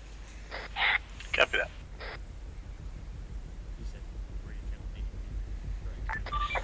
Flavor, you have to have somebody tell them the same thing. Yeah, I'm ready for somebody to give me some 10 digits. I have numbers. Go ahead and hop on 83, the two of you for me. Yeah, copy that.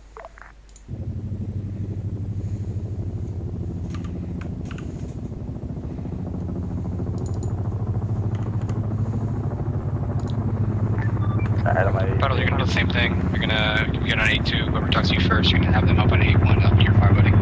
Okay, on A2. Okay. Also, if you kill Doc with an artillery piece, I'll give you a lollipop. Copy on 83. If I kill who? Yep. Am I supposed to switch radio channels? No, not yet. Just Radio check on A2. Send traffic 82.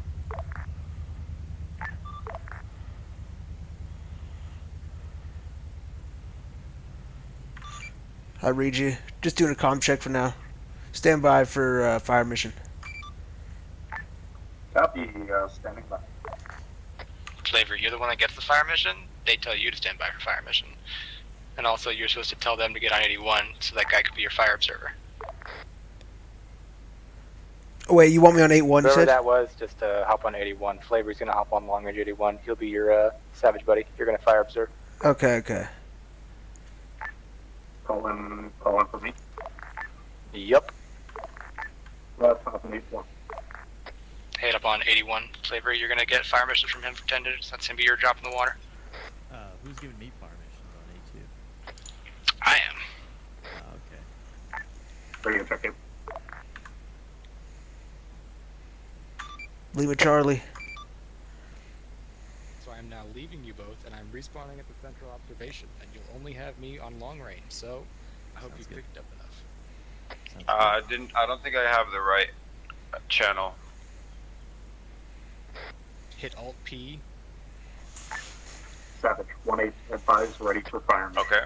And you're gonna select the box of the text and type in 82, and hit FREC for frequency, and that's gonna set your channel. Cool.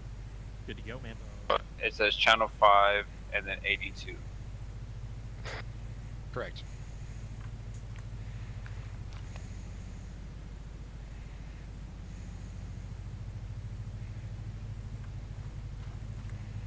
Sorry, so let me understand. I give him the coordinates on that rock formation?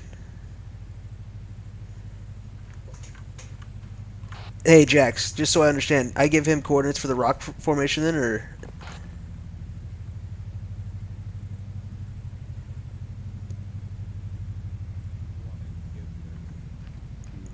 The target vector, correct? What'd you say? Your target vector, right?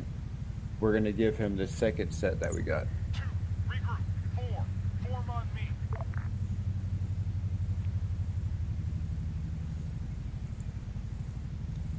I don't know what you mean. The second set, like from the calculator? Yeah, the second 10 digit. I believe that's. You're saying call for fire. The 10 digit that you're firing target. The 10 digit that you're firing for your target, and then you call for fire, and then they'll give you a standby. Yeah, pretty much. Yeah.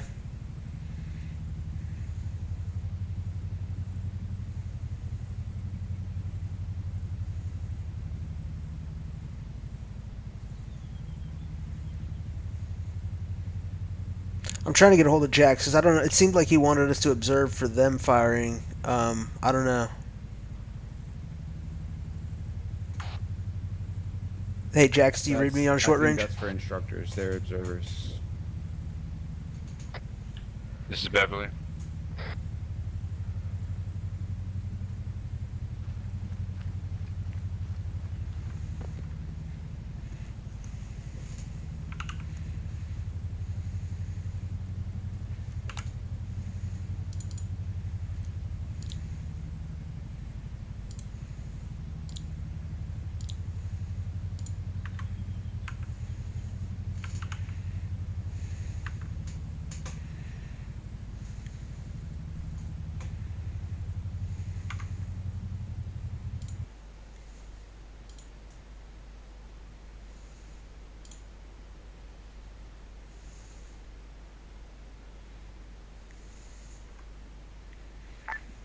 We'll check 8-1. Lima Charlie on 8-1. Copy He's that. working. He's When working Jack with. gets back, stand by for fire mission.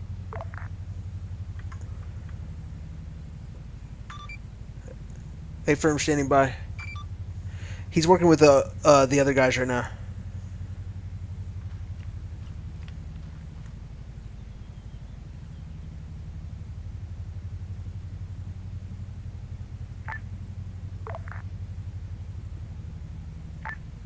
Savage 1-8 fire mission. Over.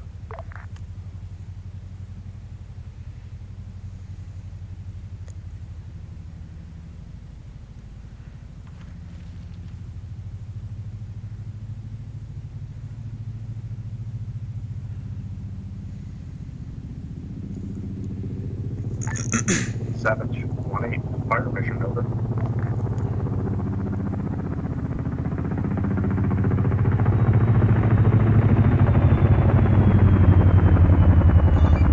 Savage, send it.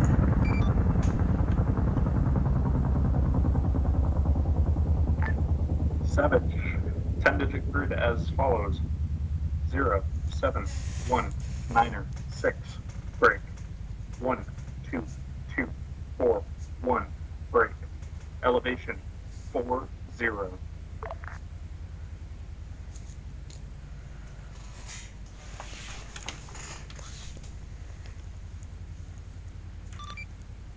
A firm 1-8. Target grid is 0, 7, 1, 9er, 6. Break. 1, 2, 2, 4, 1. Elevation 4, 0. Savage, read that correct. Target is 1 times T-72 in the open. Fire when ready. Friendlies, no factor.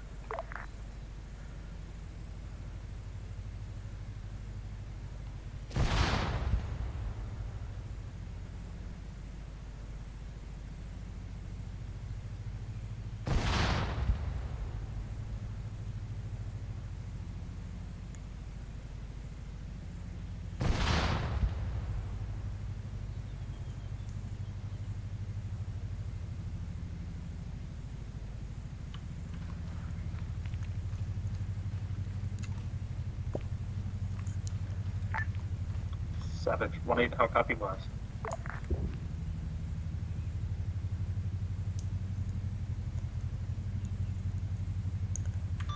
One 8, good copy. Stand by for rounds. Standing by for rounds. Remember to check your charge, whoever just shot was short.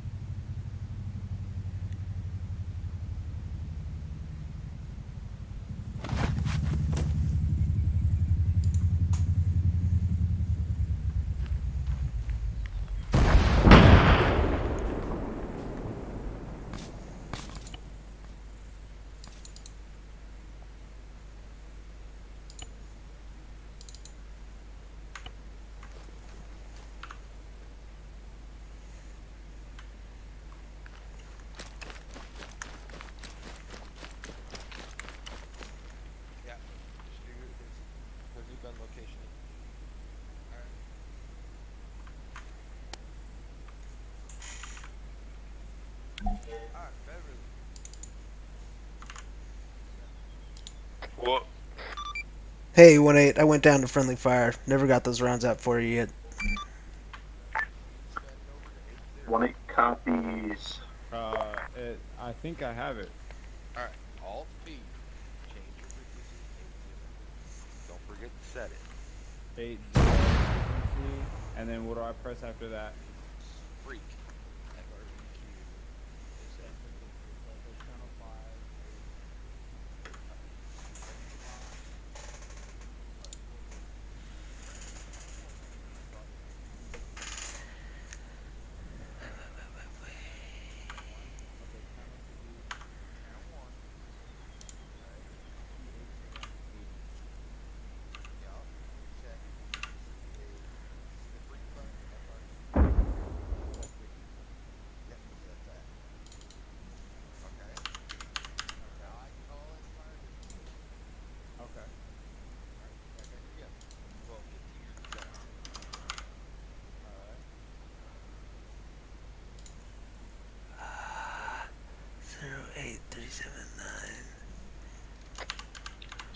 Standing by.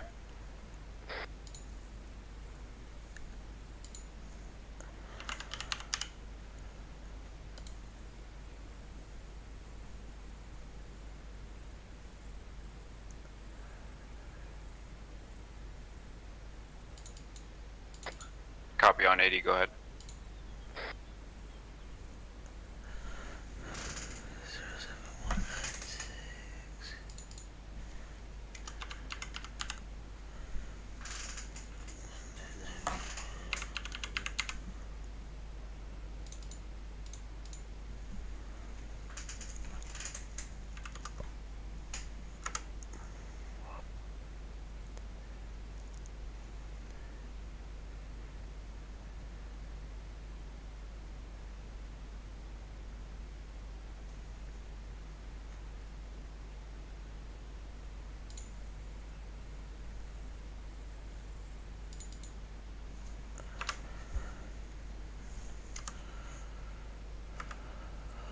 Savage 1 is standing by. Over.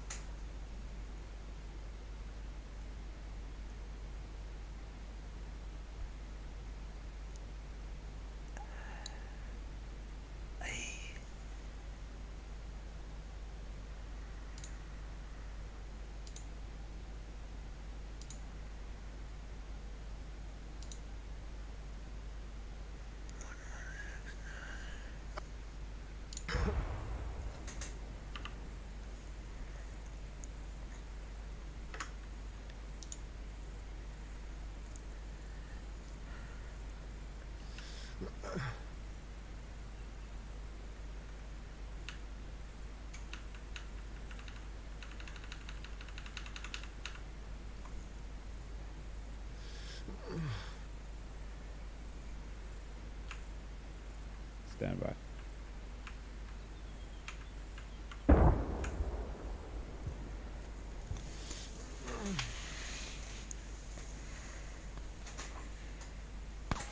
Fire mission 08133 break 11323 elevation 40.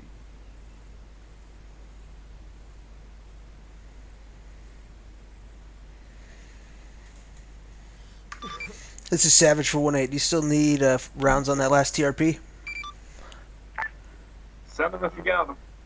We got 60 seconds. They're coming in hot. Love to hear it. Let's go. One round out. 1-8 copies. 15 seconds. Time of flight. Beauty.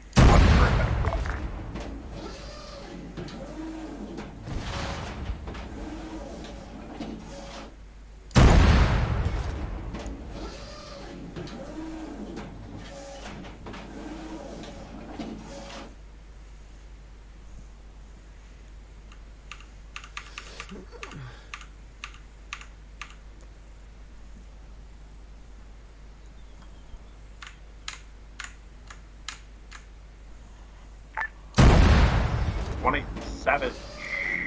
Rounds short check charge.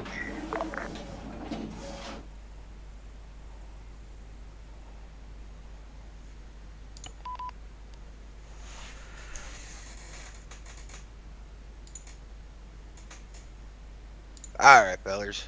So, when I showed up there, some of you guys were having some trouble.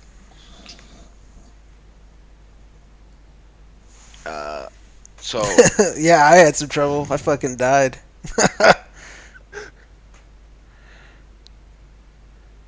If you guys want, we can go back in the server, set it up real quick so you guys get some rounds out. Yeah. I was more just having issues with A, clicking back into the game and shooting my fucking gun, and then B, working the spreadsheet. But otherwise, I know I know the radio operations and all that good jazz, but Easiest way to not shoot accidentally is to stay off the gun until you've got your numbers from the spreadsheet. Yeah, I learned that the hard way after shooting a few rounds. Yeah, stay off the gun until you get all of your stuff in. Yeah. We can show you guys how to do a fire mission real fast, and so you guys can just say how it's done. At the very least, you can spend the next hour or two just practicing on the actual server yourself by yourselves. Yeah, I'm happy to hop in as 1-8 and help you guys out. Calls for fire and whatnot also. I'll put I some mean, I boosts did out put there. there are TRPs on targets, so you guys could always do TRPs. We could set that I up and think everything. they have to be re-put on. That's That fine. won't be hard. I'll run some Vix out after the restart real quick. We can get some set up and then you know. Oh, there's Vix already out there. Yeah, there's VIX that spawn randomly out there. Sorry about that. Oh, beauty. Yeah, As I you mean, can I see, can I don't help out with frequent the the training server. Yeah, I'll hop in with Savage, and then I'll hop back in at 1-8 if need be. As long as you have a person who can observe your fire impacts, you're pretty much good. The last thing I didn't get to go over was that if you have your C-tabs, C-tab will actually track all round types apart from like 3, which includes smoke and illuminations. It'll track every major other explosive type, so you can actually track it midair and tell your 1-8s if they don't know that they can track the rounds midair to monitor for splash.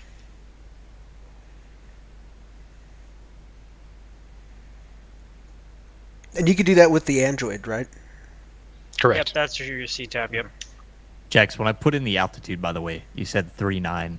It gave me like in the actual ELQD Mills spread, it gave me like a error. Correct. Hashtag num Yeah, that output is when there's no mathematically possible way to get a fire, so you have to recheck your numbers and make sure you didn't put the numbers in wrong. That or up your charge. Or up your charge, but in your case, it was the numbers being wrong because you couldn't actually fire from the position I thought you were in. I'm pretty sure you did one of the grids incorrectly. I may have. I don't know. All right, I'm jumping back in. Same. If anybody wants me to Same. observe or whatever, or somebody wants to fire anything, I'll be. Join us at the Savage Pit for. Okay. Yeah, we'll just pull up there.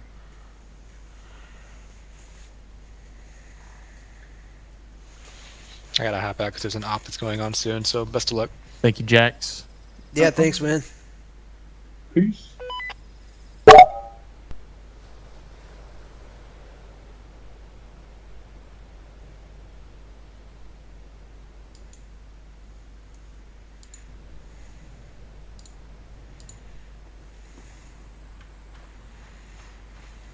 Yo, yo, yo. Yo. How was it? It was good. Sounds like there was a lot of trying to explain shit. Well, it's pretty easy shit, honestly, and I got it. I mean, I already knew most of, like, the calculator stuff, like what I was going to need to do and stuff, but... Oh, that's what fucking... I had to up my charge. But as soon as Marty sent me a fire mission, dude, like... Go out in the field, do get targets. I'm gonna stay out here and guide these guys. Sounds good. On it. I mean, I'm only running 2 guns, so 8. Yeah, nautical. If we, I'll go shoot some shit if you're gonna look at it. Yeah, 8-0 and 8-1 is gonna be the chance. Okay. Copy. Aye, aye, sir. Alright, dude, I'm ready to go. Let's go load up these howitzers.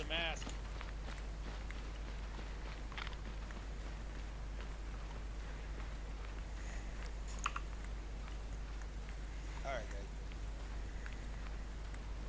No, don't.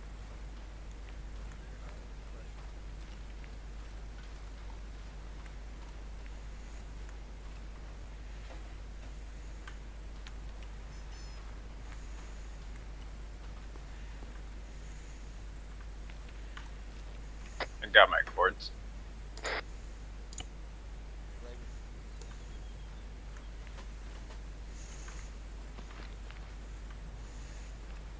Go to gun 4, Flavor. What you doing there?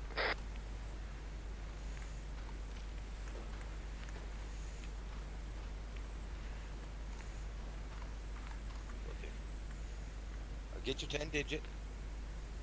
Switch to 8-1. Okay, get your 10 digit, so get it up here on the gun, get your 10 digit. Return to formation.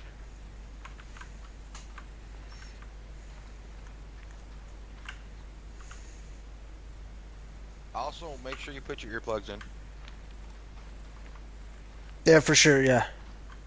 Yeah, if we put guns in 3 and 2 spot, we're gonna overpressure. So you'll die.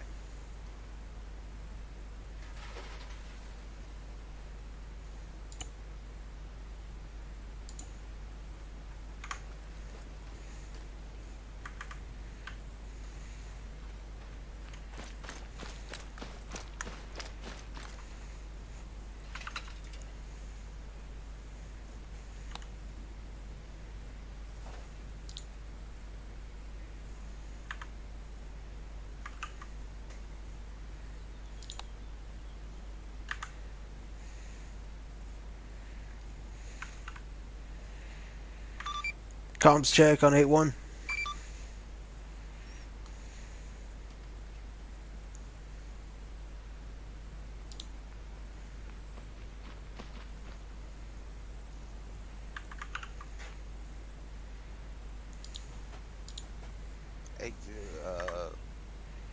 Who's on 80 Mark? Or just be you, right? Comms check on 8-2. Alright, Mark, you're gonna take Goon and Beverly, and I'm gonna have Flavor and Redbeard on 8-1. We're running 2 guns only. 8-1, you said? Yeah, I 8-1. think I got it down pretty good. So Well, let's get you 10 digit, bud. For the gun? Yep. You say go to 8-1? Yeah, no, I was trying to pull my crap. And make sure you guys always, first thing you do is make sure you change that over from degrees to mils.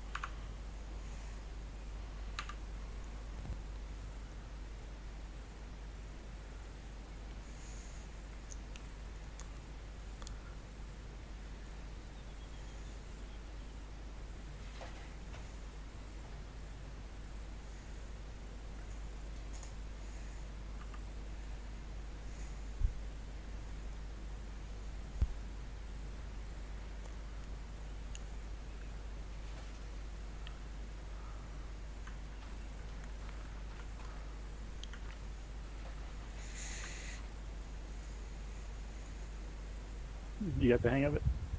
Or you still need help? Oh yeah. I was ready to go last time, but I guess we got overpressured. I don't know what the problem is, but as soon as somebody shot, fucking died. Redbeard, were you here when I gave this? Configure controls, vehicle movement. Yeah. Alright, so Flavor, you're gonna go first. Alright. Alright, I'm ready. Savage ready for fire mission on 8-1. Get off the gun, dude. Copy. Alright. Stand by for a fire mission. He's gonna give it to you.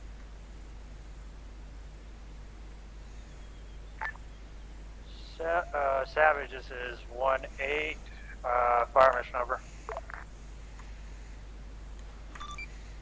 Savage 1-8, send it. Grid 0994411631. Elevation 40. Sorry about no break. BMD in the open. Request 3 times HE. Friendlies are no factor. Requesting splash and time of flight. Over.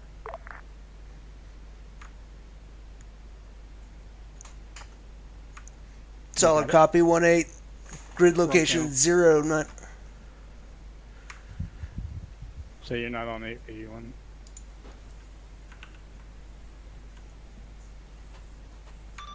Solid copy 18. Grid location 09er 24411 tree 1. Elevation 40. Ordnance 3 times HE. Friendlies no factor. Confirmed, revac.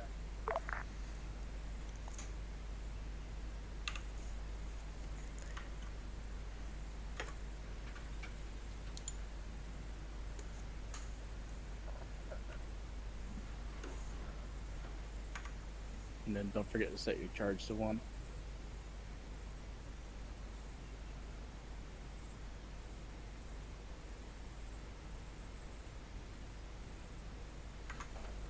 Alright, so what do we got? 1101. Your azimuth should be 3024. Yeah, and then 1101 is the elevation. 11. I have 1094 or 1095. That's pretty close. That's close enough. Yeah.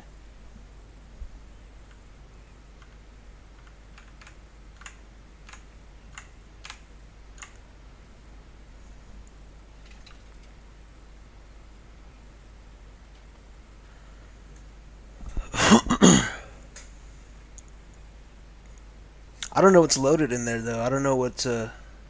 It's default HE. It is? Okay. Cool, cool. Good to know.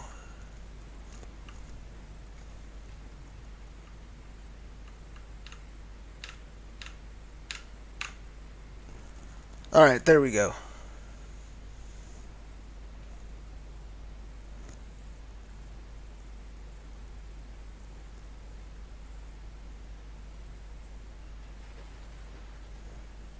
Then when you're ready to fire, just tell 18 you're sending rounds and then Yeah. when last round out. I'm just looking for the time of flight.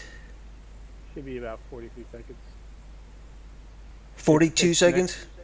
43. It's next to, it's in the blue Oh, I box. see It's it. next There it to- is. yeah. 43.6. Okay, cool. Okay, cool. Now I'm going to send it. Alright.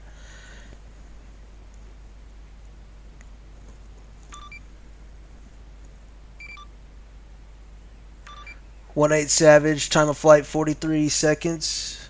Rifle 1. Copy.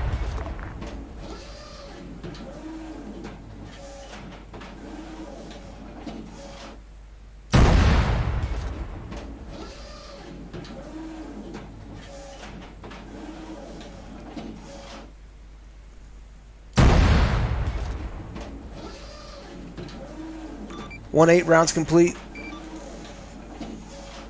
Say again. 1 8 rounds complete. Copy.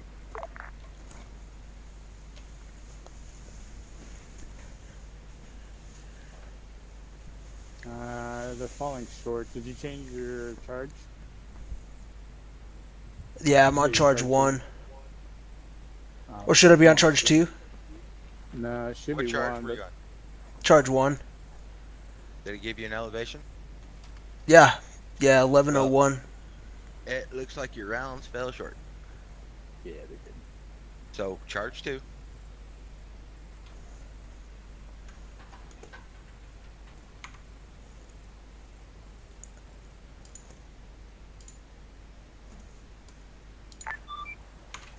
Savage 1-8. Yeah, that changes a lot. Charge was off, so we're readjusting. Copy. I was just about to ask that.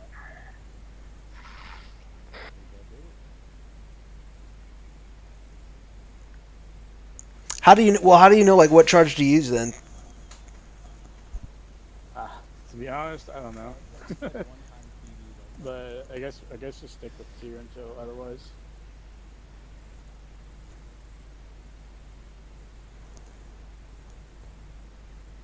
I mean, I have no idea where they're at and how far it is, so that I could like estimate, you know? Because like I know charge 0 is not. It's probably not enough. Right. So I guess, I mean, he did say it, like you're typically going to use charge 2, so we can always just stick with charge 2.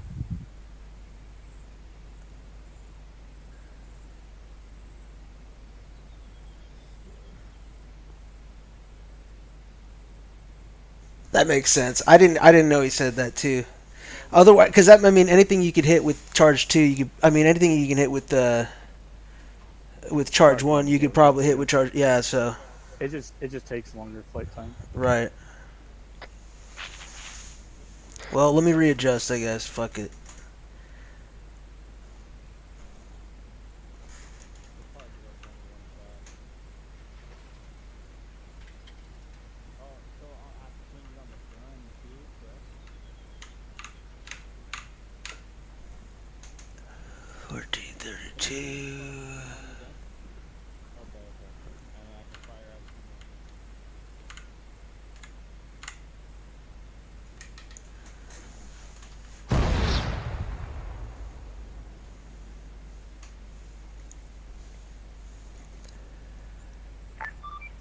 That was 1-8 rounds are check coming out. Copy. Time of flight's going to be about 78 seconds. Copy that. We good to send it? Yep, send the last one.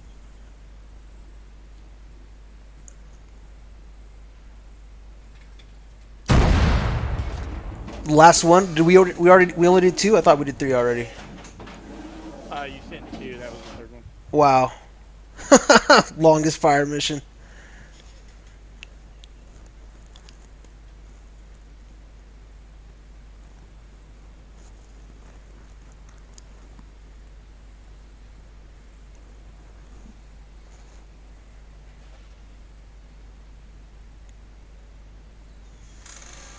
Let me check your gun real quick.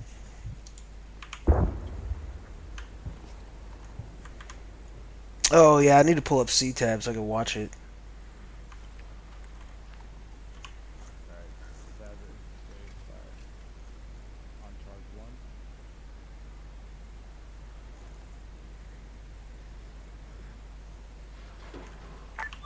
That was 1-8. Did those rounds impact?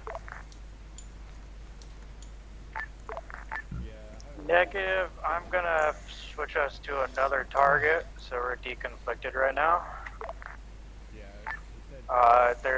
The rounds are a bit too close for me to be able to see who's and who's. Yeah, copy that.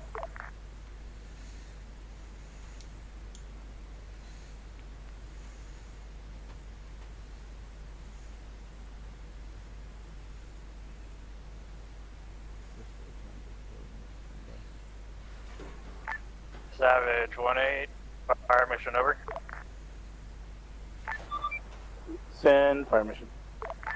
Savage 1-8, grid 08133, break 11324, break, elevation 40, EMP in the open, request 3 times HE, friendly is no factor, over.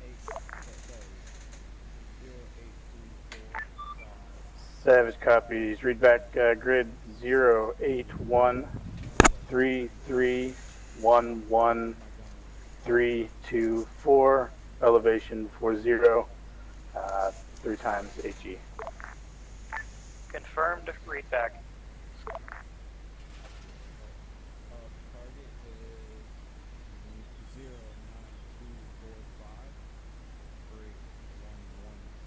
Do you think it's because the gun's on a curb? Yeah, it could be. That's the only thing I can think of, man. I thought your rounds go short, and then on those last ones, looked like they just way overshot. So it might be affecting. Every time I get in the gun, it's on a different spot at the azimuth. Or every time I shoot, every time you shoot, the azimuth changes. So I think the gun's moving. Yeah, I think you're right.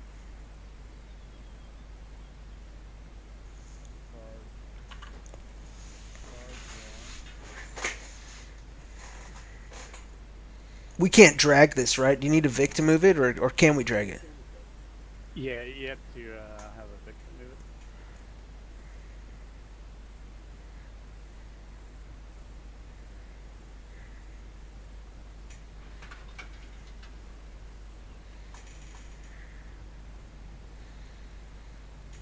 Alright, I gave you guys badge info. Well, I think it's the gun, man. I don't know. No, Because it's on the curb. Switch to charge 1. That first mission I sent was on charge 1. But I don't know. I feel like the gun. Every time I shoot the gun, it's on the azimuth changes. I think it's because it's on this curb. Yeah, it's gonna happen. Just change it back. Whoa! Alright, I'm on charge 1 now.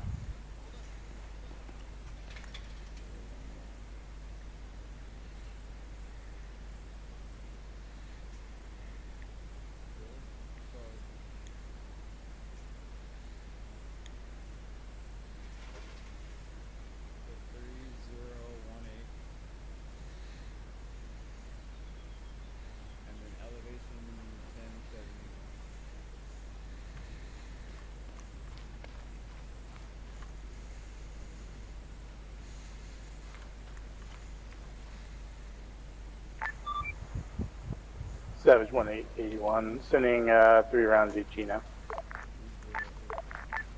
Copy.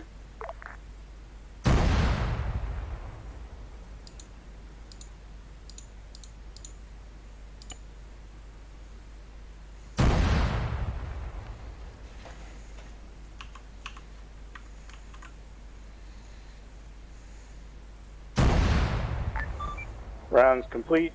Time of flight 42 seconds.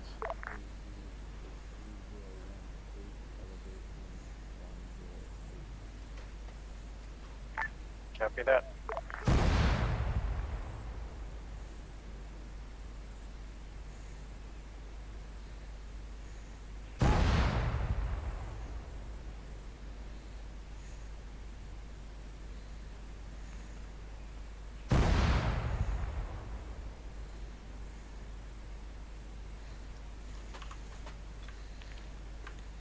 Shit, what happened? Savage, this is 1-8. Fantastic hit. Crash 1 BMP. Copy that, thank you.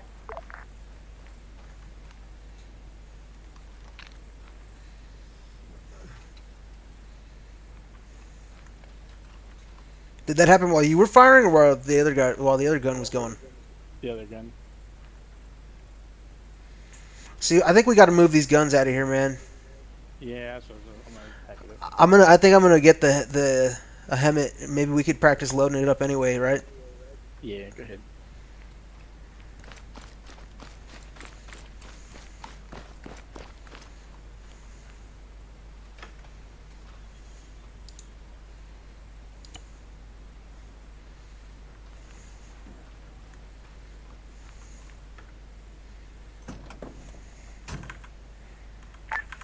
Good shit, boys. You got another target? I sure do. Stand by for 10 digits. Standing by. Savage 1-8, 10 digit as follows: 0 1 0 7 1 9 6 1 2 2 4 0. Elevation 40. Grid 07196. Break 12240. Altitude 40. Good copy. Savage 1-8, advise ready Read back for correct. fire Savage mission. 1 times 272. Yeah, stand by. We're gonna relocate our Fire gun. when ready. We're getting blast from the other gun, so it's gonna move it. Call your shot and time of flight, please. Received.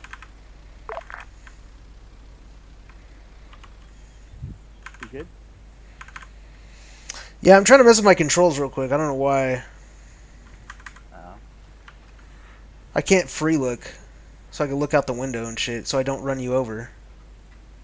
You don't have it set for double alt? Yeah, it's working right now, like in first person, but in the vehicle it doesn't work. I don't know why. I wonder if it has to do with the reason I just changed the controls for the for aiming the gun. You know what I mean? Yeah, I don't know.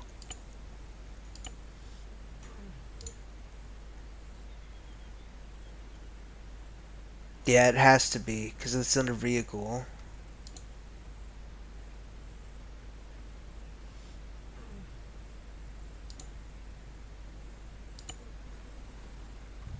I'm just gonna move it over there.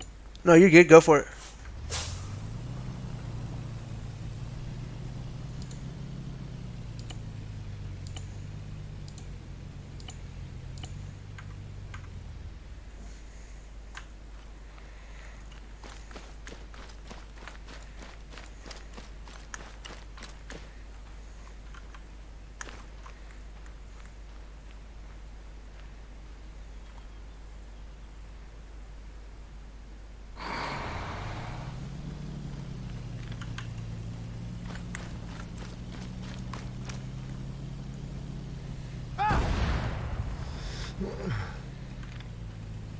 Damn, every time that gun fires, man.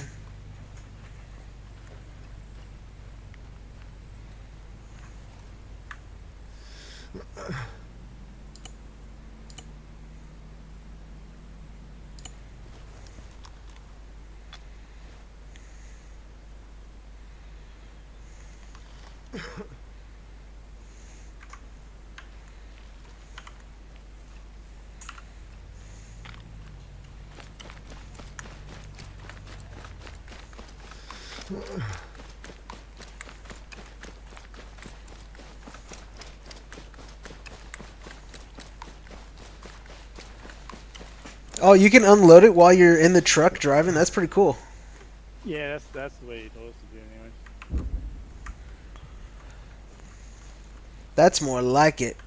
Out in the grass.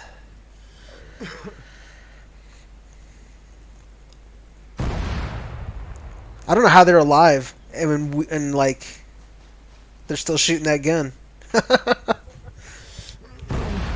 Well, theirs isn't all wonky because they're up on the curb yet. Ours was moving around the first time you shot it.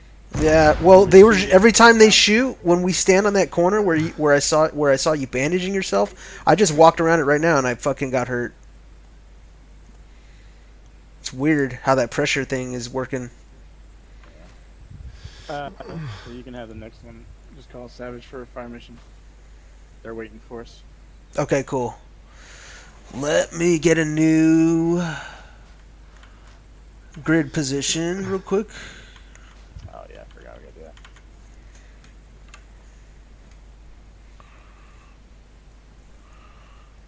Will you give? No, it's okay. Never mind. I don't want to do that. Never mind. Actually, will you give me the altitude?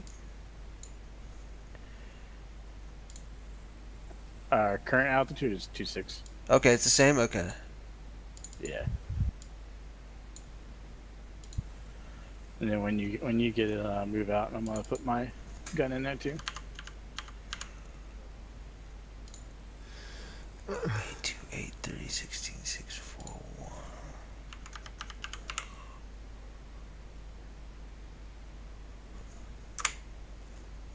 Oh, I see that. You can just go in there and gun 2. And we can both use our different... That's cool. I like it. I like it.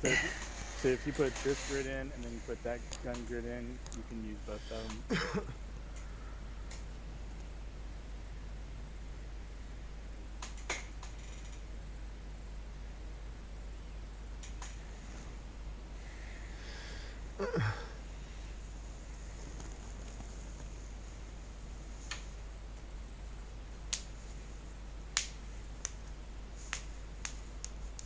Have you ever played as Savage before? In the server, no. No? Me neither. I've messed around and self-teaching myself in the training server, but that's about it.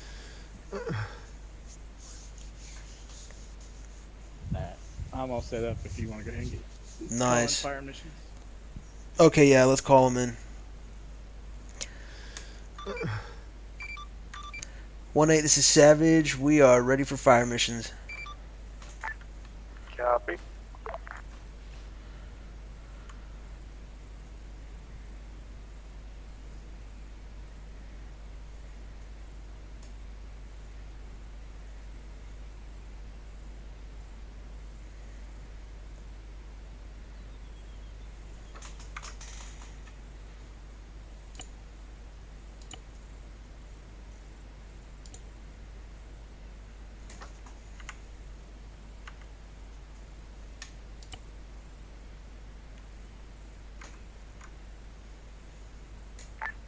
Savage 1-8, fire mission over.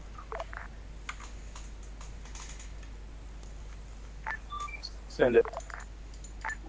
Savage 1-8, grid 10067, break 1209er 1, elevation 3-1. Target tower obstructing the skyline. Give me 3 rounds HE. Friendly is no factor. Over.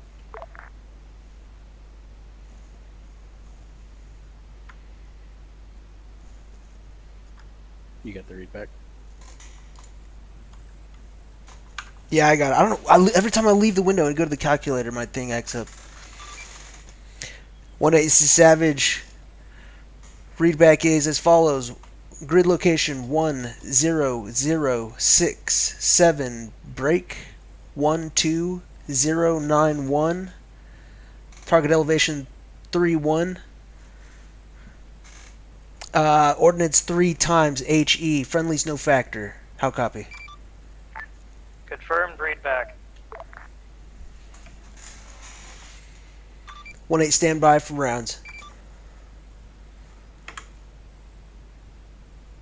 You say you should be able to get by with the charge one this time.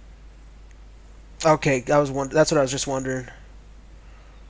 Because I used one charge on that last one and they were spot on. So. Alright, let me throw that in. Charge 1. Yeah, see it's on 2 now. So let me go 1, TRP 1. And I got 2819 for my azimuth. What do you get?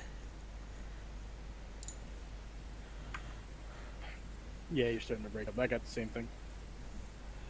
Oh, you got that? Okay, you got that too? Okay, cool.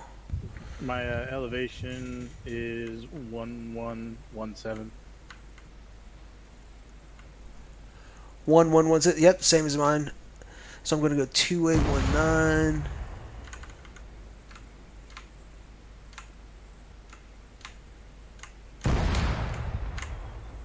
Oh, I had it. Okay, 28. I'm going to take that. 18. It's close enough.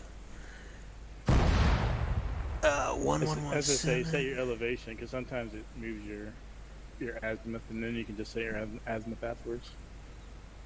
Okay, okay. That's so elevation first and then azimuth. Okay. Yeah, I would. I know sometimes it like as you're getting your elevation, it'll turn your gun a little bit. But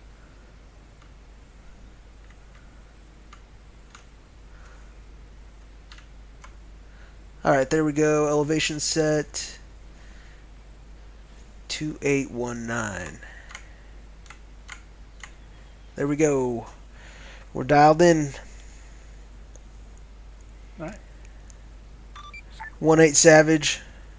Time of flight is 44 seconds. Stand by for rounds.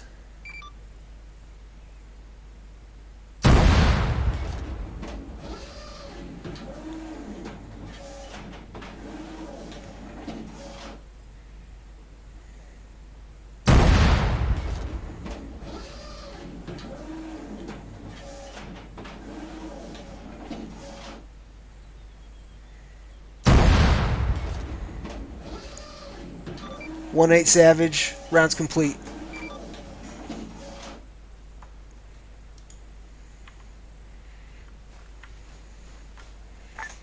Copy.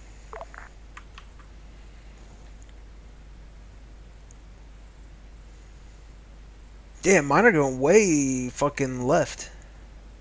yeah, he's having you hit there's some buildings on the skyline there. Oh, okay. If you zoom way in, there's like 3 buildings right there on that little hill.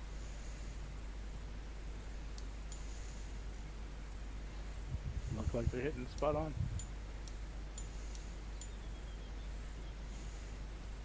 Oh, fuck yeah, dude. Let's go. So it looks better when we're not up on that curb and it's not actually moving on us. Yeah. Scratch 1 tower, scratch 1 tower. A firm 18.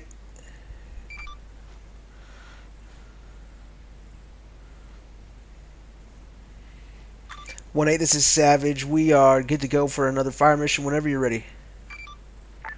Solid copy.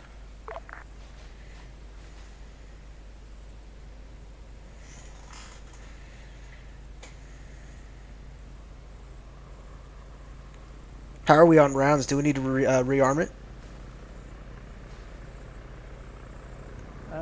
No, we still got a lot of rounds.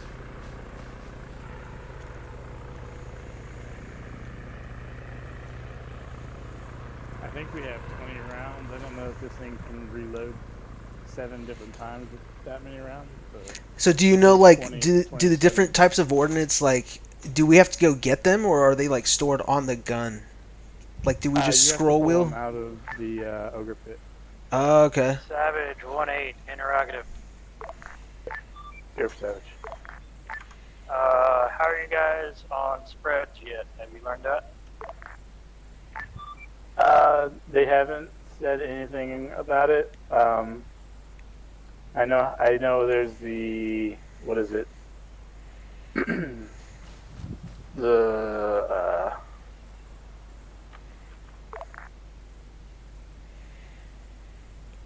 I don't know. I know nothing about it. I'm willing to learn it. The saturation on the spreadsheet that says with the 5 rounds HE. Is that what you're talking about? They affirm it gives you the angle, the spread. Where do you see that at, man? And it's the just fucking hose it box. Yep, I got eyes on it. Is it the sheath? Where it says new and improved, just fucking something. I can't read this other part of it. But Okay, what you Oh, do is okay, put I in see a, it. basically, it's a saturation of a square grid. So, like, you put in a thing, and then it'll give you. Like, Oh, you make a kill 4 box. corners. Yeah, I got, okay. Nice. This is Savage. You can go ahead. I'll put in the fire mission, and we'll do it. We'll do the saturation kill box. yeah, you put it in like the TRP box, or you put it in the regular grid box, and then you go down to the spread box, and then you put in what you want a spread to be, and whether it's low or high, and then, yeah.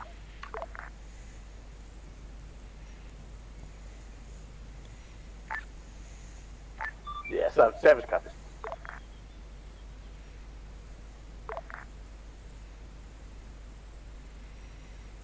Are you gonna do a low or a high?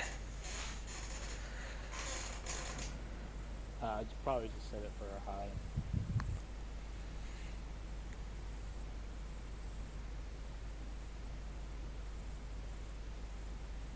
Wait, so do we load a different munition in there? I don't understand. No, it's the same thing. It is? Gives you, instead of shooting one spot 5 times, it'll spread it out to however many moves you want. Okay. So you fire. Stand by, apparently you have an aerobatic show above us or something, I don't know. Well, damn.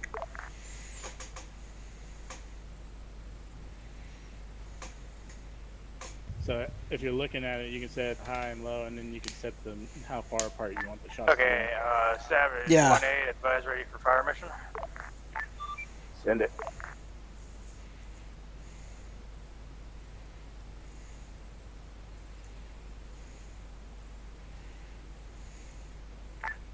Savage 1-8, grid 08372, break 11854, break, elevation 43, enemy platoon in the open, request 5 times HE, 100 meter spread, friendly is no factor, over. Savage copies. Readback grid 08372 11854. Elevation 43. 5 rounds HE. Do you have a spread you would like, 100, or what would you like? A firm, 100 meters for a spread, confirm readback on all else. Copy that.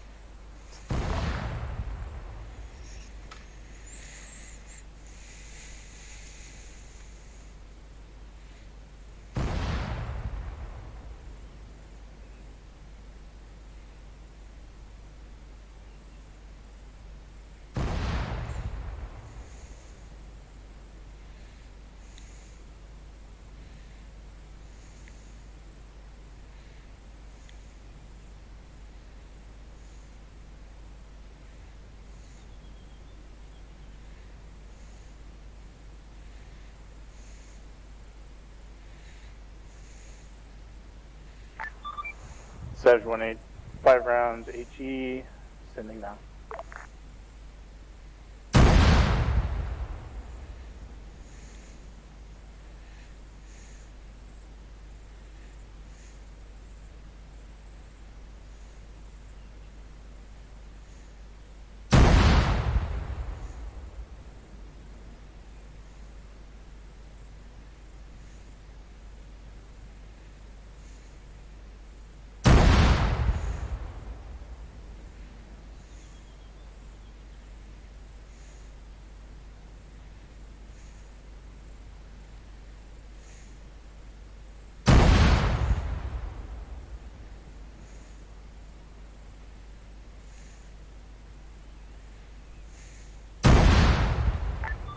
Savage 1-8, last round out. Time flight, 44 seconds.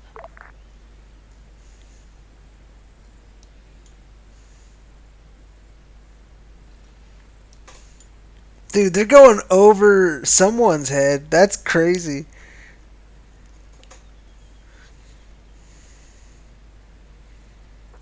Oh, nice. You're nailing TRP-3.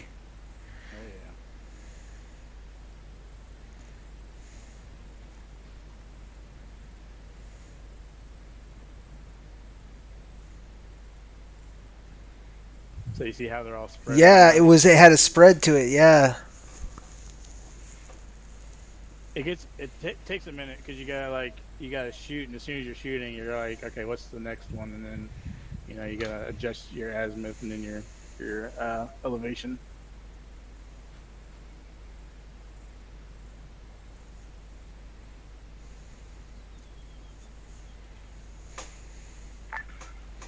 Savage 1-8, very effective.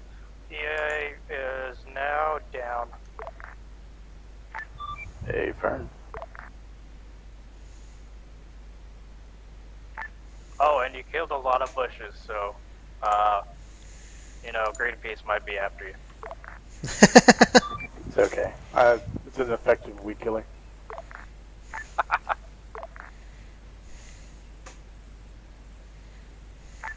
If we can get a second one for the other guy here, and then so he can do a spread. Dude, okay? Yeah, let's go. Yeah, I'll do. Yeah, I'll do one. If you can, if we can have another fire mission like that with the spread for the other guy, so you can practice. Copy.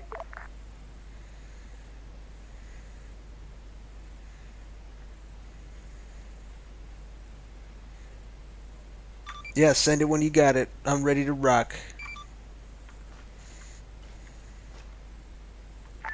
Copy. Savage 1-8, fire mission over.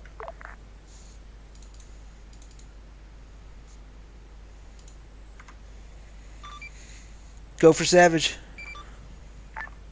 Savage 1-8, grid 0813, break. 10958, break. Elevation 41, a shit ton of trees in the open. Request 5 HE, 100 meter spread. Friendly is no factor, over. 1-8, would you resend that grid location? Copy. It is 08013, break. 10958. Elevation 41.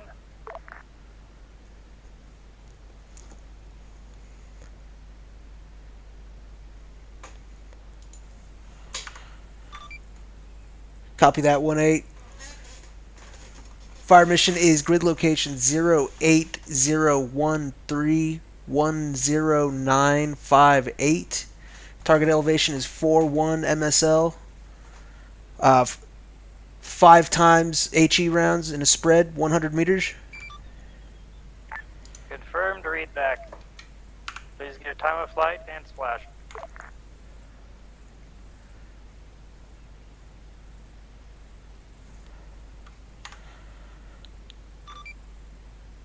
Copy that. 1-8. Time of flight should be 44 seconds. Copy. Stand by for rounds. Wait, what's your azimuth and your mils? Right now I got 2819. Oh wait. I gotta change over. Hold on. Yeah, I was gonna say I got a different reading. So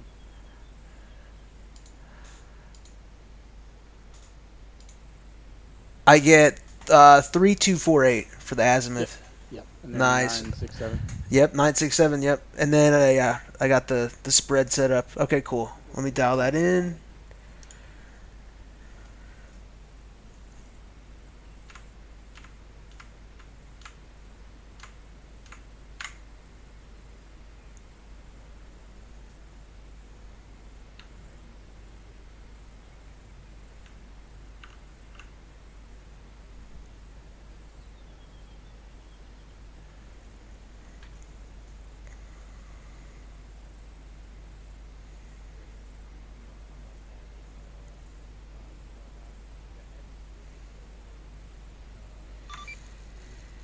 One eight. This is Savage. Stand by for rounds.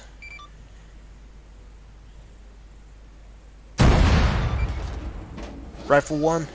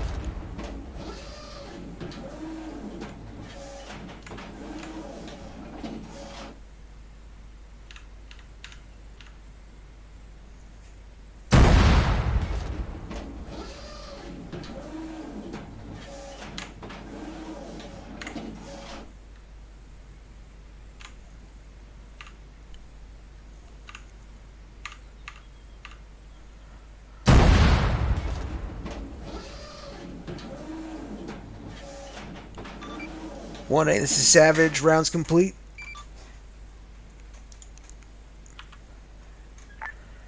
Copy.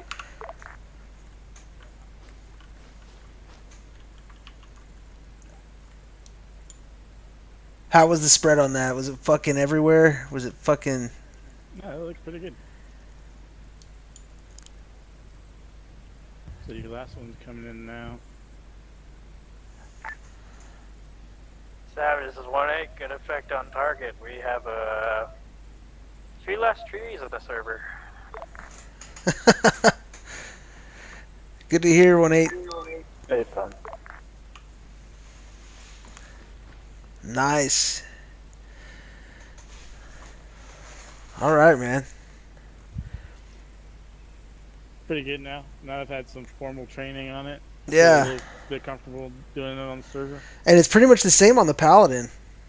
Yeah. I've sat in the seat and fired a couple of rounds in the server, but other than that, I don't know shit about it. But I do know it looks the same.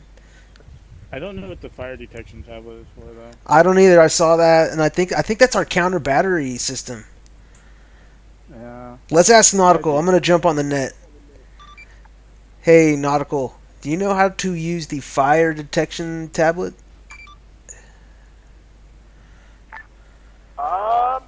Yes, theoretically. I've never actually used it in the server, and in the training server, we don't have any counter battery. So that's what it's for, counter battery? Yes, the fire direction element of it does not work with the artillery pieces we have. No, that's fine. I was just trying to figure out what it was for, because I've never actually used it myself. Yeah, apparently there's like one type that can use it, but I don't even think I've ever seen it on the server. So, yeah. I think the Paladin that does have, you can set it up with the Paladin and use it that way. Okay, that'd be news to me. I'd like to see that actually.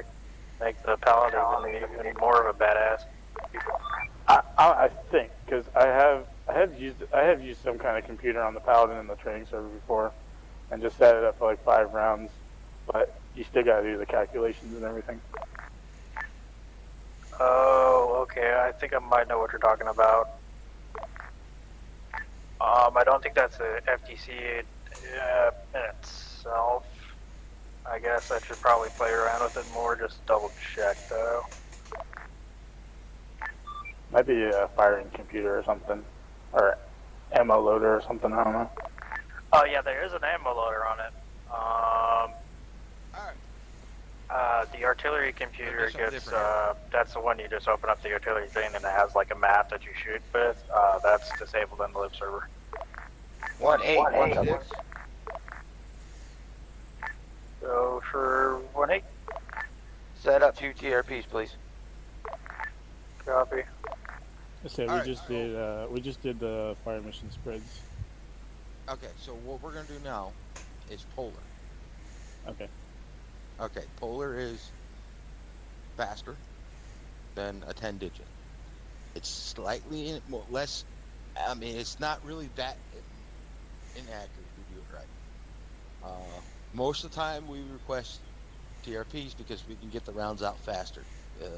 Okay. So, how we do this? He's going to set it up. So, first of all, everybody's micro dagger is on mills, correct? Yeah. Yep. All right. Okay, so you're gonna go into your micro dagger, pop it all the way up full screen. I'm waiting for him to set up some TRPs. All right, TRP 4. All right. First of all, not get ahead of myself here. All right, bottom left, you see the map. Bottom right, sorry. Bottom right, you see the map icon in the micro dagger? Yeah. All right, click that. Redbeard, I'm sure you know how to use that. Yeah, I do. Flavor, you see it? Yep. Are we All right, clicking on it and saving it? Huh? Are we clicking on it and saving it? Well, one factor that a lot of people don't do on this, I'm going to tell you in a second. So, Flavor, what you're going to do is you're going to right click so you can move around the map. You're going to zoom all the way out and go to TRP 004. Yep. Okay. All right, you're going to zoom in all the way onto TRP 004.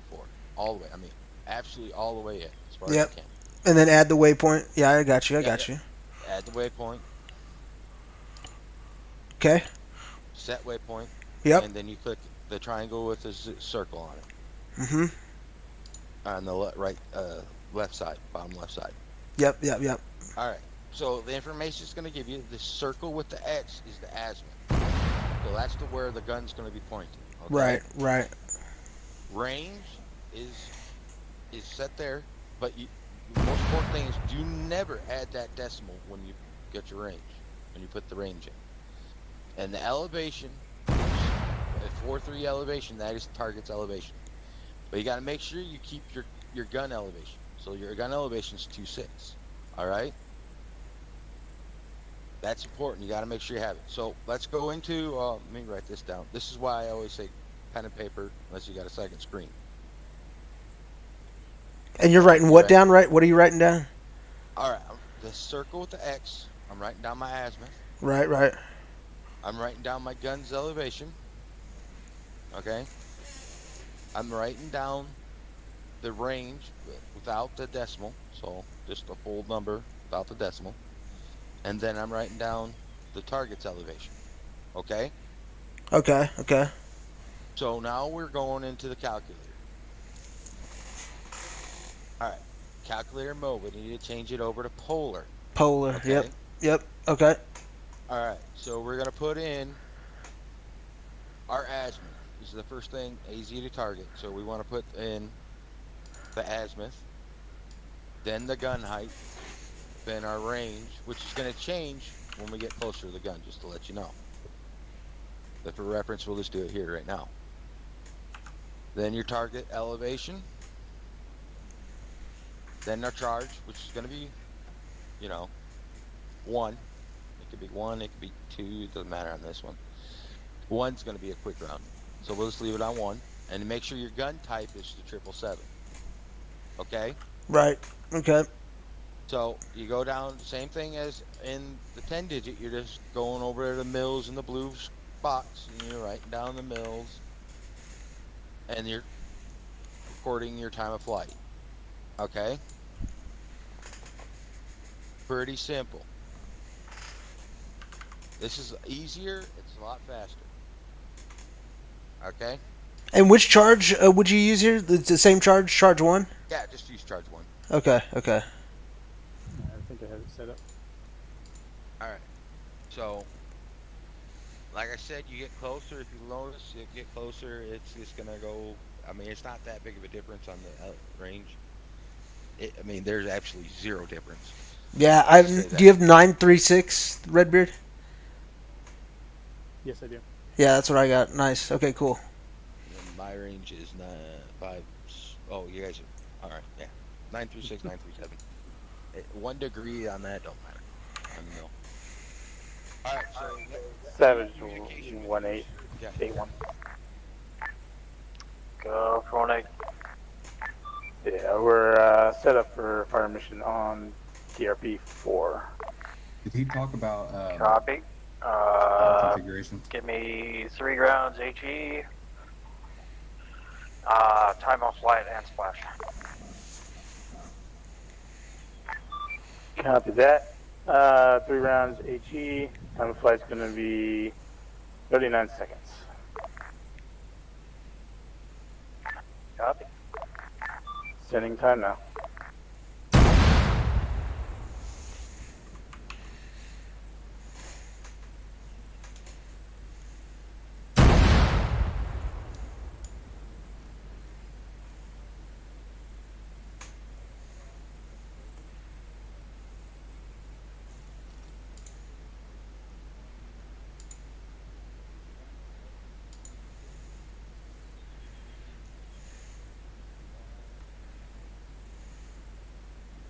Oh, there they are. There are your rounds. I was waiting for them. I was like, where the hell are they? Savage splash time now.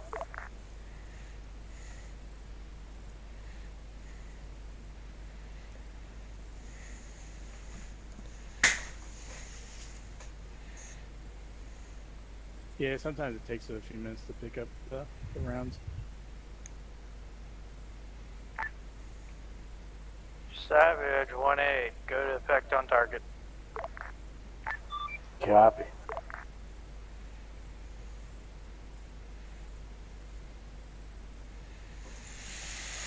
Nice.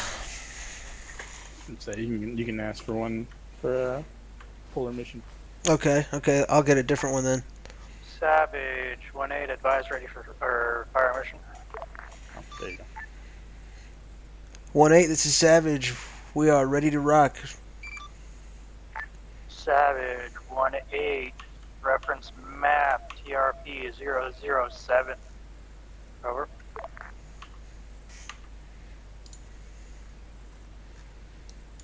Zero. Oh, I see it. It's right there, right above it.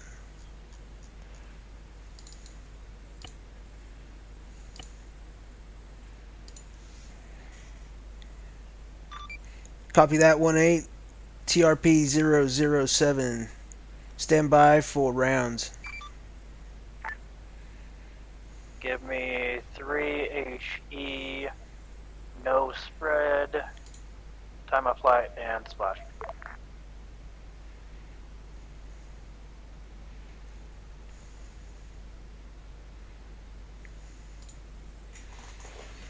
Two, 1, 4. Huh, I don't think it changed my waypoint. It's being You weird. might have selected the old one. You gotta click on it, the new one. I'm gonna delete all of them. Boom, boom. Set Or you can always WP. just rename them as you're putting them in. I have 3229. Does that look like your azimuth for that one? Yes, it is. Okay, cool. Let me punch that in here.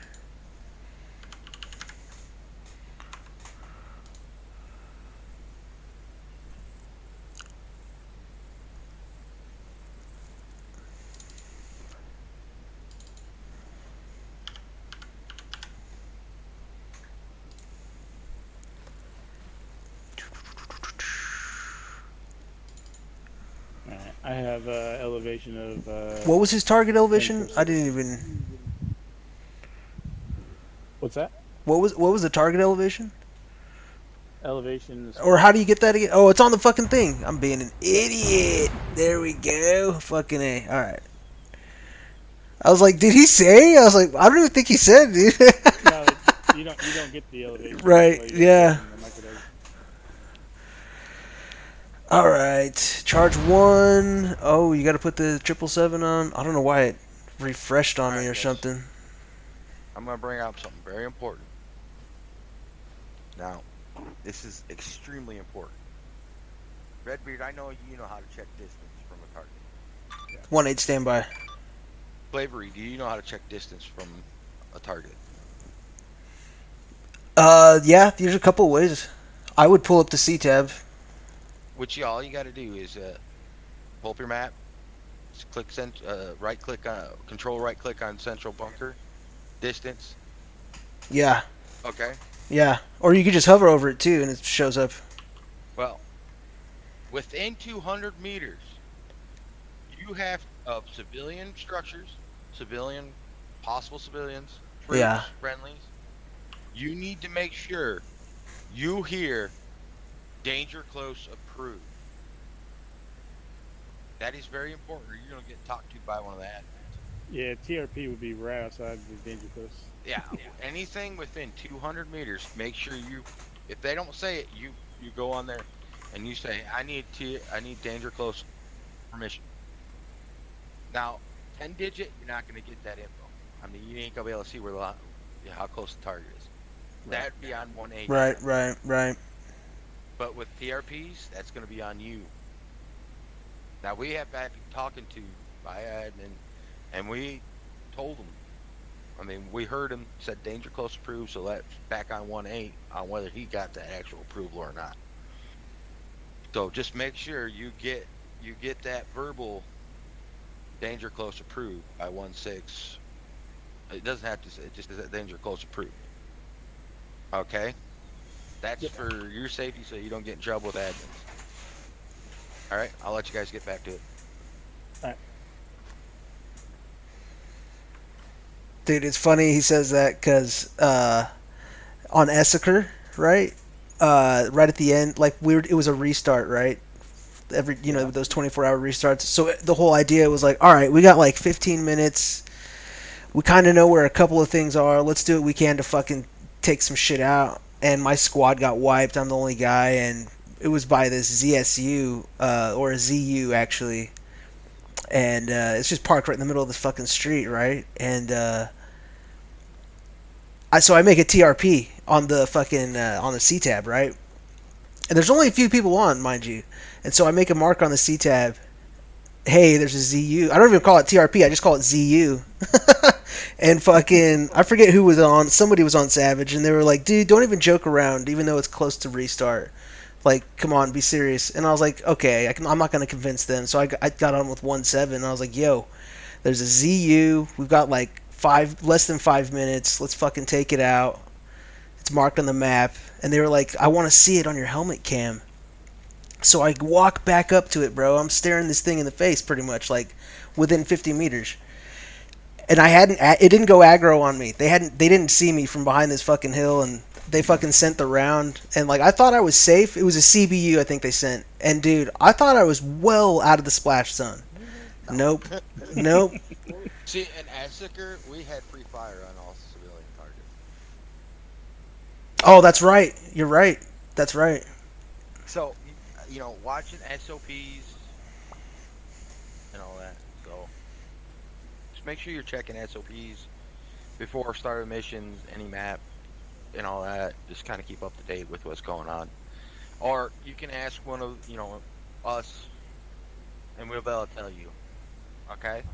Yeah, no, for sure. And I bet it's easy to get lost fucking using the calculator and shit and dialing in the fucking rifle. Fucking, oh shit, that's fucking actually a building. I shouldn't hit that. Yeah. So, like I say this, is if you want to do Savage, make sure someone on that's in Savage that knows what they're doing. Just until you feel comfortable and get everything down, especially if we're in campaign. Campaign is a whole different breed because there's days it's slow, and there's days we got fire missions left and right. And then we got to deal with counter battery, so we're firing, then moving. There's a whole lot of different dynamic when you're in the campaign than sitting right here. Yeah. Okay, because in campaign, we have to worry about counter battery, so you're using your FDC tablet. Did he go over that? No, we were just asking Wolf about that. How does that work? So, hold on, let me get everybody over here. I don't want to say this 100 times. So, come on over this way. Let's just go over here. All Savage, hold fire, hold fire. Meet me over by gun 1.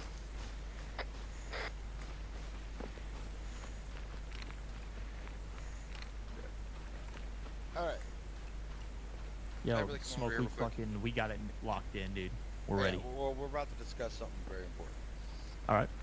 Alright, everybody should, if you're slotted in as Savage, you should have the FDC tablet with on you.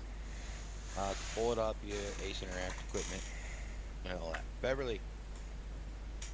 Over here, bud. This is important. So, firing here, and as I explained to them, firing here is easy. Alright? You don't have to worry about anything. When we're in campaign, though, we have what we call counter battery. Alright? Now, for the FDC tablet to work, which is what we track counter batteries, we have to have a radar up. Alright? And that will give us what rounds are coming in and all that, and where it's coming from. Alright, so we can perform. So, once you fire, do a fire mission off of this. So, my recommendation, 1 fire mission, load up, and go. Okay? Move to a different spot. Because you're going to notice when you're doing this, when you're with some of us, you're with one of us that's experienced and know what we're doing, you're going to notice all of a sudden that previous fire spot's getting hit by artillery, about 21 rounds of artillery. HE. Okay? Because they have counter battery, and it takes, oh shit, it could be anywhere from 30 seconds after your fire mission to a minute and a half. Alright, depends on how far out they are. So after every fire mission, you load the gun back up. If you're running mortars, you load them back into the truck and get going. Okay. Only rounds that do not pop up that I feel comfortable with are illumination. From what they have told us, they do not proc counter battery. From my experience, they haven't. So you can fire illumination. If you're on a 777 and they're having you fire illumination, it's a really slow fucking night for you. But FDC, like I said, the FDC tablet will pop up. If you guys go ahead and pull it up, you should see actually rounds out. Your guys' rounds. I've got that thing on the left side of my screen that I see rounds traveling with, but I don't know about the FDC tablet. I'm not sure what that is. Is that what I'm describing, or control? Yeah, it's control H, right? No, control Ace. All right, so pull up your Ace menu, pull up, and it should have a tablet that says FDC. Okay, I don't have that. Yeah, I don't. It might be your Windows key. It's default your Windows key. Yeah, Stealth Actions Equipment FDC tablet. Yeah. All right.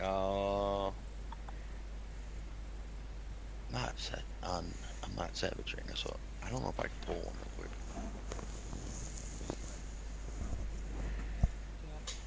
I don't have that FDC tablet. I have to go grab it out of the inventory. If you go to the Arsenal, there might be a public loadout called Jax. I don't know if it's still in there.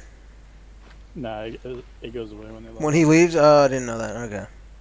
I can make mine public. I have his loadout.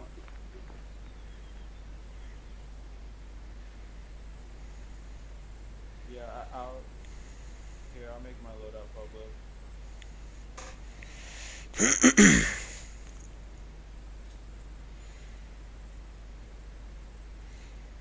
Yeah, I wish we got to use the mortar tubes more often. Well, you can if you get on Savage. Yeah, they're just not that effective apparently like compared to the counter battery that they draw.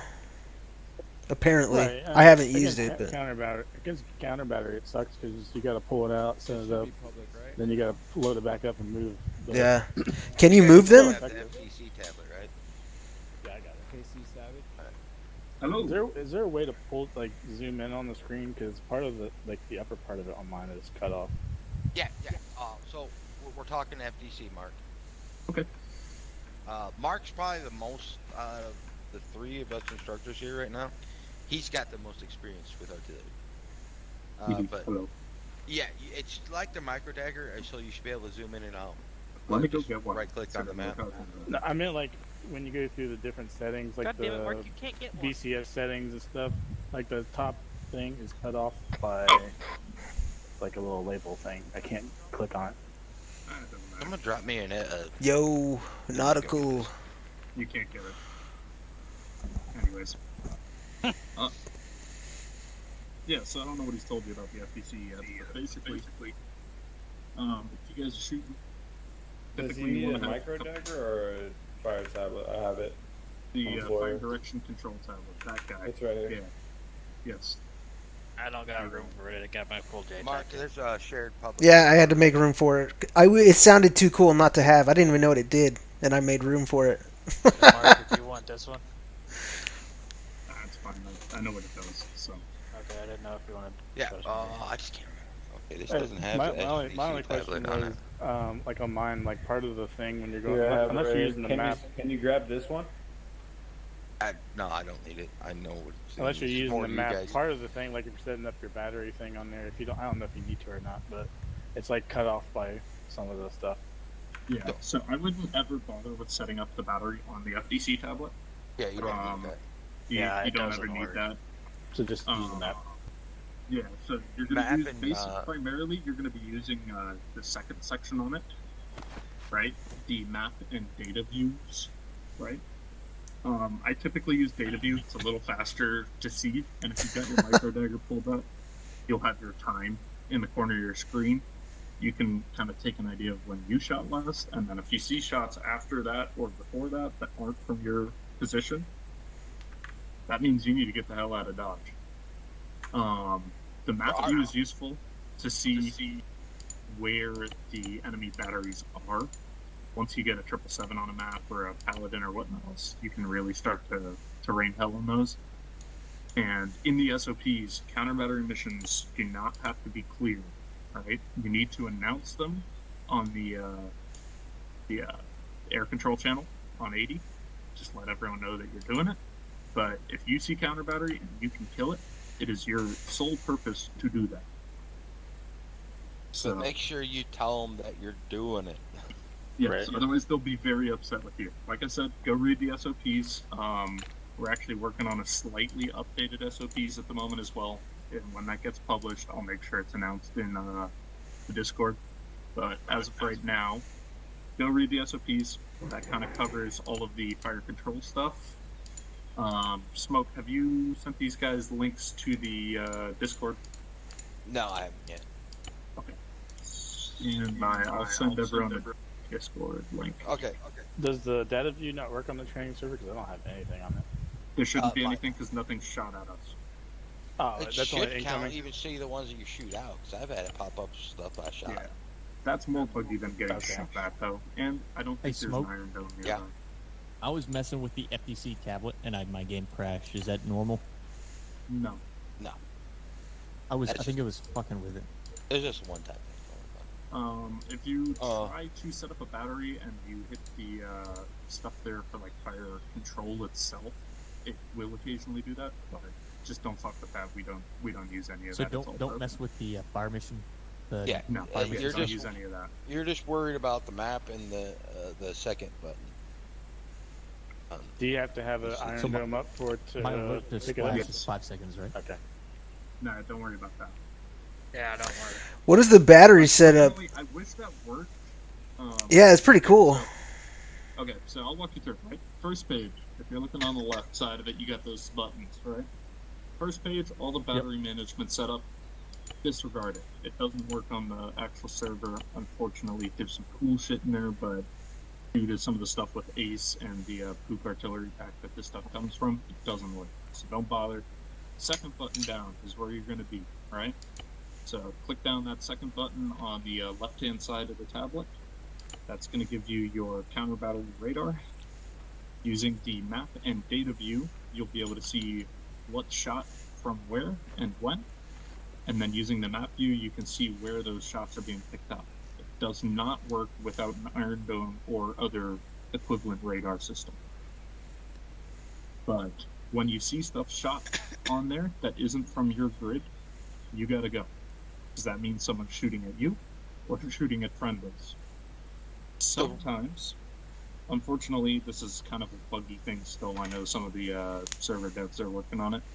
Usually, it will give you markers showing where the rounds are splashing, both yours and the enemies. Doesn't always work, so don't count on it. If you see new shots pop up, just pack the stuff up and move. The rule of thumb is, like I said, fire mission complete, loading up, and moving. Gotcha. Do we always need to keep that vehicle close by? Yes. Yes. To have that What is person it, ready to pull up, or? What's the standard distance we should move when we're 400, moving? 500 meters. Okay. Something like that. Okay. Which is like what, one click or? Okay. 500 meter middle. Yeah. Basically, you click. just move to saying, yeah, this is about far enough. The flat ground. That's what we basically do. Is just go to the next flat ground spot we can find. Yeah. So that's how that works. And, all right. Yeah. That's why So- having two guys helps, but you know, with one person, you just do your fire mission. Just the rule of thumb: fire mission, then move. And again, be advised, some of the SOPs will probably be changing before the next map. It is probably going to be a minimum 2-man crew for the 777. Oh, nice, nice. There might actually be a perm for the 777 too. Yes. And the Paladin, I mean, clearly you need 2 people because you can't drive and shoot at the same time. So. Yeah, and I got a question about that. Like, if you have 2 people in Paladin at the same time, are there certain things you find the driver doing besides driving in order to assist the gunner, like so you're faster? Do your calculations and stuff. Yeah, I normally have the driver running calcs and or comms, depending on how comfy they are with it. You know, it's really, this is a very team-driven thing, right? I mean, all of the MSKE and some of the previous ones, we usually had 3 or 4 guys running. You can really divide the tasks and get stuff going fast. So learn how to manage like your guys. If you're running Savage Team Lead or you've got someone running Savage Team Lead, you know, offer to help out with something that you feel proficient in. And yeah, go ahead. It's fine. Quick example: like Mark and I run a lot together when he's on, and we'll both be doing calcs. And the reason we're doing that is to make sure we're both getting the same, to make sure the rounds are going to be. You know, that's the double check without having to actually double check. You know, so I'll be like, he's on the gun, sitting here on the gun. I'm sitting here. He's pulling calc. I'm pulling calc. We're matching it up, and we're going. Yeah, that's what me and Puddle was doing over there. You know, it never hurts to be both of you pulling up calc. Yeah, because he came up with a different elevation. I'm like, wait, that's a little bit off. That's perfect. That's No, yeah, he caught me a couple times, and it was great to have that. So, if you guys have the resources to do it, always cross-check your numbers across each other. It makes life so much easier, and it'll make the 1/8s and command structure of the server use you a lot more when you're hitting targets precisely, consistently. Speed isn't everything. It's going to take 40 seconds for your rounds to get there anyways, so make sure you got it right the first time. So, you know, copy that. It's a practice. All right. It's gonna take. You're not gonna get fast and perfect every. Your rounds better be perfect. Let me say that. But you're not gonna be fast until you get used to doing it and doing it. And you're gonna ask us, hey, can you some of these 1/8s? they'll give you the 10-digit faster shit, and you gotta call it. Say, can you repeat 10-digit? Yeah. You know, and they'll pressure you. Some of these guys will, you know, I had one that gave me a 30 TRP box and expected me to hit every single TRP in 5 minutes. Yeah. So, I mean, look, I'm like, not happening. The best way I think of it is, right, look at the size of this fucking thing, right? Fucking massive, alright? It's slow to reload. It's slow for the rounds to get there. Be slow and methodical with how you run it, alright? It's not a matter of speed. This isn't like a Reaper or a Demon asset where you're turning in on a 9-line and going and fucking shit up immediately. This is for, you know, going in, laying some hate, getting 80 kills in a server restart and having a good time, but making sure you put the stuff where it needs to be. So take your time. Go ahead, sorry. No, you can. I was just gonna say take your time. And with the double checking, like when you have two people, what I like is just you have somebody off the gun and you're just talking like charge X. Gun repeats charge X as they check it. Azimuth X. Azimuth X. Elevation Y. Azimuth or elevation Y. You know, just that simple. It's just like it's just the same exact reason we had the readbacks. It's to double check yourself and to double check what you're doing because we had a few rounds short, and I will be honest, the first day I did that a few times too. But as long as but you gotta check those charges, check that azimuth, check that elevation, and it's just something about repeating it back verbally that does so much. Yeah. You're gonna get a feel for ranges. I mean, a lot of you guys ask me what charge is that, and my answer to you is you go to 1, if no numbers pop up, go to 2. All right, but you know, once you start doing Savage and all that, you're gonna start looking at, okay, so I'm 5 kilometers out, I'm gonna choose charge 1. I am 15 kilometers out, I'm gonna use charge 2. You know, charge 2 to 3 on that. You know, so you're gonna get used to what ranges are on. It's difficult with a TRP with a 10-digit to figure out which range is because it's automatically doing it for you. But as you guys saw when we did the TRPs, you saw how far out the target was. Okay, so you're able to, okay, it's 5 kilometers out. I'm gonna go ahead and charge 1. I'm gonna try that first. Okay. It's got me in digits. It's got me a good time flight. All right, I'm gonna go, and that's where I need to be. Okay. Now, a big thing is, I don't use it a whole lot. I don't know. I haven't seen Mark use it a whole lot either. Some people like it. Some people don't. Low angle shots. You got to make sure. Yeah, it's really dependent on the map, but you got to make sure. Always remember. HE rounds do not do CPUs on low angle because that ain't gonna work. You're gonna schwack anything. It's gonna spread it out really funky, and it's gonna be terrible. You could possibly kill friendlies that are 400 meters away. So always high angle with CPU. I consider danger close on the cluster munitions 400 meters. If you shoot them real high elevation, they will spread to 400 meters. I wiped 1-4 one day, and 2 enemy squads with CVUs, because they spread more than we expected them to. So just consider 400 meters. Take CVUs with a grain of salt. If someone's calling for CVUs, make sure that they know what the hell they do. And all of this is, I sent all of the guys here right now a link to the Savage Discord. The artillery asset guides, there's a quick reference for call for fires, some other resources in there, training manuals, whatnot else. Go read those. We put a fair amount of time into those. Go take a look, see.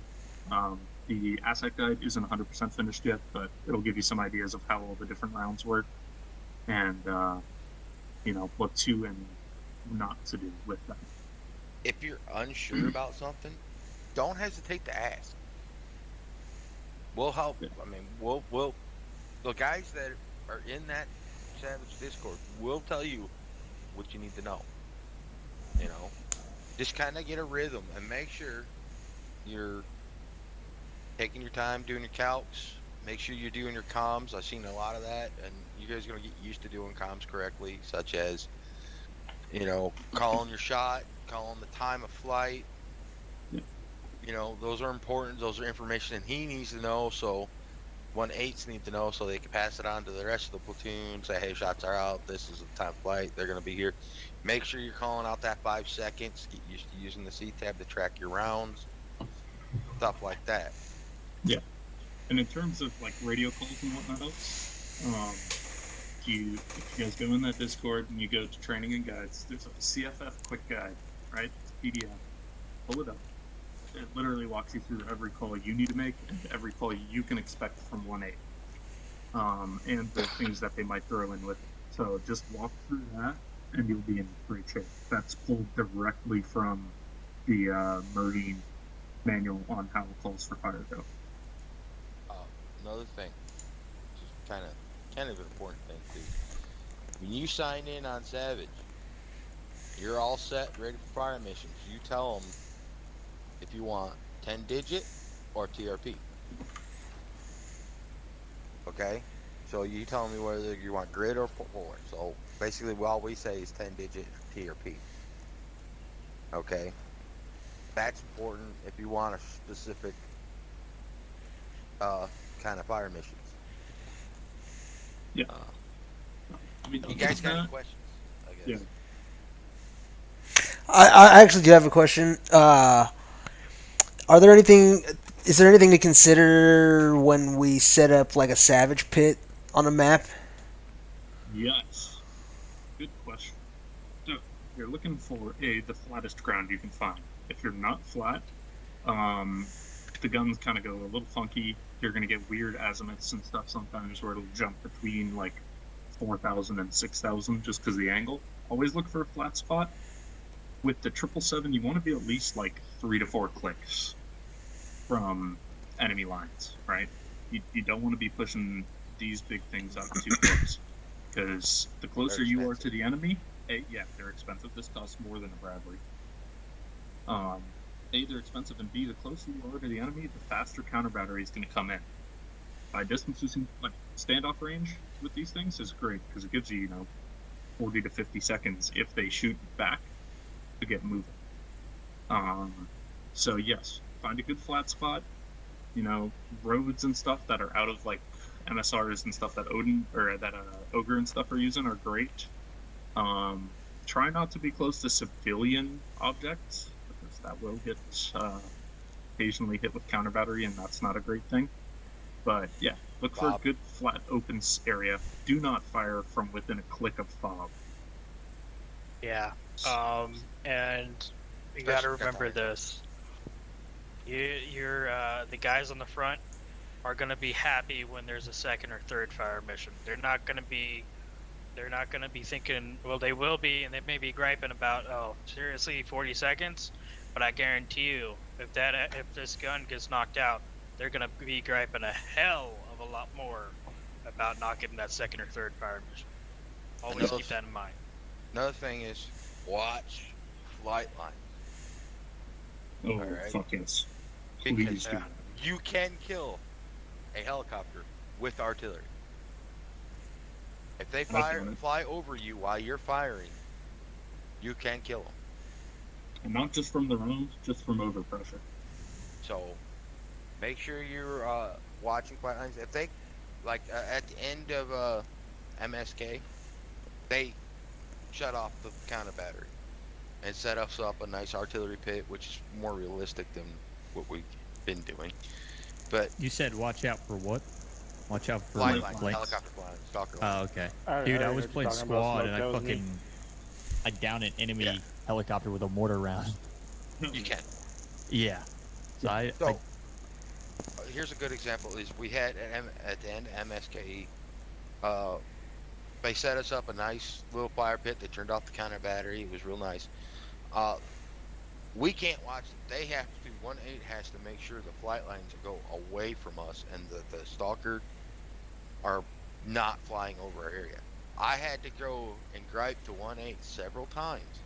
Tell them, hey, Your stalkers are flying over my artillery pit. They need to stop. Yeah. Or they could get killed. But if you're shooting and scooting, make sure you don't move to underneath the flight line. Typically, 1/8 will mark those with lines on the map. But if you see one of those lines kind of right around or just over where you're going to be shooting from, don't shoot. Yeah, just change the spot. Any other questions? This is the time to ask. Don't be hesitant. Don't think it's a stupid question. Ask. I always tell my students the most stupid question is the one that's never asked. You know, you got us here. Or the only stupid question, really.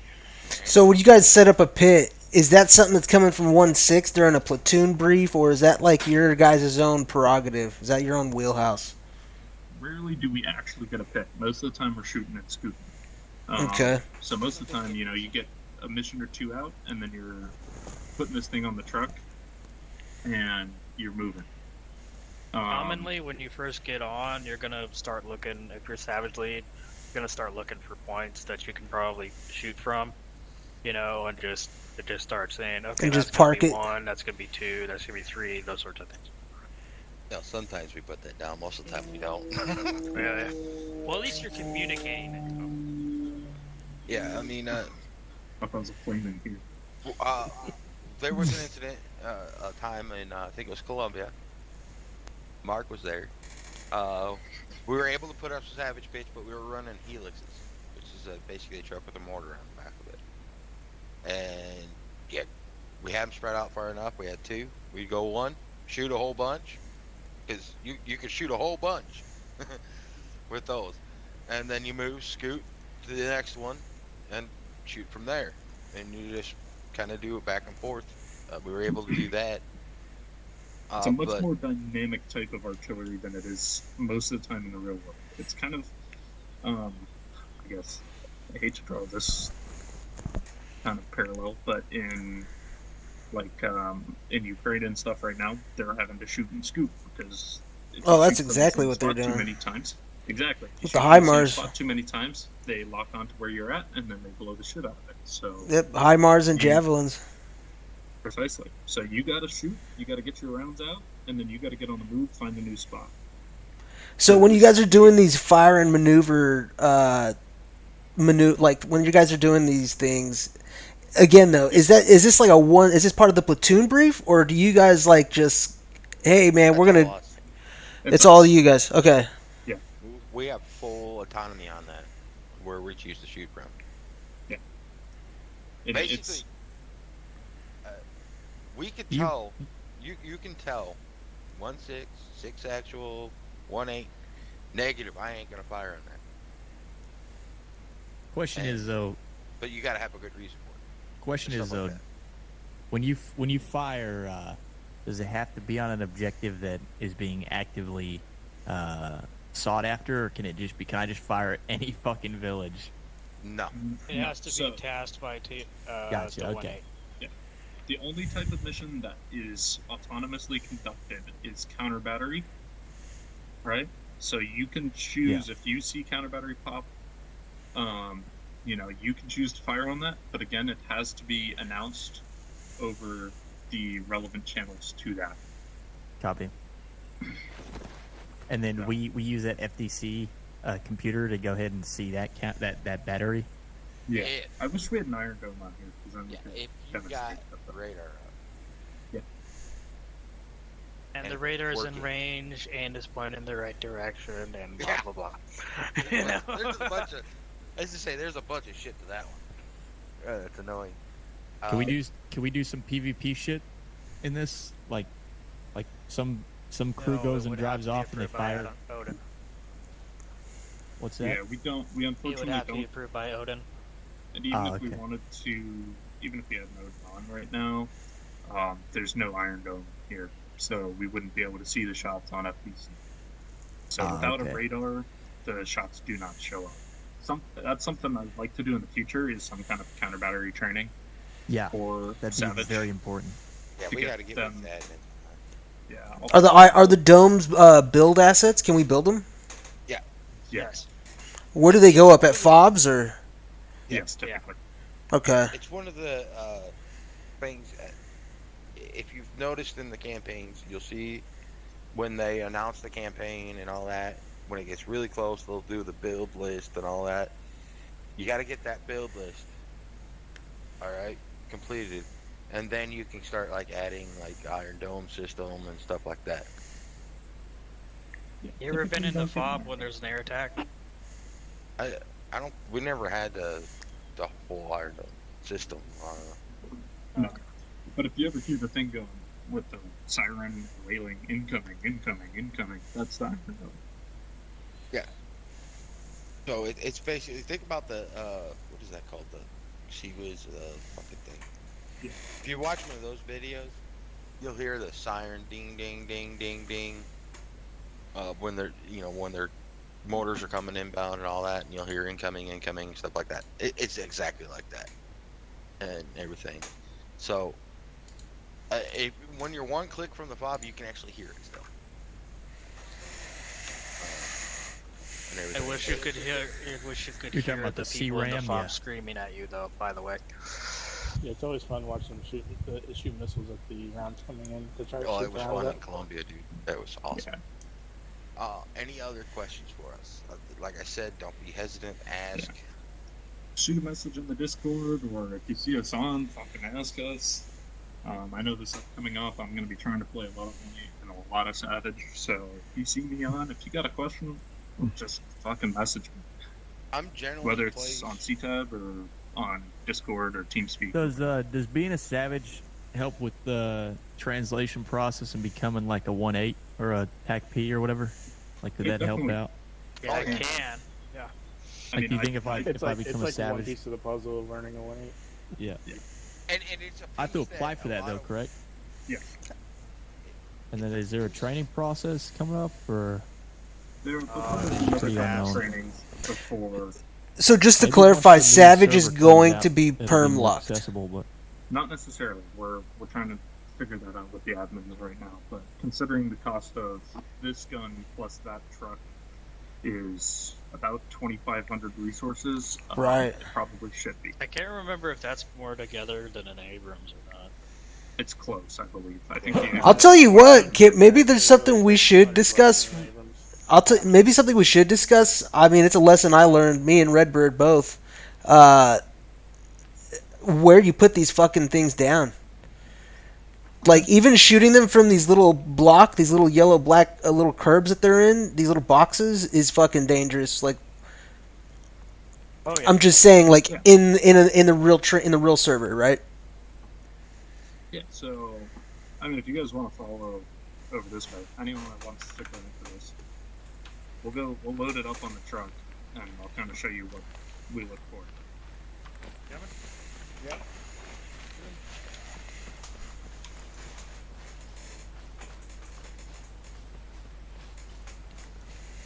Oh, no, I'm good. I know all this shit. In fact, I was one of the people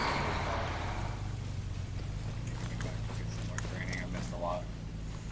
Yeah. That's how we're gonna, we can have people fire still. So. Everyone listening? Yeah. So, pack the gun. in the gunner seat. Pack it. There you go. Now it's full wheel. Load vehicle. Hey, now it's on the truck, right? Doesn't always look like that, by the way. No, it doesn't. But Sometimes you gotta jump in the seat back here to get it to load like that. then you jump from the truck. Only you can fire from that. Can I get in with you? Right. So, and I'll talk about this on board if people are listening as well. Anywhere like this, like a grassy flat spot, fucking perfect. Like, this is the dream. Okay? So, anywhere you get a nice unobstructed area with no trees, whatnot else. If you do have trees and whatnot, make sure that you're either shooting between them or shooting high elevation to clear them, right? And again, try not to put the gun on funky ground. Anything that's got more than 2 or 3 degrees of incline, you're going to have some difficulties. What else, Smoke? Map. Map's gonna be the best friend. Yes. Change it over to the elevation side of the map. It No. Oh, it does. Okay. So you change it over to elevation side. You look at elevation lines. This is before you even leave the fob. You're scouting. Okay. My AO is over here. Sector Bravo. Okay. I'm looking. All right. So high elevation there. Low elevation here. Flat. I don't have a whole lot of elevation lines. I can set up over here. I can set up here. Can I run down this road here? You know, can I just ride down a road and just set up, you know, and just keep going back and forth down a road? Stuff like that, okay? Yeah. You want to plan a little bit. And, you know, it's may like, okay, this isn't working. I need to look at my map again. All right, I'm going to go over this way. But, you know, kind of plan your route before you leave. Where it looks good to set up, get out there. If it looks like shit, find someplace else. You're mainly looking for flat spots or fairly flat spots, you know. And remember, you're flexible. You have a truck. You can move around. If you find a spot that doesn't look great, like you'd planned on, go find somewhere else. Again, just try to stay, you know, a couple clicks back from the front line. Stay about a click away from fob, and stay away, you know, let's say at least 500 meters from friendly or civilian structures. So, being close to the fob, you know, 2 kilometers, 3 kilometers, 4 kilometers out is a godsend. We did several fire missions where it took us about 20 minutes to get back to fob just to rearm. Okay, those two. Because we couldn't get comms from near the fob, and mountains were in the way. It was. I mean, you got to look at that too. Say, if you look over here to the west, all right, you see that mountain right there? Mm-hmm. You're running a road. Say there's a road right there. It's got a bunch of flat spots. All right, is that going to be in my way when I fire? Okay. So you got to think about that. So is that going to be in the way? Trees. Am I going to hit trees when I fire? You hit a tree when it's close to you, you kiss your ass goodbye. And all the ass. I want to find out. That brings me to another important point. The front of this gun, okay? Anywhere. Switch yourself to yellow, dude. Anywhere from the front of about here, where the trunnion is, right? Right there. If you're standing anywhere in front of there, you're going to get overpressure. You won't die, but you will feel it. If you're standing in front of the muzzle, you will get overpressure. You will die. Gotcha. I promise you. And you will die for about 50 meters in front of this thing. The overpressure is huge. Okay? This truck will not get affected by the overpressure. Instead of clear back blast, it's a clear front blast, motherfuckers. Yeah. It's just like the Abrams, but more. If you stand in front of the Abrams when it shoots, you will die. So, just remember that. Like I said, the truck will not get affected by overblast, so you can pull forward, drop it, run back, get on the gun, step up, shoot. Yeah. Do your prime mission, load it right back up, go. This is important. Say you have the 777 or Paladin, alright? You new guys to this. You get it killed, and us veterans find out, you are gonna catch shit. I promise. You will catch a ton of shit. There's dudes that get on that server just to run the 777 or Paladin. Mark's one of them. Yeah. So, just be careful. Like I said, be slow, methodical on everything except counter battery. If you see counter battery, fucking get the gun on the truck and go. Most guys that I've played with, if the gun's on the truck and they're gonna die anyways, fucking just take the truck and boogie. It's much cheaper for us to respawn than it is to respawn all of us. Yeah, Mark's left me behind before. Yes. And I don't. I usually come back and get him, but he's left me behind to die because it was that close. You did eat a 155. Oh, I one did time. eat one. There was no saving. I was gone. I ate more than one. I ate a whole barrage. Yeah. 21 rounds. this is another thing. Counter battery, we're usually shooting like maximum 6 to 8 rounds at a time, okay? Counter battery, when they shoot at you, they'll usually shoot at least 12, sometimes 24. They will shoot and shoot and shoot, and the counter batteries usually spawn with at least 2 guns. Enemy guns, that is, okay? So, if you see counter battery pop up, just know there's a lot coming in. So, again, don't get, complacent with it. Just move and get out the way. Another thing, your FTC tablet. When you see counter battery, say you got an Iron Dome radar up, you don't have a 777, you're just running mortars or helix or whatever, and you see counter battery, you see the location on the map where the rounds are coming from, mark it.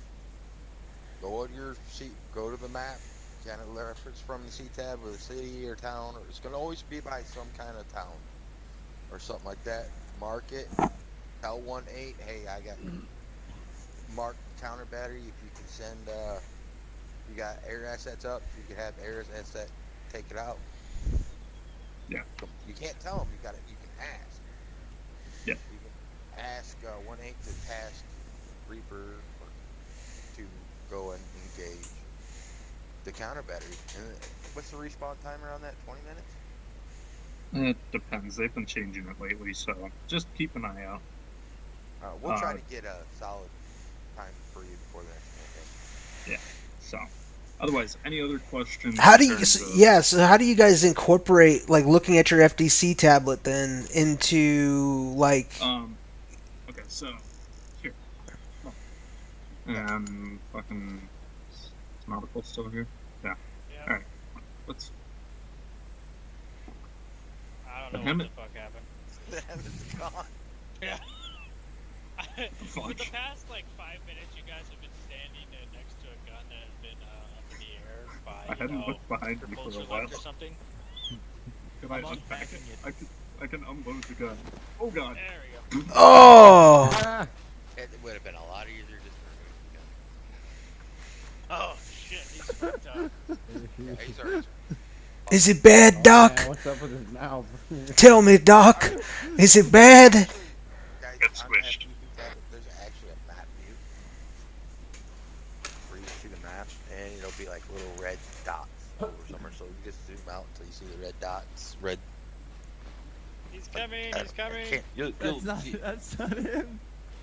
You'll understand that when is you him. see it. I saw Okay. that. No, you're fine. This brings us to another important point. Be careful standing next to the gun while you unpack it, because it will squish you and kill you. I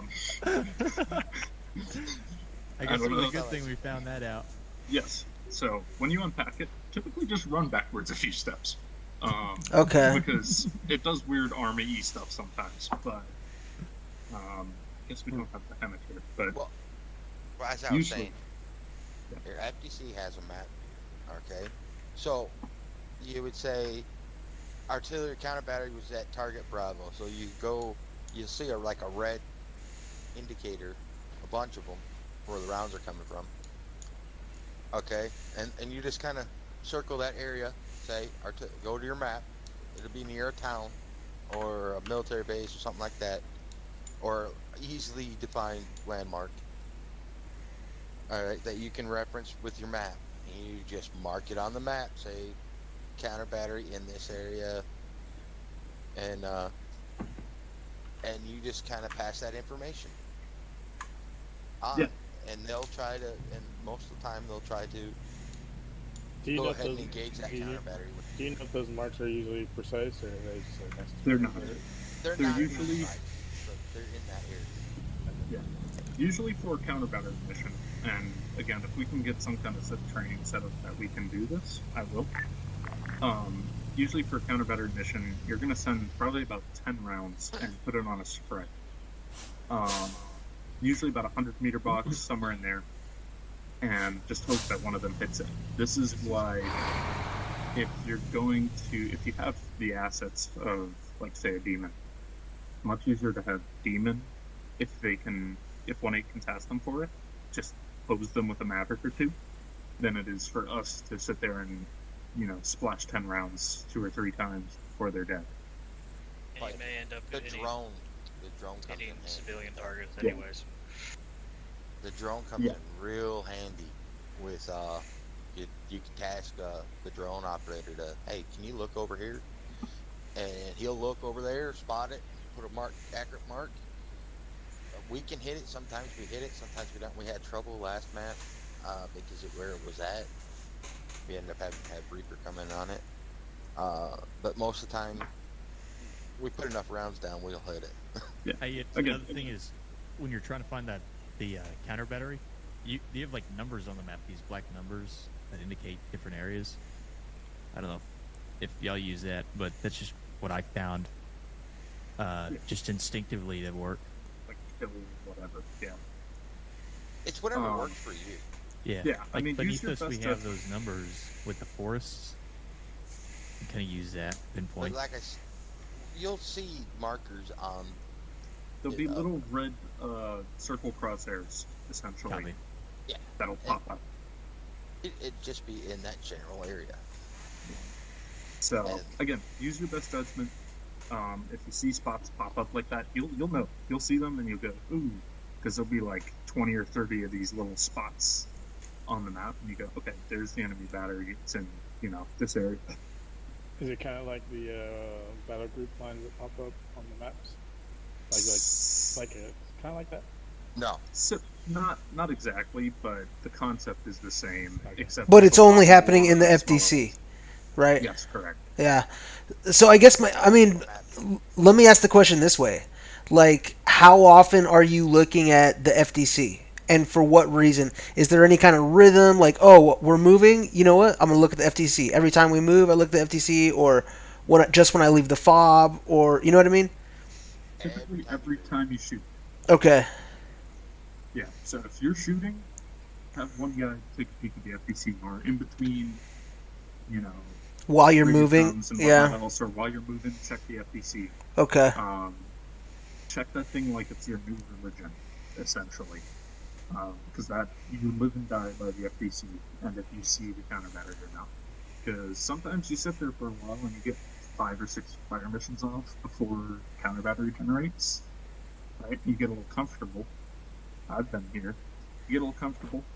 You don't think you need to move anymore, and then that next mission is the one where they generate, and now you're getting hell rained on you. So check it all the time. Okay. Yeah. Also, FDC important note: the FDC only.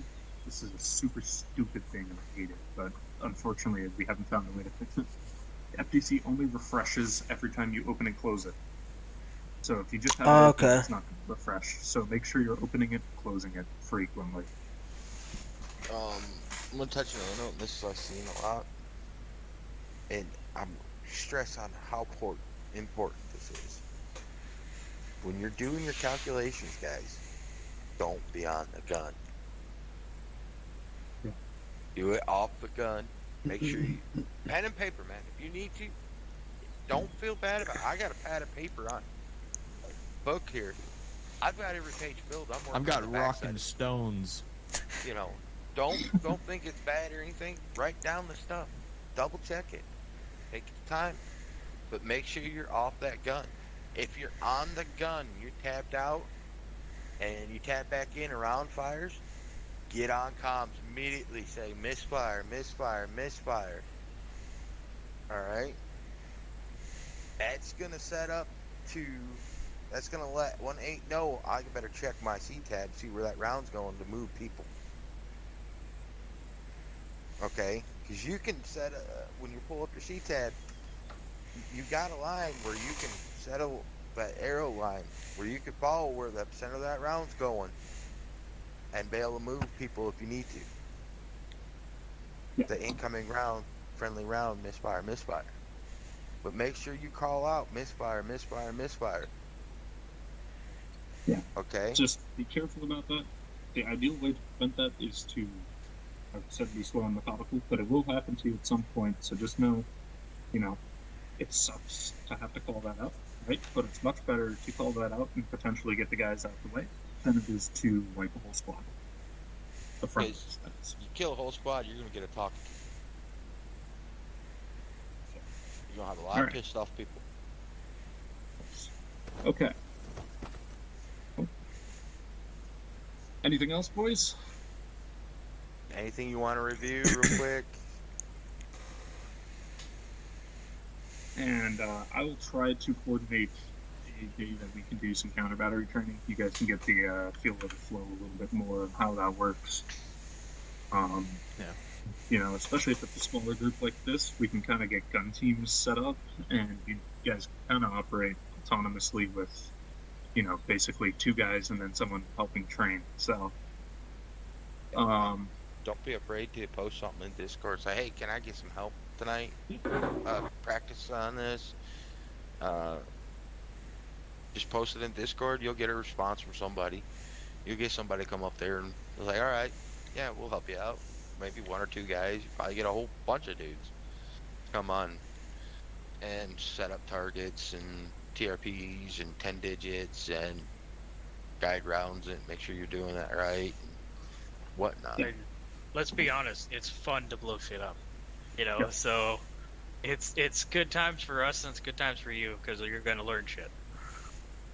Did Jax touch on what rounds to use for each target? He didn't specify each target, but he went over what each one does. Okay. We'll give you kind of a briefing. HE, you're generally going to use on your armor and personnel. Rocket assisted wraparound HE. That's good for bunkers, and you can use it on armor if you hit it. CBUs, good for a wide area. Military targets mainly. Good pre-fire military target. Pepper it with a bunch of CBUs, ball, you know, whatever you want to ball with. I normally do CBUs and a bunch of HE if there's buildings. Am I missing anything here? Smoke. Limbs. Yeah. Well, the smoke on the 777 is white phos. It is? Yeah. It's, I just wish it did what the white phos does to us. it's not as effective as the Russian white phos, but it is effective. Then there's the AT and AP mines for the PAL landed. Yes. Those can be very handy for blocking off MSRs and whatnot else for battle groups. Typically, 1A will task you specifically for those and give you an idea of what to do with them. Especially if you got too many. If you got too many people doing stuff in Ogre that they can't do it, it's great. Yeah. Just a thought. Like for the at nighttime, at the end of every fire mission, is it possible to like disaster, like for if we could do like a last round with elimination? So yes, and yeah, just so there's some kind of like something going on, because I know you guys get busy with like all the rounds going out and you gotta move, but sneaking an illumination in there at nighttime might help. Yeah. Well, illumination doesn't proc ground battery. Yeah, No, illumination and smoke. But it's better than like sending a fire mission out and then lighting it up and then moving, and then having to wait till you move and then send it out. Yeah, you have time to do that. I forgot one round. GPS HE armor. Yes. Use that on armor. They won't always call it. They'll always say HE on this and HE on that. So you just kind of know what your round's doing. Like, if it's armor, I'm going to throw GPS HE at it. If it's bunker, I'm going to throw a wraparound at it. If it's a bunch of troops in the open, I'm going to throw HE. Or if I got the distance, I'll throw some CBU. Then, mix it up a little bit. But let them know what you're buying. Yes. So. Not fun expecting one thing and then you get another completely different and you're like, oh shit, that's not what I was wanting. Yeah. Especially when it comes to CPUs and shit. Oh. Yeah, usually the screen's black when you're having that thought. Yeah. Yeah. Your RAT, AT, GPS, AT, they're not really that big of a difference. Yeah. Let's see. One other thing I just want to mention before we shut this down is I don't think I touched bases on this yet. Some of you guys had a little trouble, had some forgetting of making sure you're calling out round out and time of flight.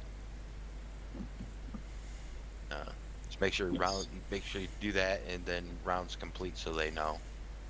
Yeah, that's very important.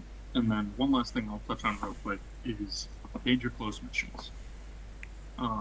If 1-8 calls a danger close mission to you, right?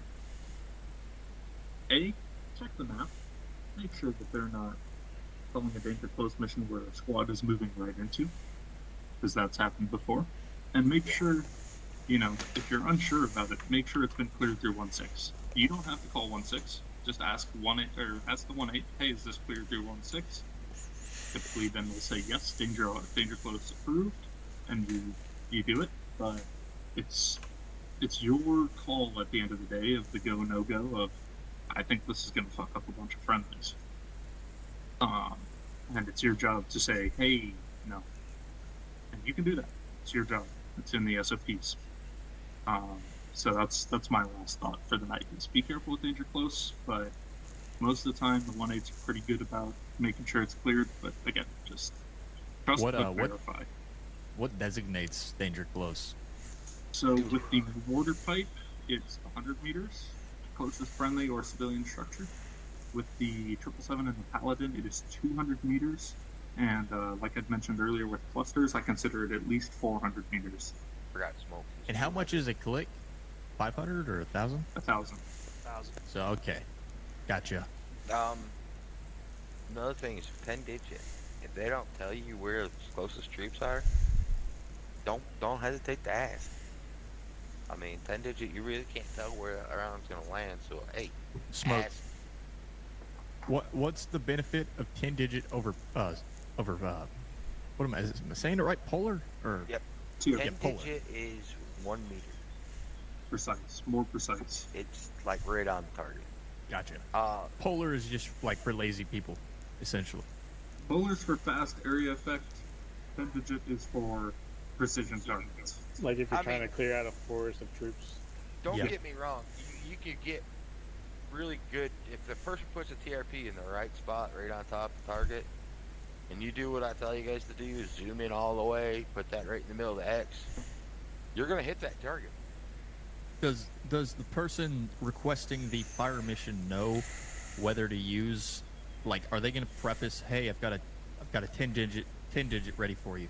Or are they just going to say, hey, fire mission, 10 digit blah blah blah when you're not ready? Or are they sometimes they do, sometimes they don't. Yeah. Typically on that first call, where it's like, Savage 1-8 fire mission, right? Yeah. And you call them back, say 1-8 Savage, send fire mission advised 10 digit TRP. And then they'll usually tell you, either grid and then be ready for 10 digit or TRP and then just be ready to look for that. And it might be if 1-8 has eyes on the target or not. If they don't, they might just put a TRP. And what does TRP stand for? Because I know like target reference point. Oh, gotcha. Okay, so that's the marker on the map. Yeah, that's gotcha. TRP. You can get on when you go and say 1-8 Savage ready for fire mission, requesting TRPs, requesting 10 digit. Copy. You can request, and sometimes you're not always, they're going to need it at 10 digit because that's all they can get. And they're under fire or something that they got it real quick and are okay. Other times you're going to get a lot, you'll get a TRP. If you're taking fire missions from Phantom or Reaper, from a Reaper, you're going to get like 0.3, 0.0, 0.1, stuff like that. You just zoom in all the way on it. Those are going to be really accurate. You just zoom in, pop it right on the dot, put your rounds out. Do your calc, put your rounds out. It's really, it depends on who is your 1-8, who's calling in the fire missions. Sometimes they just give you 10 digits nonstop. There's been instances where you got to walk the rounds. You got to walk from this to this angle. All right. Me personally, I'll set up 2 waypoints basically. Say I'm going here to here. I got my where I start mills and azimuth, and where my ends mills and azimuth, and I'm gonna bring it together till I get to the end line. I'm gonna pick a spot where it's ending, and then I'm going. I'm walking around that way. It's stuff you'll pick up by watching us, you know, an experienced guy, you know, and you're just gonna. It's gonna take time, practice, and learning, and watching, and listening, and you're gonna get it. And you're gonna just one day you're like, oh, I know what to do here. Boom, boom, boom. And that's when you're at that point, that means you're good, dude. You know what you're doing at that point. Okay. I'm just I'm more wondering how the hell like you get the 10-digit fire on that. They're like, hey, 100 meters north of that is gonna be a more accurate location. How do you like translate that into mills? All right. Let's go and look at adjustment calculator. Go look at your calculator. I'm gonna sign up, guys. Have a good night. You see where All right, man. are? Catch you later. You see your mills? Yeah. All right, you see AD 50 meter GTL next to the. You said AB. A/D 50 meter GTL. Yeah, I got that. You see that number right there? Yeah. That's that one right there is your mills. That's so you got to add 16 or take 16. Copy to go 50 meters. Yep. LR. And is that always 50 meters past where you're shooting? That's 50 meters from the original mills. Okay. Now. Yes, and remember that that's to go left or right 50 meters. So cut it in half. Yeah. Copy. So the other one, LR is left and right. Yeah, So so LR is getting left and right. AD is add or deduct? Add or drop. Drop. That's Add the or drop. artillery term. When you're doing artillery bracketing, Gotcha. typically you'll have adds or drops by X amount of meters. Gotcha. So now we're getting really technical. Yes. But And that, push comes to shove, honestly, you just do I'm the- super glad y'all walked me through that because now I'm gonna be able to know if they're like, hey, you're a little short, you know, throw it 50 meters farther, you know, then you add that, right? Precisely. And then you got your just fucking hose it box that changes from 50 to 300 meter spread. And that's that green box down below. So the purple box is right there. And you can, if you click on the where it says spread, you'll have 50, 100, 200, 300. Okay? Say you want to do, they request a 200 meter spread. You see that green box right there? Now you have 13 targets. It has all the calculations. All you got to do is put all that stuff in. So that's your 13 azimuths and mills. And that's going to do a 200 meter spread. Generally, you just stay at 100. Because doing 13's a bitch. Yeah. So, I was not going to step away for the night, but again, so please I normally feel use free to hit just me up if fucking- you get any questions. I normally use the hose. Yeah, for sure, man. Really Thanks for military the time, man. Thanks, such as man. like your military camps and stuff like that. I'll use a 100 meter spread, HE, because that covers. We'll cover just about every, military camp and knock down a whole bunch of buildings, which is beneficial because it gets the guy, kills anybody in it. What exactly is when you're using the 100 meter spread? What is the 1 through 5? Is that like you're adjusting? Like your first shot is at that first one. Your first shot is second, 1, your last shot's so 5. forth. Oh, so okay. you fire 1, then you adjust, shoot second. Gotcha. Okay. What were you just talking about, Smoke, with 13 targets, he said, or something? Yeah, so that's 300 meter spread, right? That's 200 meters. So, you see the purple box? It says angle high spread, so just fucking hose it. Yeah. Alright, if you go and click on where it says 100, you can change that to 200, to 300. 300 gives you 25 targets. Oh, I got you. 25 rounds. Yeah. So I'm basically tracking. stay I at got you now. 100. And what I like to do when I'm actually using a hose it, I'll tell them, they'll say, they say 5 rounds. I'll be like, all right, we'll do 5 rounds on a 100-meter spread.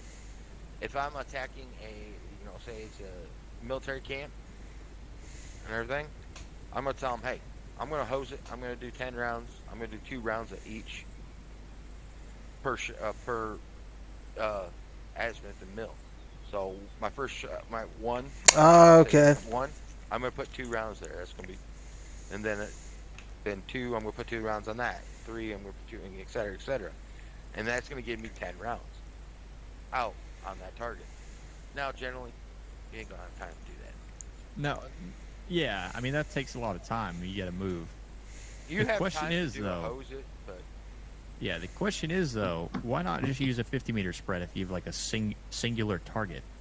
You have, like, a BMP or a armored vehicle. Can you just use a 50-meter spread on it?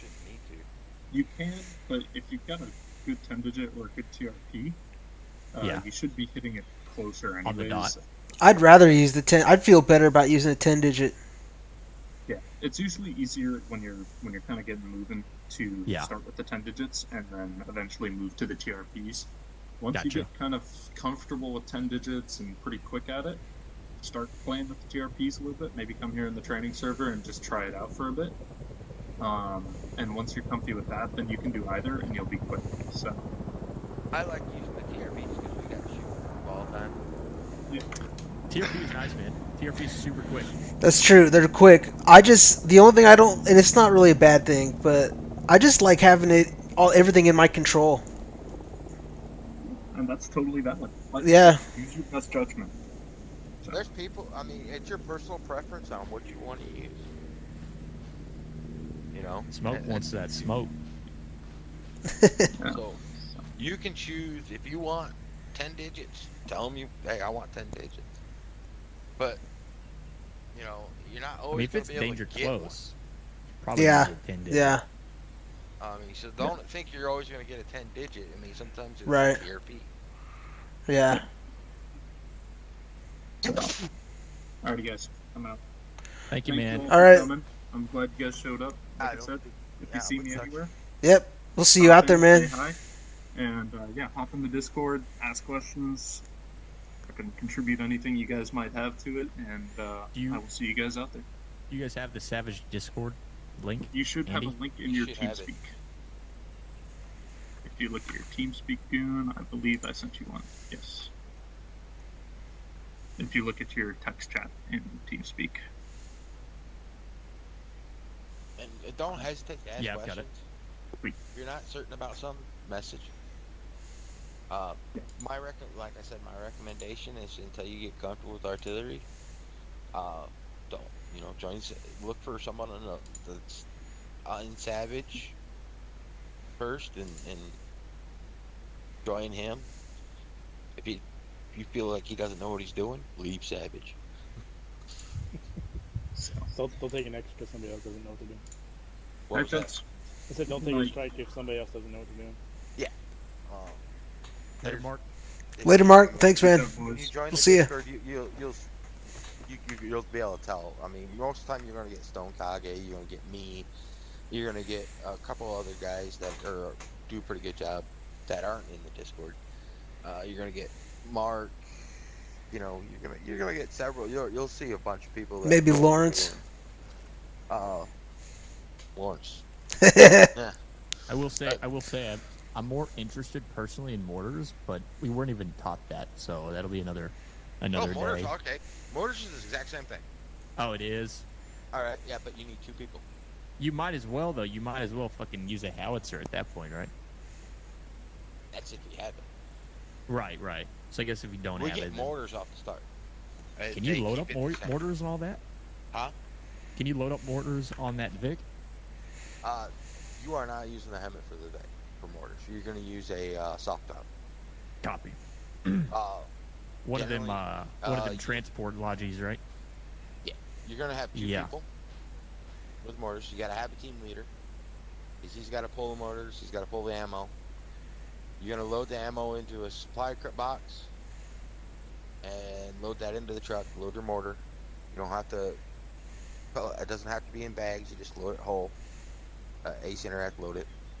Okay, and it is exactly the same thing. You just gotta. It's 252.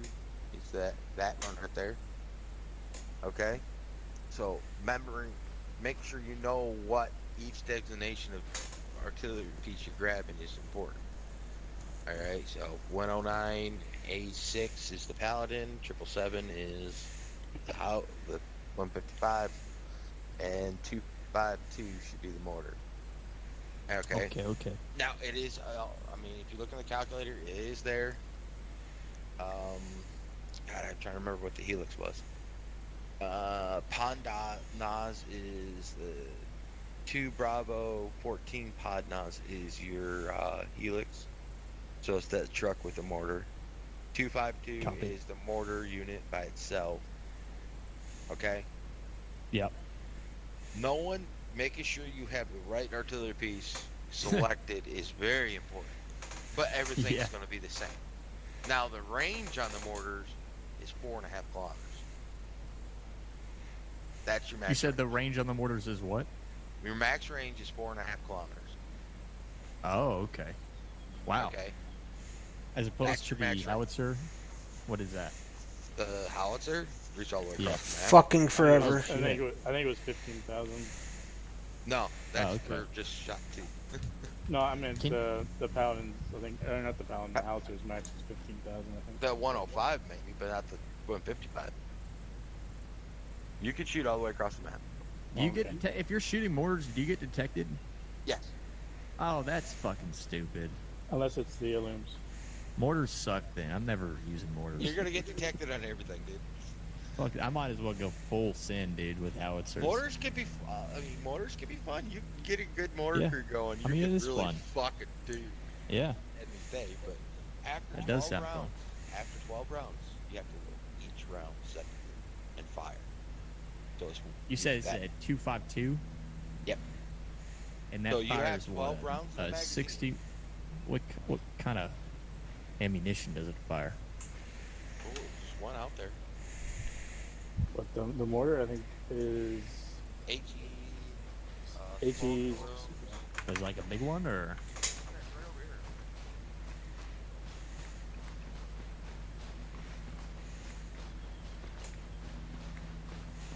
I wonder what that helicopter's doing out there. He's probably practicing his LZs. Dude, should we send a fucking... Never mind. Here's your mortar. Again, you only got... Normally, these are the rounds you're... HE, smoke, and illums. Those are the 3 rounds you're running around. When you run out of the 12, where are you getting the rest of them? That's what the supply box is for. Okay. So the ammo that was pulled out, you put in the supply box. So when you're getting done with your 12 rounds, move, you're gonna end up pulling out the box. You're gonna have a dude sitting here, and he's gonna be ace interacting, and he's gonna be loaded. He doesn't have to pull anything out of the box. He just have that box near him, and it'll automatically take it out of the box and put it in there. Takes about 5 seconds. So you can get off. You can get off rounds just as quick with the howitzer too, right? Oh yeah. Oh, It's that. faster than the howitzer. So that reminds me then. So who is designated to pull the Squad Savage lead. crate? Squad lead has to pull. Will end up pulling all of your crates. Now, when you're going to reload these, it doesn't matter if you're squad lead or not. You just load it up, take it Right. up to the ammo box, ammo container thingy. But the Savage leader has to. No. When it's coming to the 777 or the Paladin, you guys can any of you guys can load that. You just gotta take it up to the ammo connex box. He has to pull it out like from the ogre pit. Has to pull the ammo out for the ogre pit. Comes in little boxes, and he throws it all into the crate, the supply box, and there you go.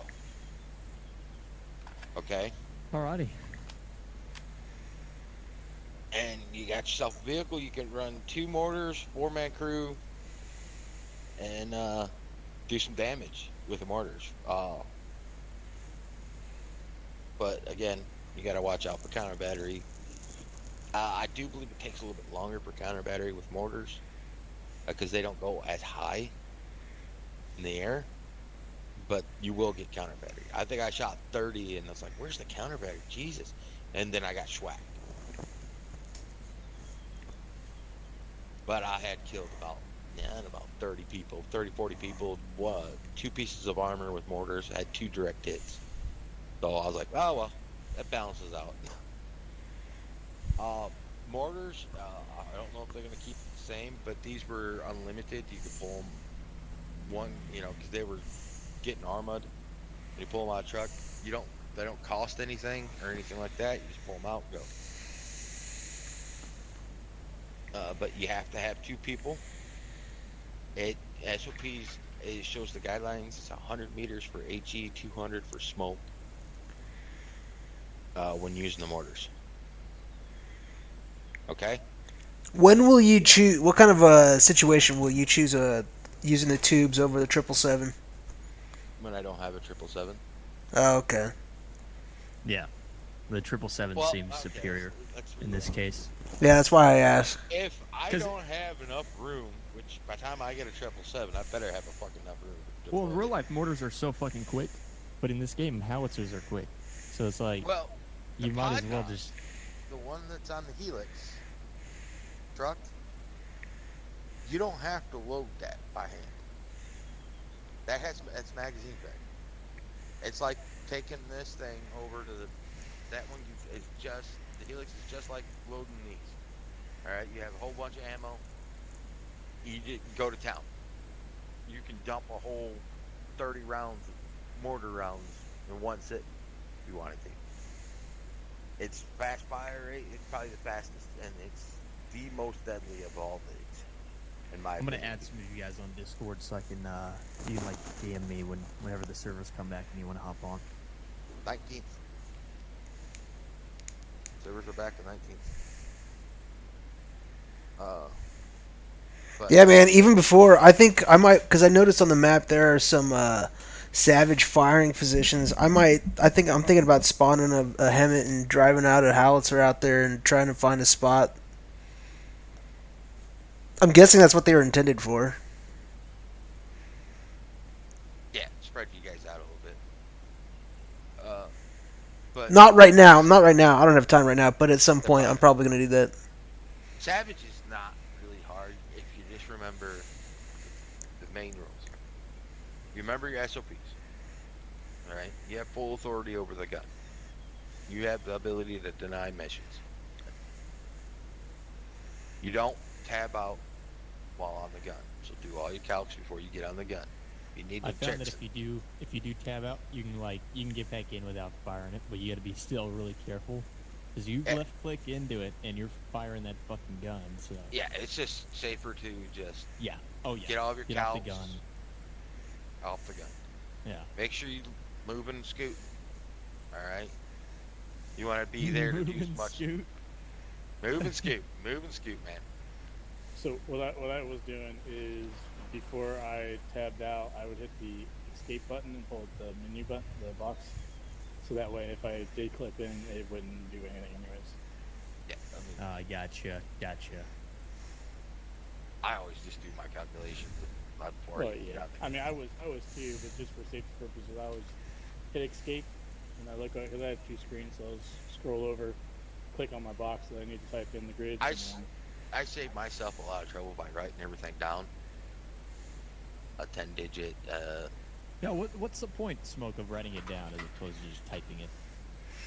You can read back right away if you write it down. True. It's right there in front of you. You don't have to tap back into the game or anything. It's all right there.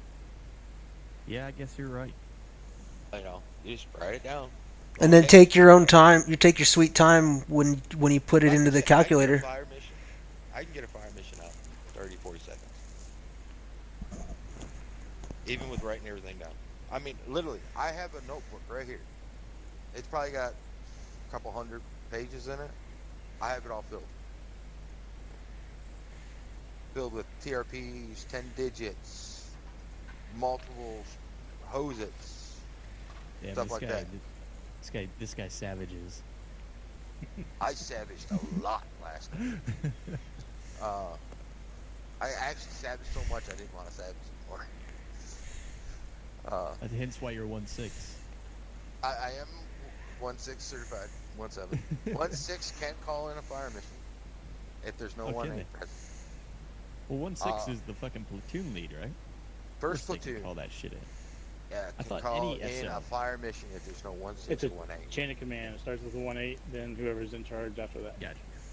And if there's no 1.6 and there's just a bunch of, then you infantry, then squad it's leaders. usually 1-1 or whoever's in charge. Gotcha. Okay. Basically, if you're down to just 1-1 calling in fire missions, don't jump on Savage until 1.8. Oh, really? Because they're gonna fuck you up. That's my policy. If there's just no 1.6, no 1.7, no 1.8, I ain't getting in Savage. I'll jump on run squad, running a squad, or play 1.6 or something like that, and whatnot, because there's anybody can jump on a 1-1 squad. Okay. And just start throwing up TRPs and shit. Yeah, I mean you can pretty much operate autonomously, right? If you can click on the map with your dagger, you have just click on a point and just bomb the shit out of it. Nope. I mean, that's if you're lucky. That's if they know how to do TRPs. Yeah, you get permission. But you gotta understand, does this person that's putting down this fire TRP or 10 digit no SOP? Right, and they may not even know how to do that. So it makes being savage. It makes slotting in as savage even more pointless. You know what I mean?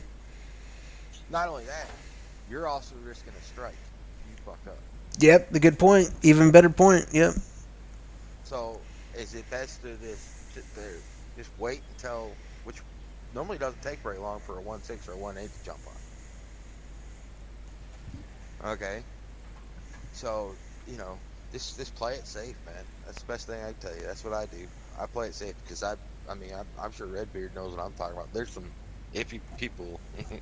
Oh, dude, the last map I won't forget this one for a while, but we had a 1.7 hop on, and Tilly was 1.6, and I probably know who it was. Tilly told him to go grab a AT out of the ogre pit.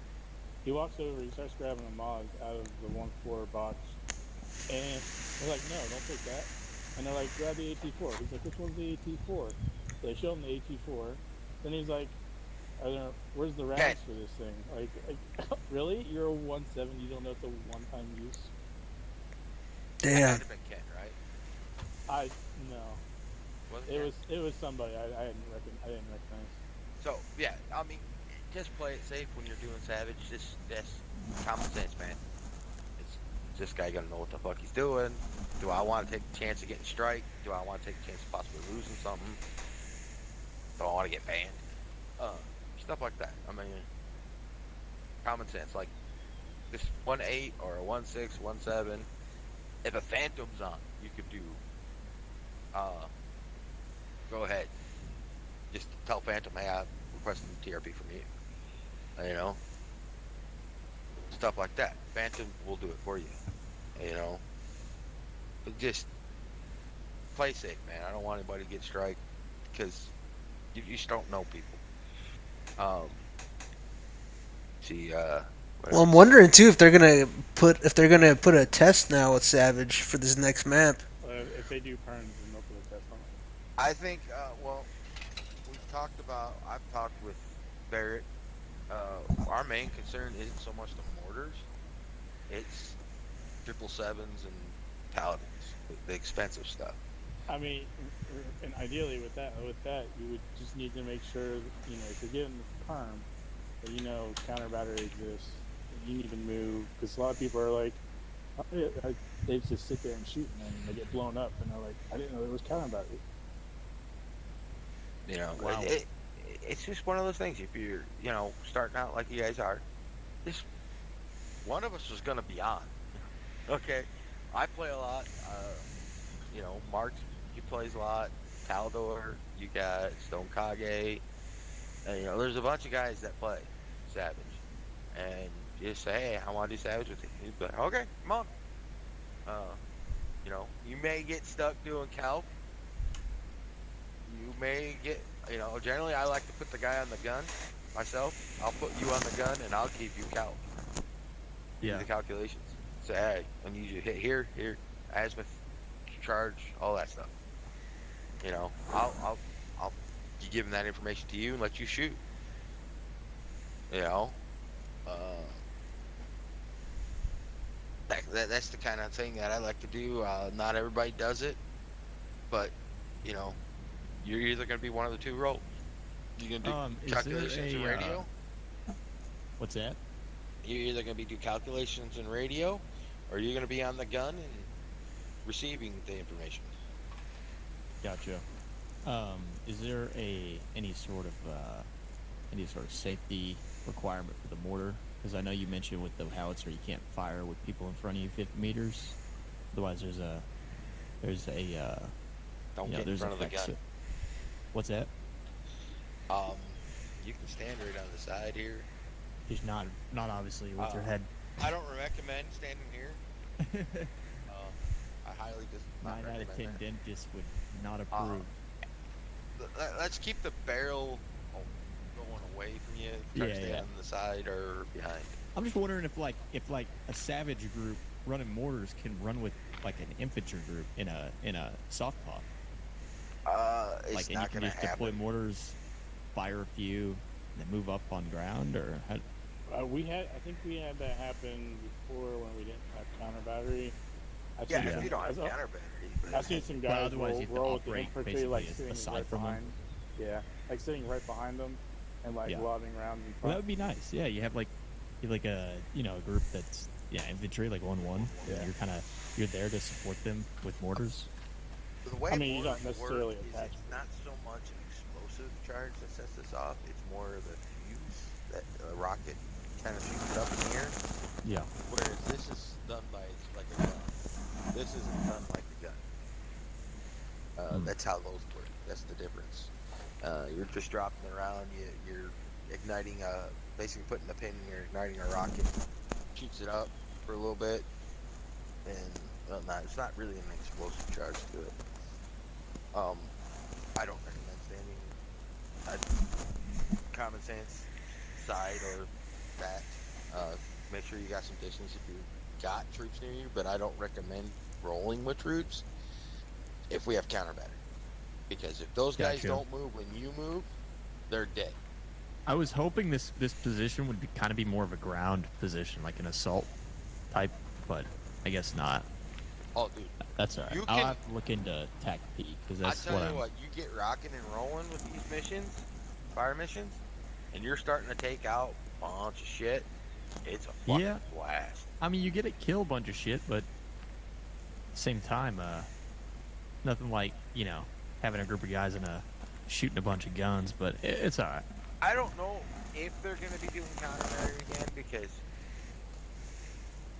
it was more realistic, and I expressed this to Barrett. I said, this is more realistic than counter battery, having this counter battery up. Yeah. Because it takes a lot longer for counter battery to count to do these. Because these are get these. It would. dialed Yeah. in. I mean, it would take minutes, not It'd seconds. take more like 100 rounds. Yeah. That is, I found this out. We found a friend of ours is a guy in French or whatever, some military. He's an artillery guy. He says counter battery would take about 100 rounds for him to find us. Wow. So it sounds like they need to do some fine tuning on that end to I'll make be it more honest accurate. with you. Depending on who we're fighting, is a big thing. Like Russians, they're gonna probably find us a little faster than others, and then Taliban, they ain't gonna find you at all. It depends on the military, in my opinion, on counter battery, how it should be set up. But that's my personal opinion. But like I said, I don't know what's gonna go on. I haven't talked to Barrett or any of them.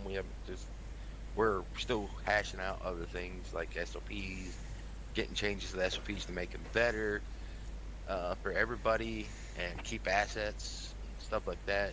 And like having more experienced people, the ones that are the main operators of these, the more expensive artillery pieces, like 2 people per on the gun, no single, stuff like that. Just making it more efficient and much easier on Savage, because it is a pain in the ass by yourself when you're running a 777 by yourself, because you got to shoot and load, reposition it, get in the back, get off, get in the vehicle, move, redeploy, and do it all over again. It keeps you busy though. I've gone where I thought I was playing for an hour and it's like 5 hours in. I'm like, oh shit. Hey, Smoke, when's the new server coming out? 19th. The 19th? Oh, fuck yeah. It's on, I posted in the news. KC News. KC News. Okay. I was like, what? Where are y'all getting that information? Okay. Well, shit, is that all? What else? You heading out, or? I don't know what that's 11:22. I don't know. I might try to get on Star Citizen and try to get to my ship. All right, man. Well, thank you very much, man. Yeah. I really appreciate it, all dude. you gotta do is ask on Discord if you need some practice on stuff. Yeah. Like I said, group up with. Don't do Savage alone for when you start out. Yeah. Which you can't anyways, depending on what we got. I hope we can get some new fucking kits, like some fucking SF kits.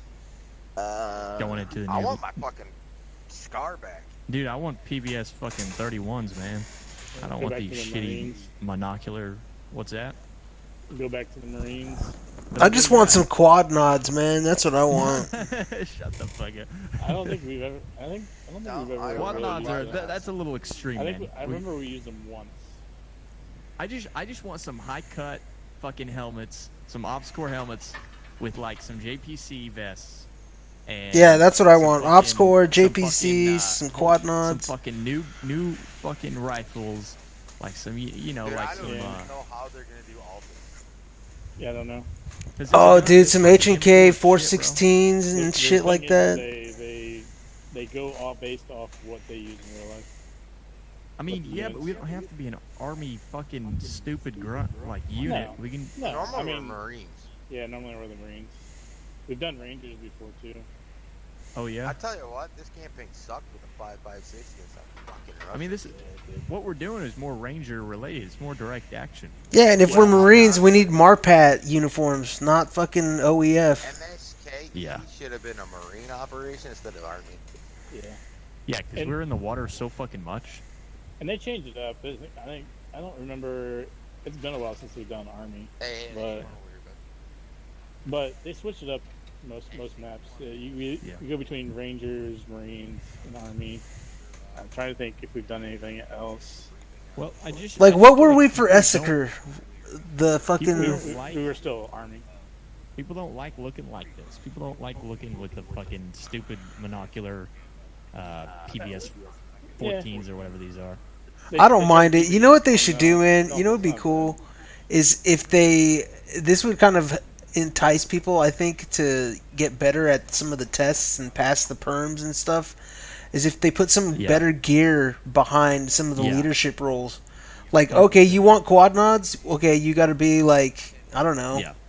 Make it an achievement, right? Like make it a gradual process rather than okay, let's give everyone this ranger outfit or whatever. Let's make it a requirement to become like a staff sergeant rather before you are allowed that.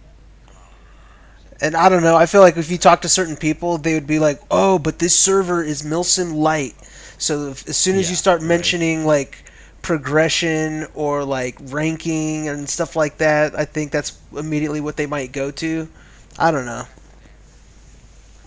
The thing is with rankings is that because it's public to anybody, it's kind of hard to keep everybody in rank. Yep, it'd take more work. I just can't wait for another Kill Cog event, man. Were y'all in those? Oh yeah, I was. Man, they're so fun, man. They're. So it was fun, man. Yeah. I was playing as Green 4, dude, and we were fucking going in. How many of you were there? We had probably. I couldn't imagine that anybody wanted to go over there. We had 15 or so, I would say. We had God. We had 3 or 4 different squads, which contained 5 people. It was it was more than 15, man. It was a lot. It may have been upwards of 20. But it wasn't like 60, 50 or 60 fucking insurgents. Yeah, the issue is our long-range radios didn't work. Oh So my God, man! With COG, and so COG was yelling out in voice proximity, "Hey, fucking let's go!" And they wouldn't even call it like we got on a target, and this explosion goes off. I'm like, "What the fuck was that?" And they're like, "Oh, that was our detonation charge. You guys are good to go." And we're like, "What? All right." So we all just run in like ants. And good thing we honestly only took a couple casualties. We fucking killed every single one of them, dude. Up until obviously the end of the game, where that didn't go over well. Because again, there's no comms. There's just no contingency planning. It's like, hey, if we get down a squad, what are we gonna do from there? You know, it was just like, hey, that's go. For the people that made it off of the fob, even, dude. I remember I noticed for this both events, like the amount of trolls and like with the contingency being said, like if you die on the green 4 and you can supposedly get another 2 lives, are they actually going to reinsert you, or are they going to be like, no, actually, we can't reinsert you? That's kind of what happened with me. Is I died. Oh, that's how it went with me. Oh, dude, I lucked out with like that, bro. I died my first time. I forget. I think I died by a Hellfire missile or some shit, or it could have been a Hydra. But so there was literally nothing I could do about it. We had to get COG to fly us back in, which just doesn't seem very. I don't know. That's pretty cool. Yeah. I mean, I see what you're saying. Playing with Green 4, trying to play with COG, you got to kind of coordinate with them. Okay. Well, yeah, you do. And again, if a few guys die in a squad, that's pretty pertinent. Like a squad leader, team leader dies, the entire. I don't know. Well, for the insurgents, it was a lot more, as you imagine, chaotic and hectic. Right. I died to that AGM. Guerrilla warfare. Yeah, and it was the timing, because I died to that AGM, and I went back to base and spawned with Miller, the insurgency commander. And it was just me and him, and we're like, dude, we got to get the... He's screaming, like, oh my God. He's trying to get people on the net, and he was like, they're still up there. They're still up there. There's Miller's 2 guys up there. Now, I think. Is he? That's pretty cool. Yeah, I clicked on his profile. Nice. Well, he definitely deserves it. He's been around for a while. He's a good. He's a really good leader. I looked at his Steam, and he has 4,000 hours in Arma. That is Jesus, more than any game dude. I have, like combined. I play a lot of PC games, and even I don't even have. That's nuts. Nearly 1,000 hours on a game. Well, so we spawn, and he's trying to get a hold of somebody on the net, telling them where he found COG's Phantom element, really? And he's like, hey, they're over here on this hill. They're still up there. Let's go get them. And so he's like, hey, you and me, let's go fucking. I'll pull up the map. I'll tell you where to go. Just drive us on this dirt bike. So he's directing me on this dirt bike where the fuck to go, and he's like, all right, park it right here. They're right over on this hill. They're like a couple of hills away. We fucking get in a gunfight, me and him with them, and we fucking take them out, dude, and take their gear. And we jumped on their net, dude. The second we jumped on COG's net, bro. Oh, dude, it was me and Miller. Dude, I have it on stream. I put it in the fucking COG. Oh shit. Fucking. Okay, you're that guy. Yeah. I think I saw that. Well, dude, like, I remember hearing that COG. I remember in the pre-brief, Karma was talking about how they were gonna really seriously RP. And when we jumped on their net, bro, oh my God, dude. I was like, I don't even know what I'm hearing, dude. This is nuts. It's crazy. Yeah, they are...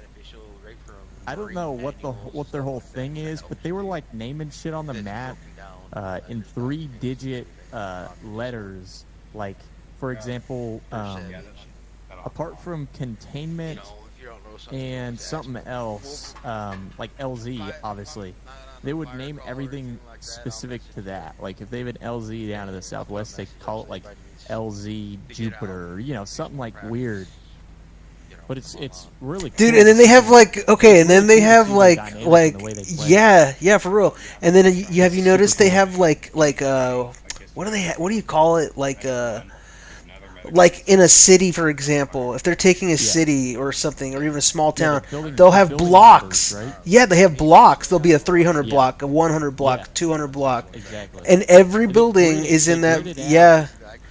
And so like, it's hey, easy to building like eight is communicate clear. where exactly what building. It's pretty cool. Yeah. Yeah, I just hope we've I had some can. guys do that. What's that? So we have some guys that do that as a 1/6. It's smart. Taking towns and stuff, they'll block it off. Yeah, it just takes a little bit of time, but I think it's worth it. Yeah. Oh yeah. Too many people make Super important, man. mistakes and really ruin a campaign. The issue with me is the lib server is fun, but when I hop Hey, on, guys. it always seems uncoordinated. One thing I forgot to say, and now this Yes, is sir. me personally, but when you're doing TRPs, you go and click on the top bar again, right there where so you get to your settings. Click on waypoints, and unless you label them, I would recommend. For me, like this is another benefit of writing down the all that information.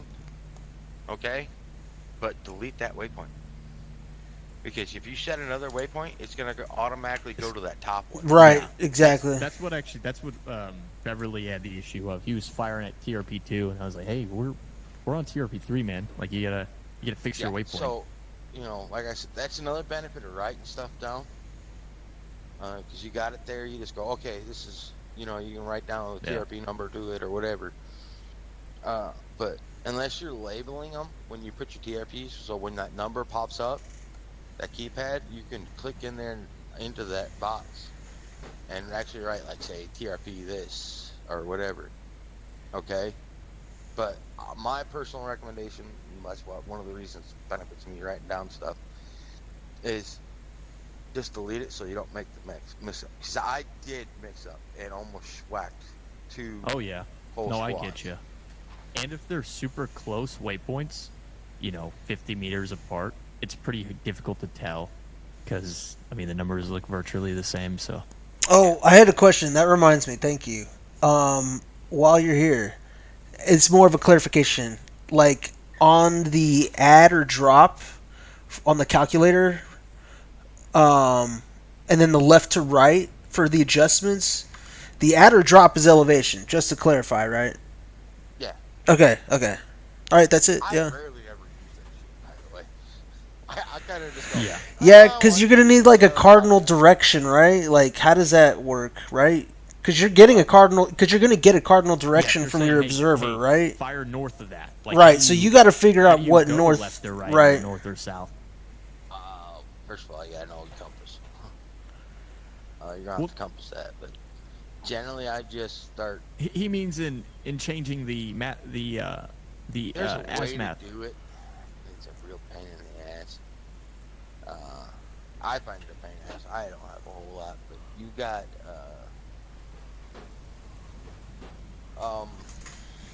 where is it? I'm in the wrong thing. I ain't doing a fucking grid. Flavory. I guess if you think about it, if we're firing where we are, down to that area to the south, if they're saying, hey, push it south 50 meters, and we're firing from their north, we push it, we push the elevation up. I think on what that, you on guys that. need is the polar fire adjust calculator. Yeah. And then you look down directions and mills, and you put in the direction you need to go. Then your mills that you need to push it out like 50 to 100, and then it'll give you a new calculation. We have other ways we do it, but yeah, we do a lot by hand. Oh, I see that here. The observer to target fire adjust calculator. Well, if you're adjusting fire from a point, then you do the polar fire adjust, and then generally what I do is it's like, say I'm looking at TRP 069 here. All right, and they say I got to adjust fire. Shit, let me put that. I gotta take that off. Hold on. So my compass pops up. So they're saying adjust fire north. All right. So I'm gonna go. All right, that's to me. So I'm decreasing. I'll either go from that TRP. I'll be in my dagger and go. Let's go north. We're about here. You know, adjust it by eye. Put another TRP down. Just put that information in and shoot there, and shoot a whole lot of rounds because you're gonna have a bit of a spread with artillery. Anyhow, and it's nothing you can do to stop it. Even if you do a 10-digit, you're still gonna have round deviation from wind up in the atmosphere, water vapor, all that shit. So I know it needs to come, say, north of TRP 069. I'm looking at my compass. I'm like, okay, so that's north, so it's towards me. So I need to bring this a little bit this way and then fire. So I'm going to recalculate. So I'm going to pull up my dagger, pull my map up. So I'm looking at that. I know it's north, so because I looked at my compass on my map. So about 50 meters, I'm going to go, boom, right there. Yada, yada. Well, let's make it so you can actually see what I'm going to do. I'm going to move about this area here. This red dot, Lapos. All right. I'm going to move there. I'm going to start shooting there.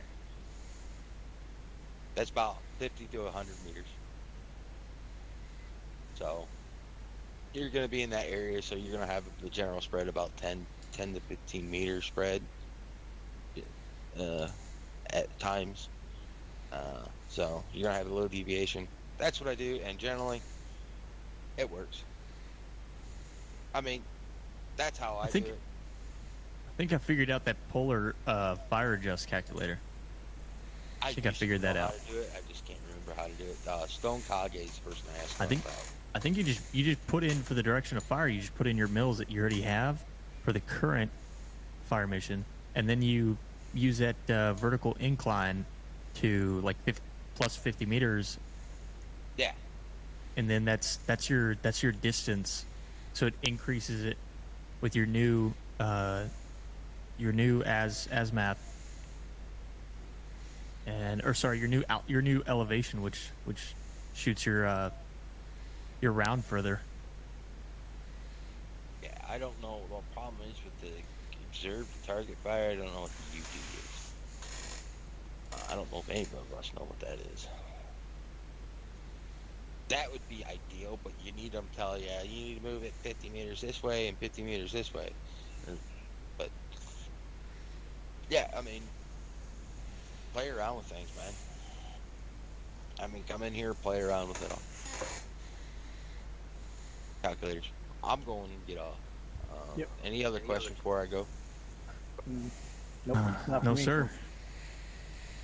Like I said, Hayde, I'll put something on the Discord. I'll try to get on tomorrow night, and we'll do some more practice and all that. All good. Just let me know. And we'll get you squared away with 10-digit grid and TRPs and all that. And like I said, just read the SOPs. They're not going to change that much, but we'll advise when they're changed, let you guys know and all that. But just got to know your SOPs on this here and who you can take fire missions from and whatnot.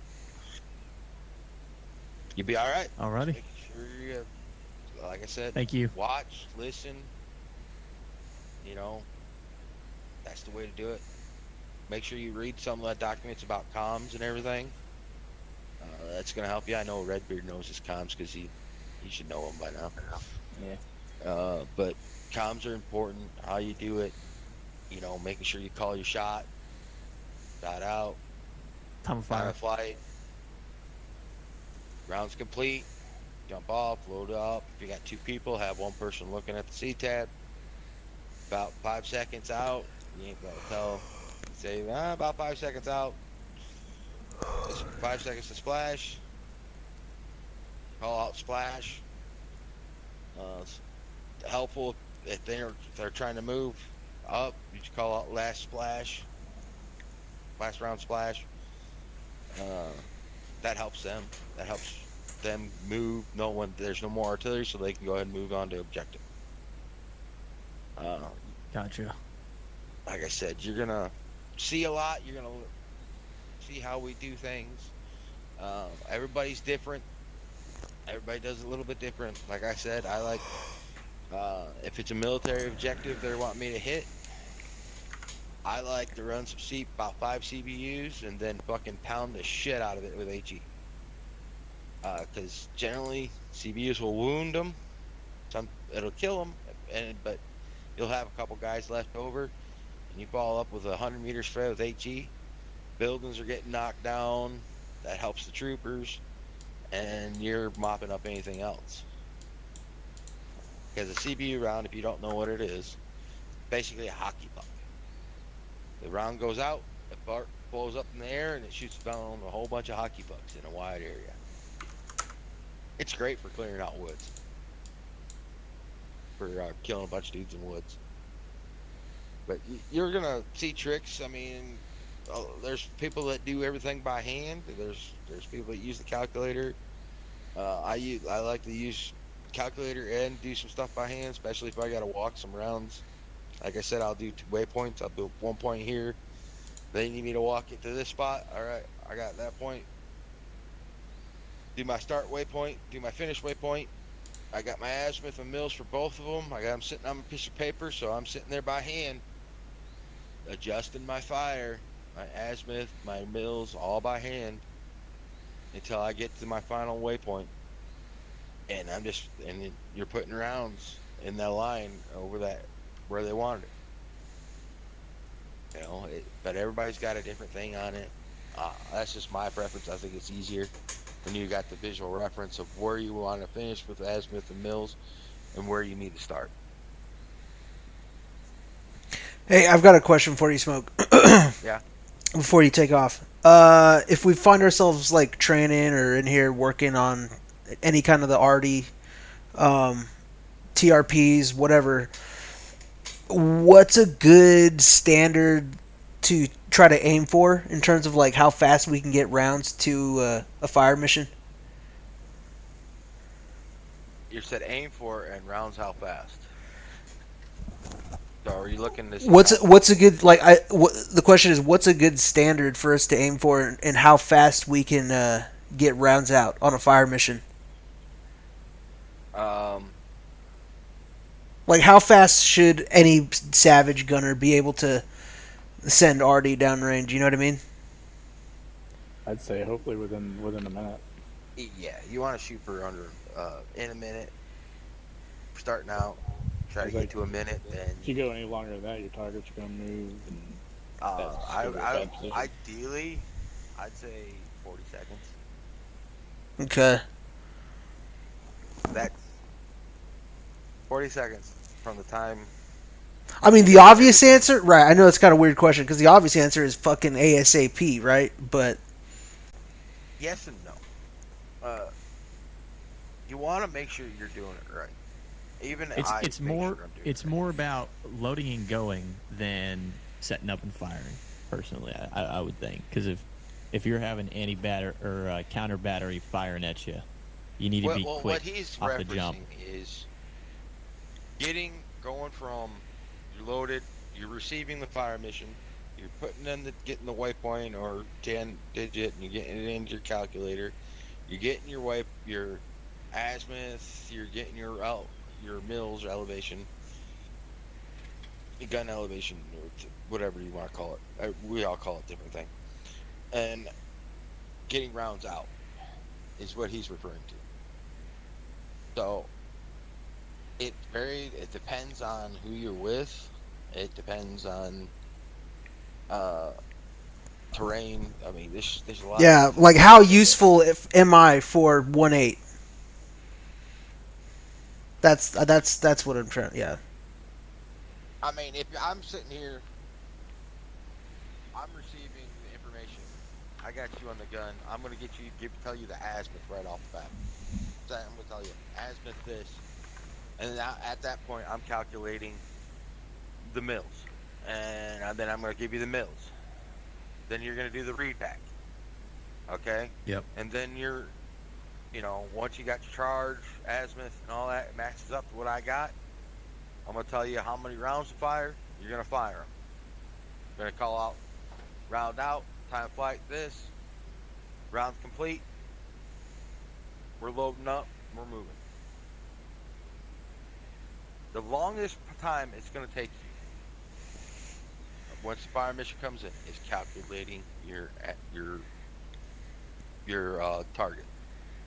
That's going to be the longest. So that's why I write shit down, so I don't have to take that extra step of having to look back on the screen and go make sure I got everything right. I have everything. Smoke? Are we allowed to practice on the server by ourselves?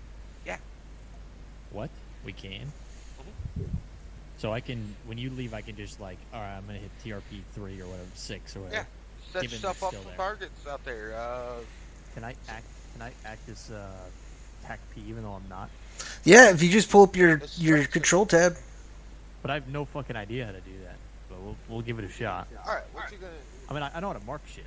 I know how to mark shit with my whatever this is, the vector. But other than that, I don't know how to like do a TRP or whatever. TRP is pretty easy. Just go on the map. And you just guesstimate. Oh, you pick a spot. If there's armor out there, you go put it on the armor. If there's no armor out there, just pick it on it. Put it on an intersection. Like if you really want to, if you want to get accurate with it, you use your C tab.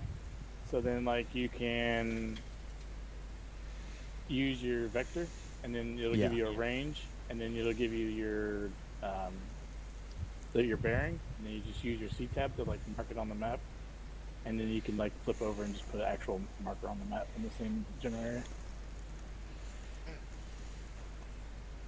I mean, hell, I've done it where I'm over here in the observation. All right. Say I want to mark TRP3. I go and mark where I'm at with right click on it, distance. I found out how much distance that TRP3 is from where I'm at, and there you go. I mark it right there, and then I add the point. Yeah, and you can. I mean, if you do, you can use the enhanced map tools or whatever it is. Just as long as you got a bearing and how far away it is, you can use a compass and distance and the regular map. Always bearing, distance, and that's it. Then you just plop it on the map and then aim for it. That's how I set up TRPs if I need to.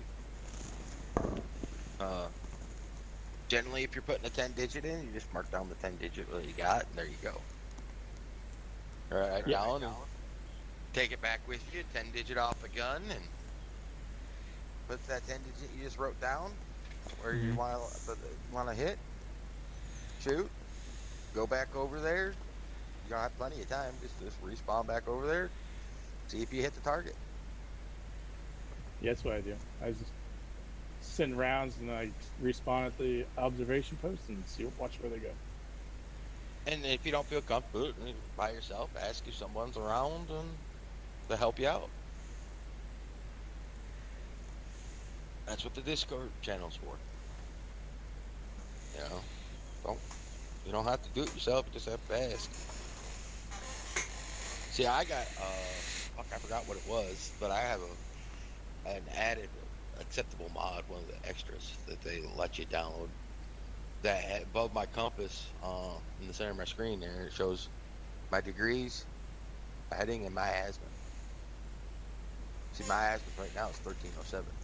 I am looking at 074.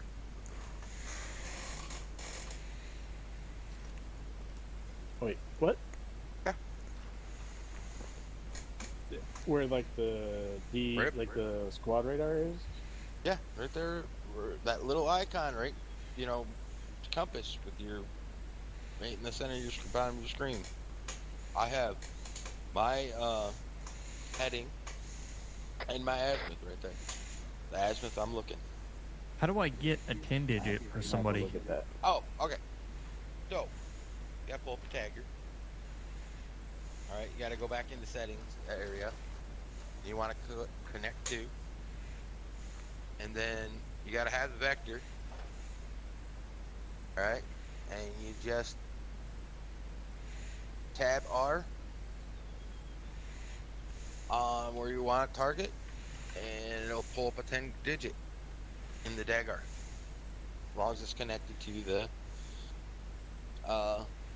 vector. I've got, I mean, it pulls up. It pulls up. Stand by. It should show in the dagger.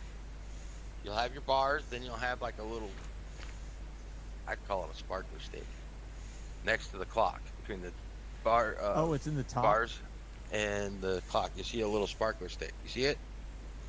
Yeah, yeah. All right. That means it's connected to the vector. Okay. Then you got to press Tab and R down together. You hold them. You'll get a little box like your rangefinder box. You let go, and you'll have a degree, and you'll have another number on the right. You'll have a number on the left and the right. Okay?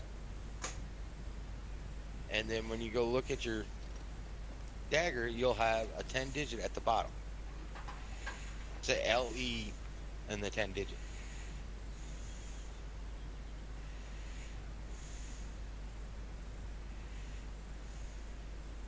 Yeah, hold on, let me...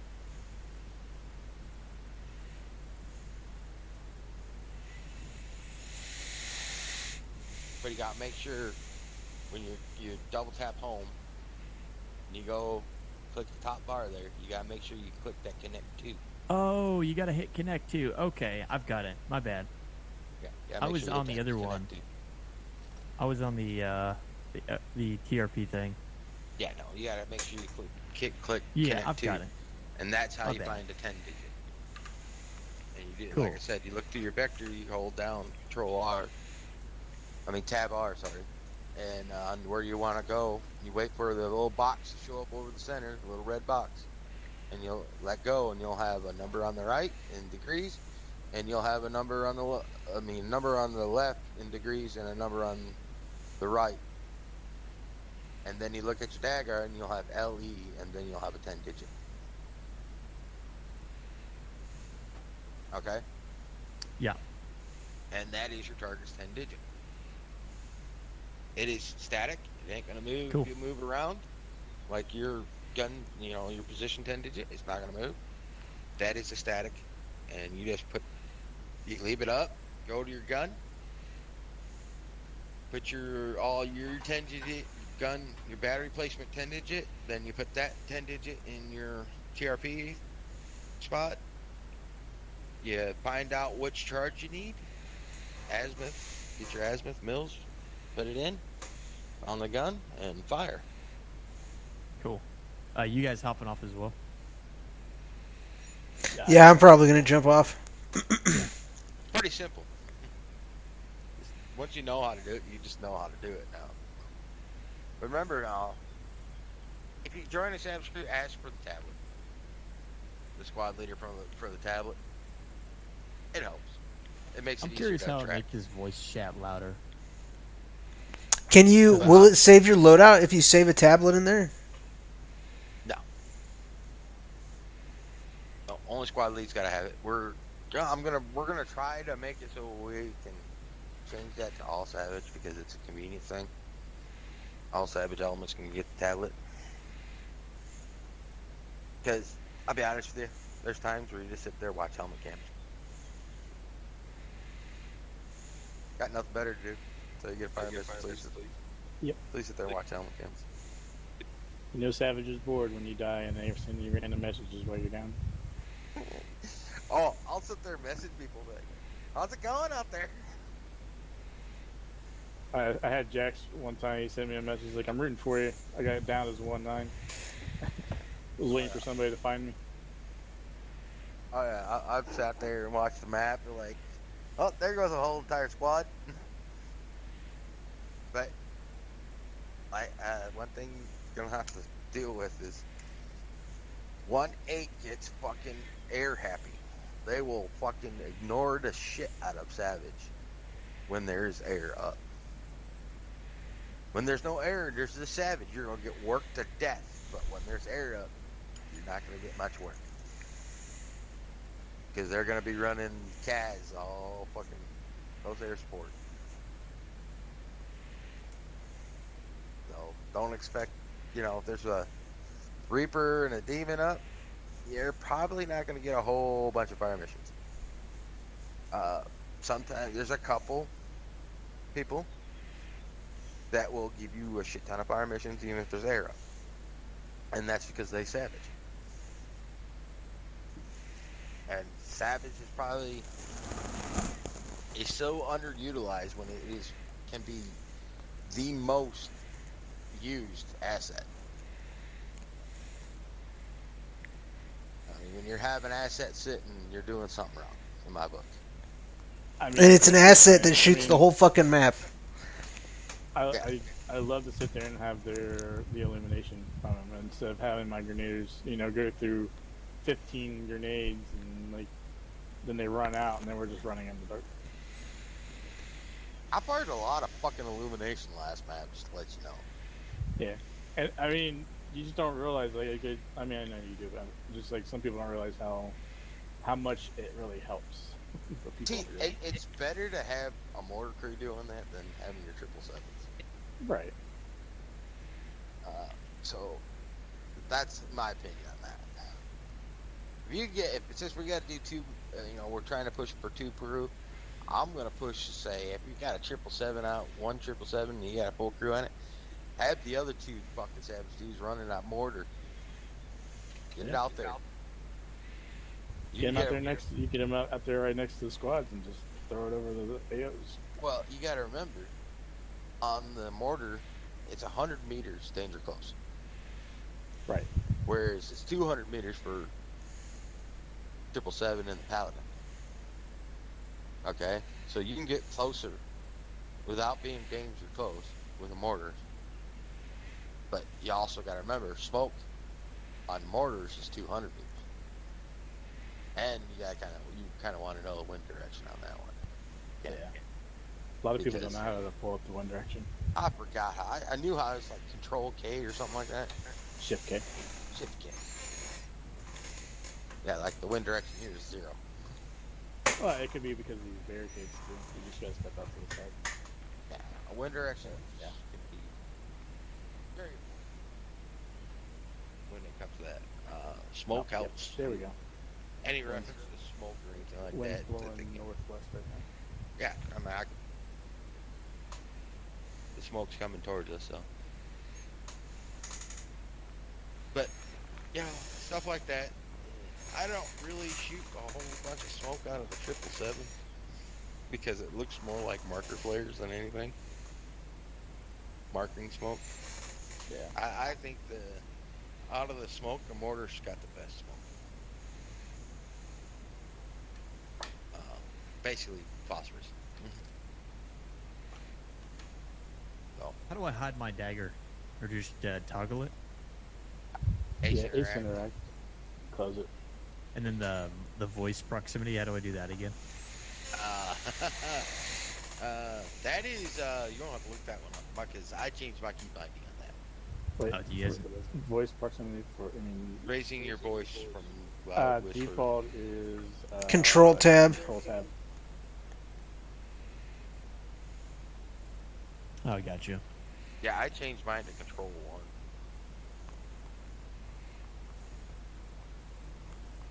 It's a lot of people don't utilize it. I don't know how many times it saved my ass last mount because I always put myself in whisper. And I'm the last one alive, and I'm surrounded and I take out 2 whole squads by myself.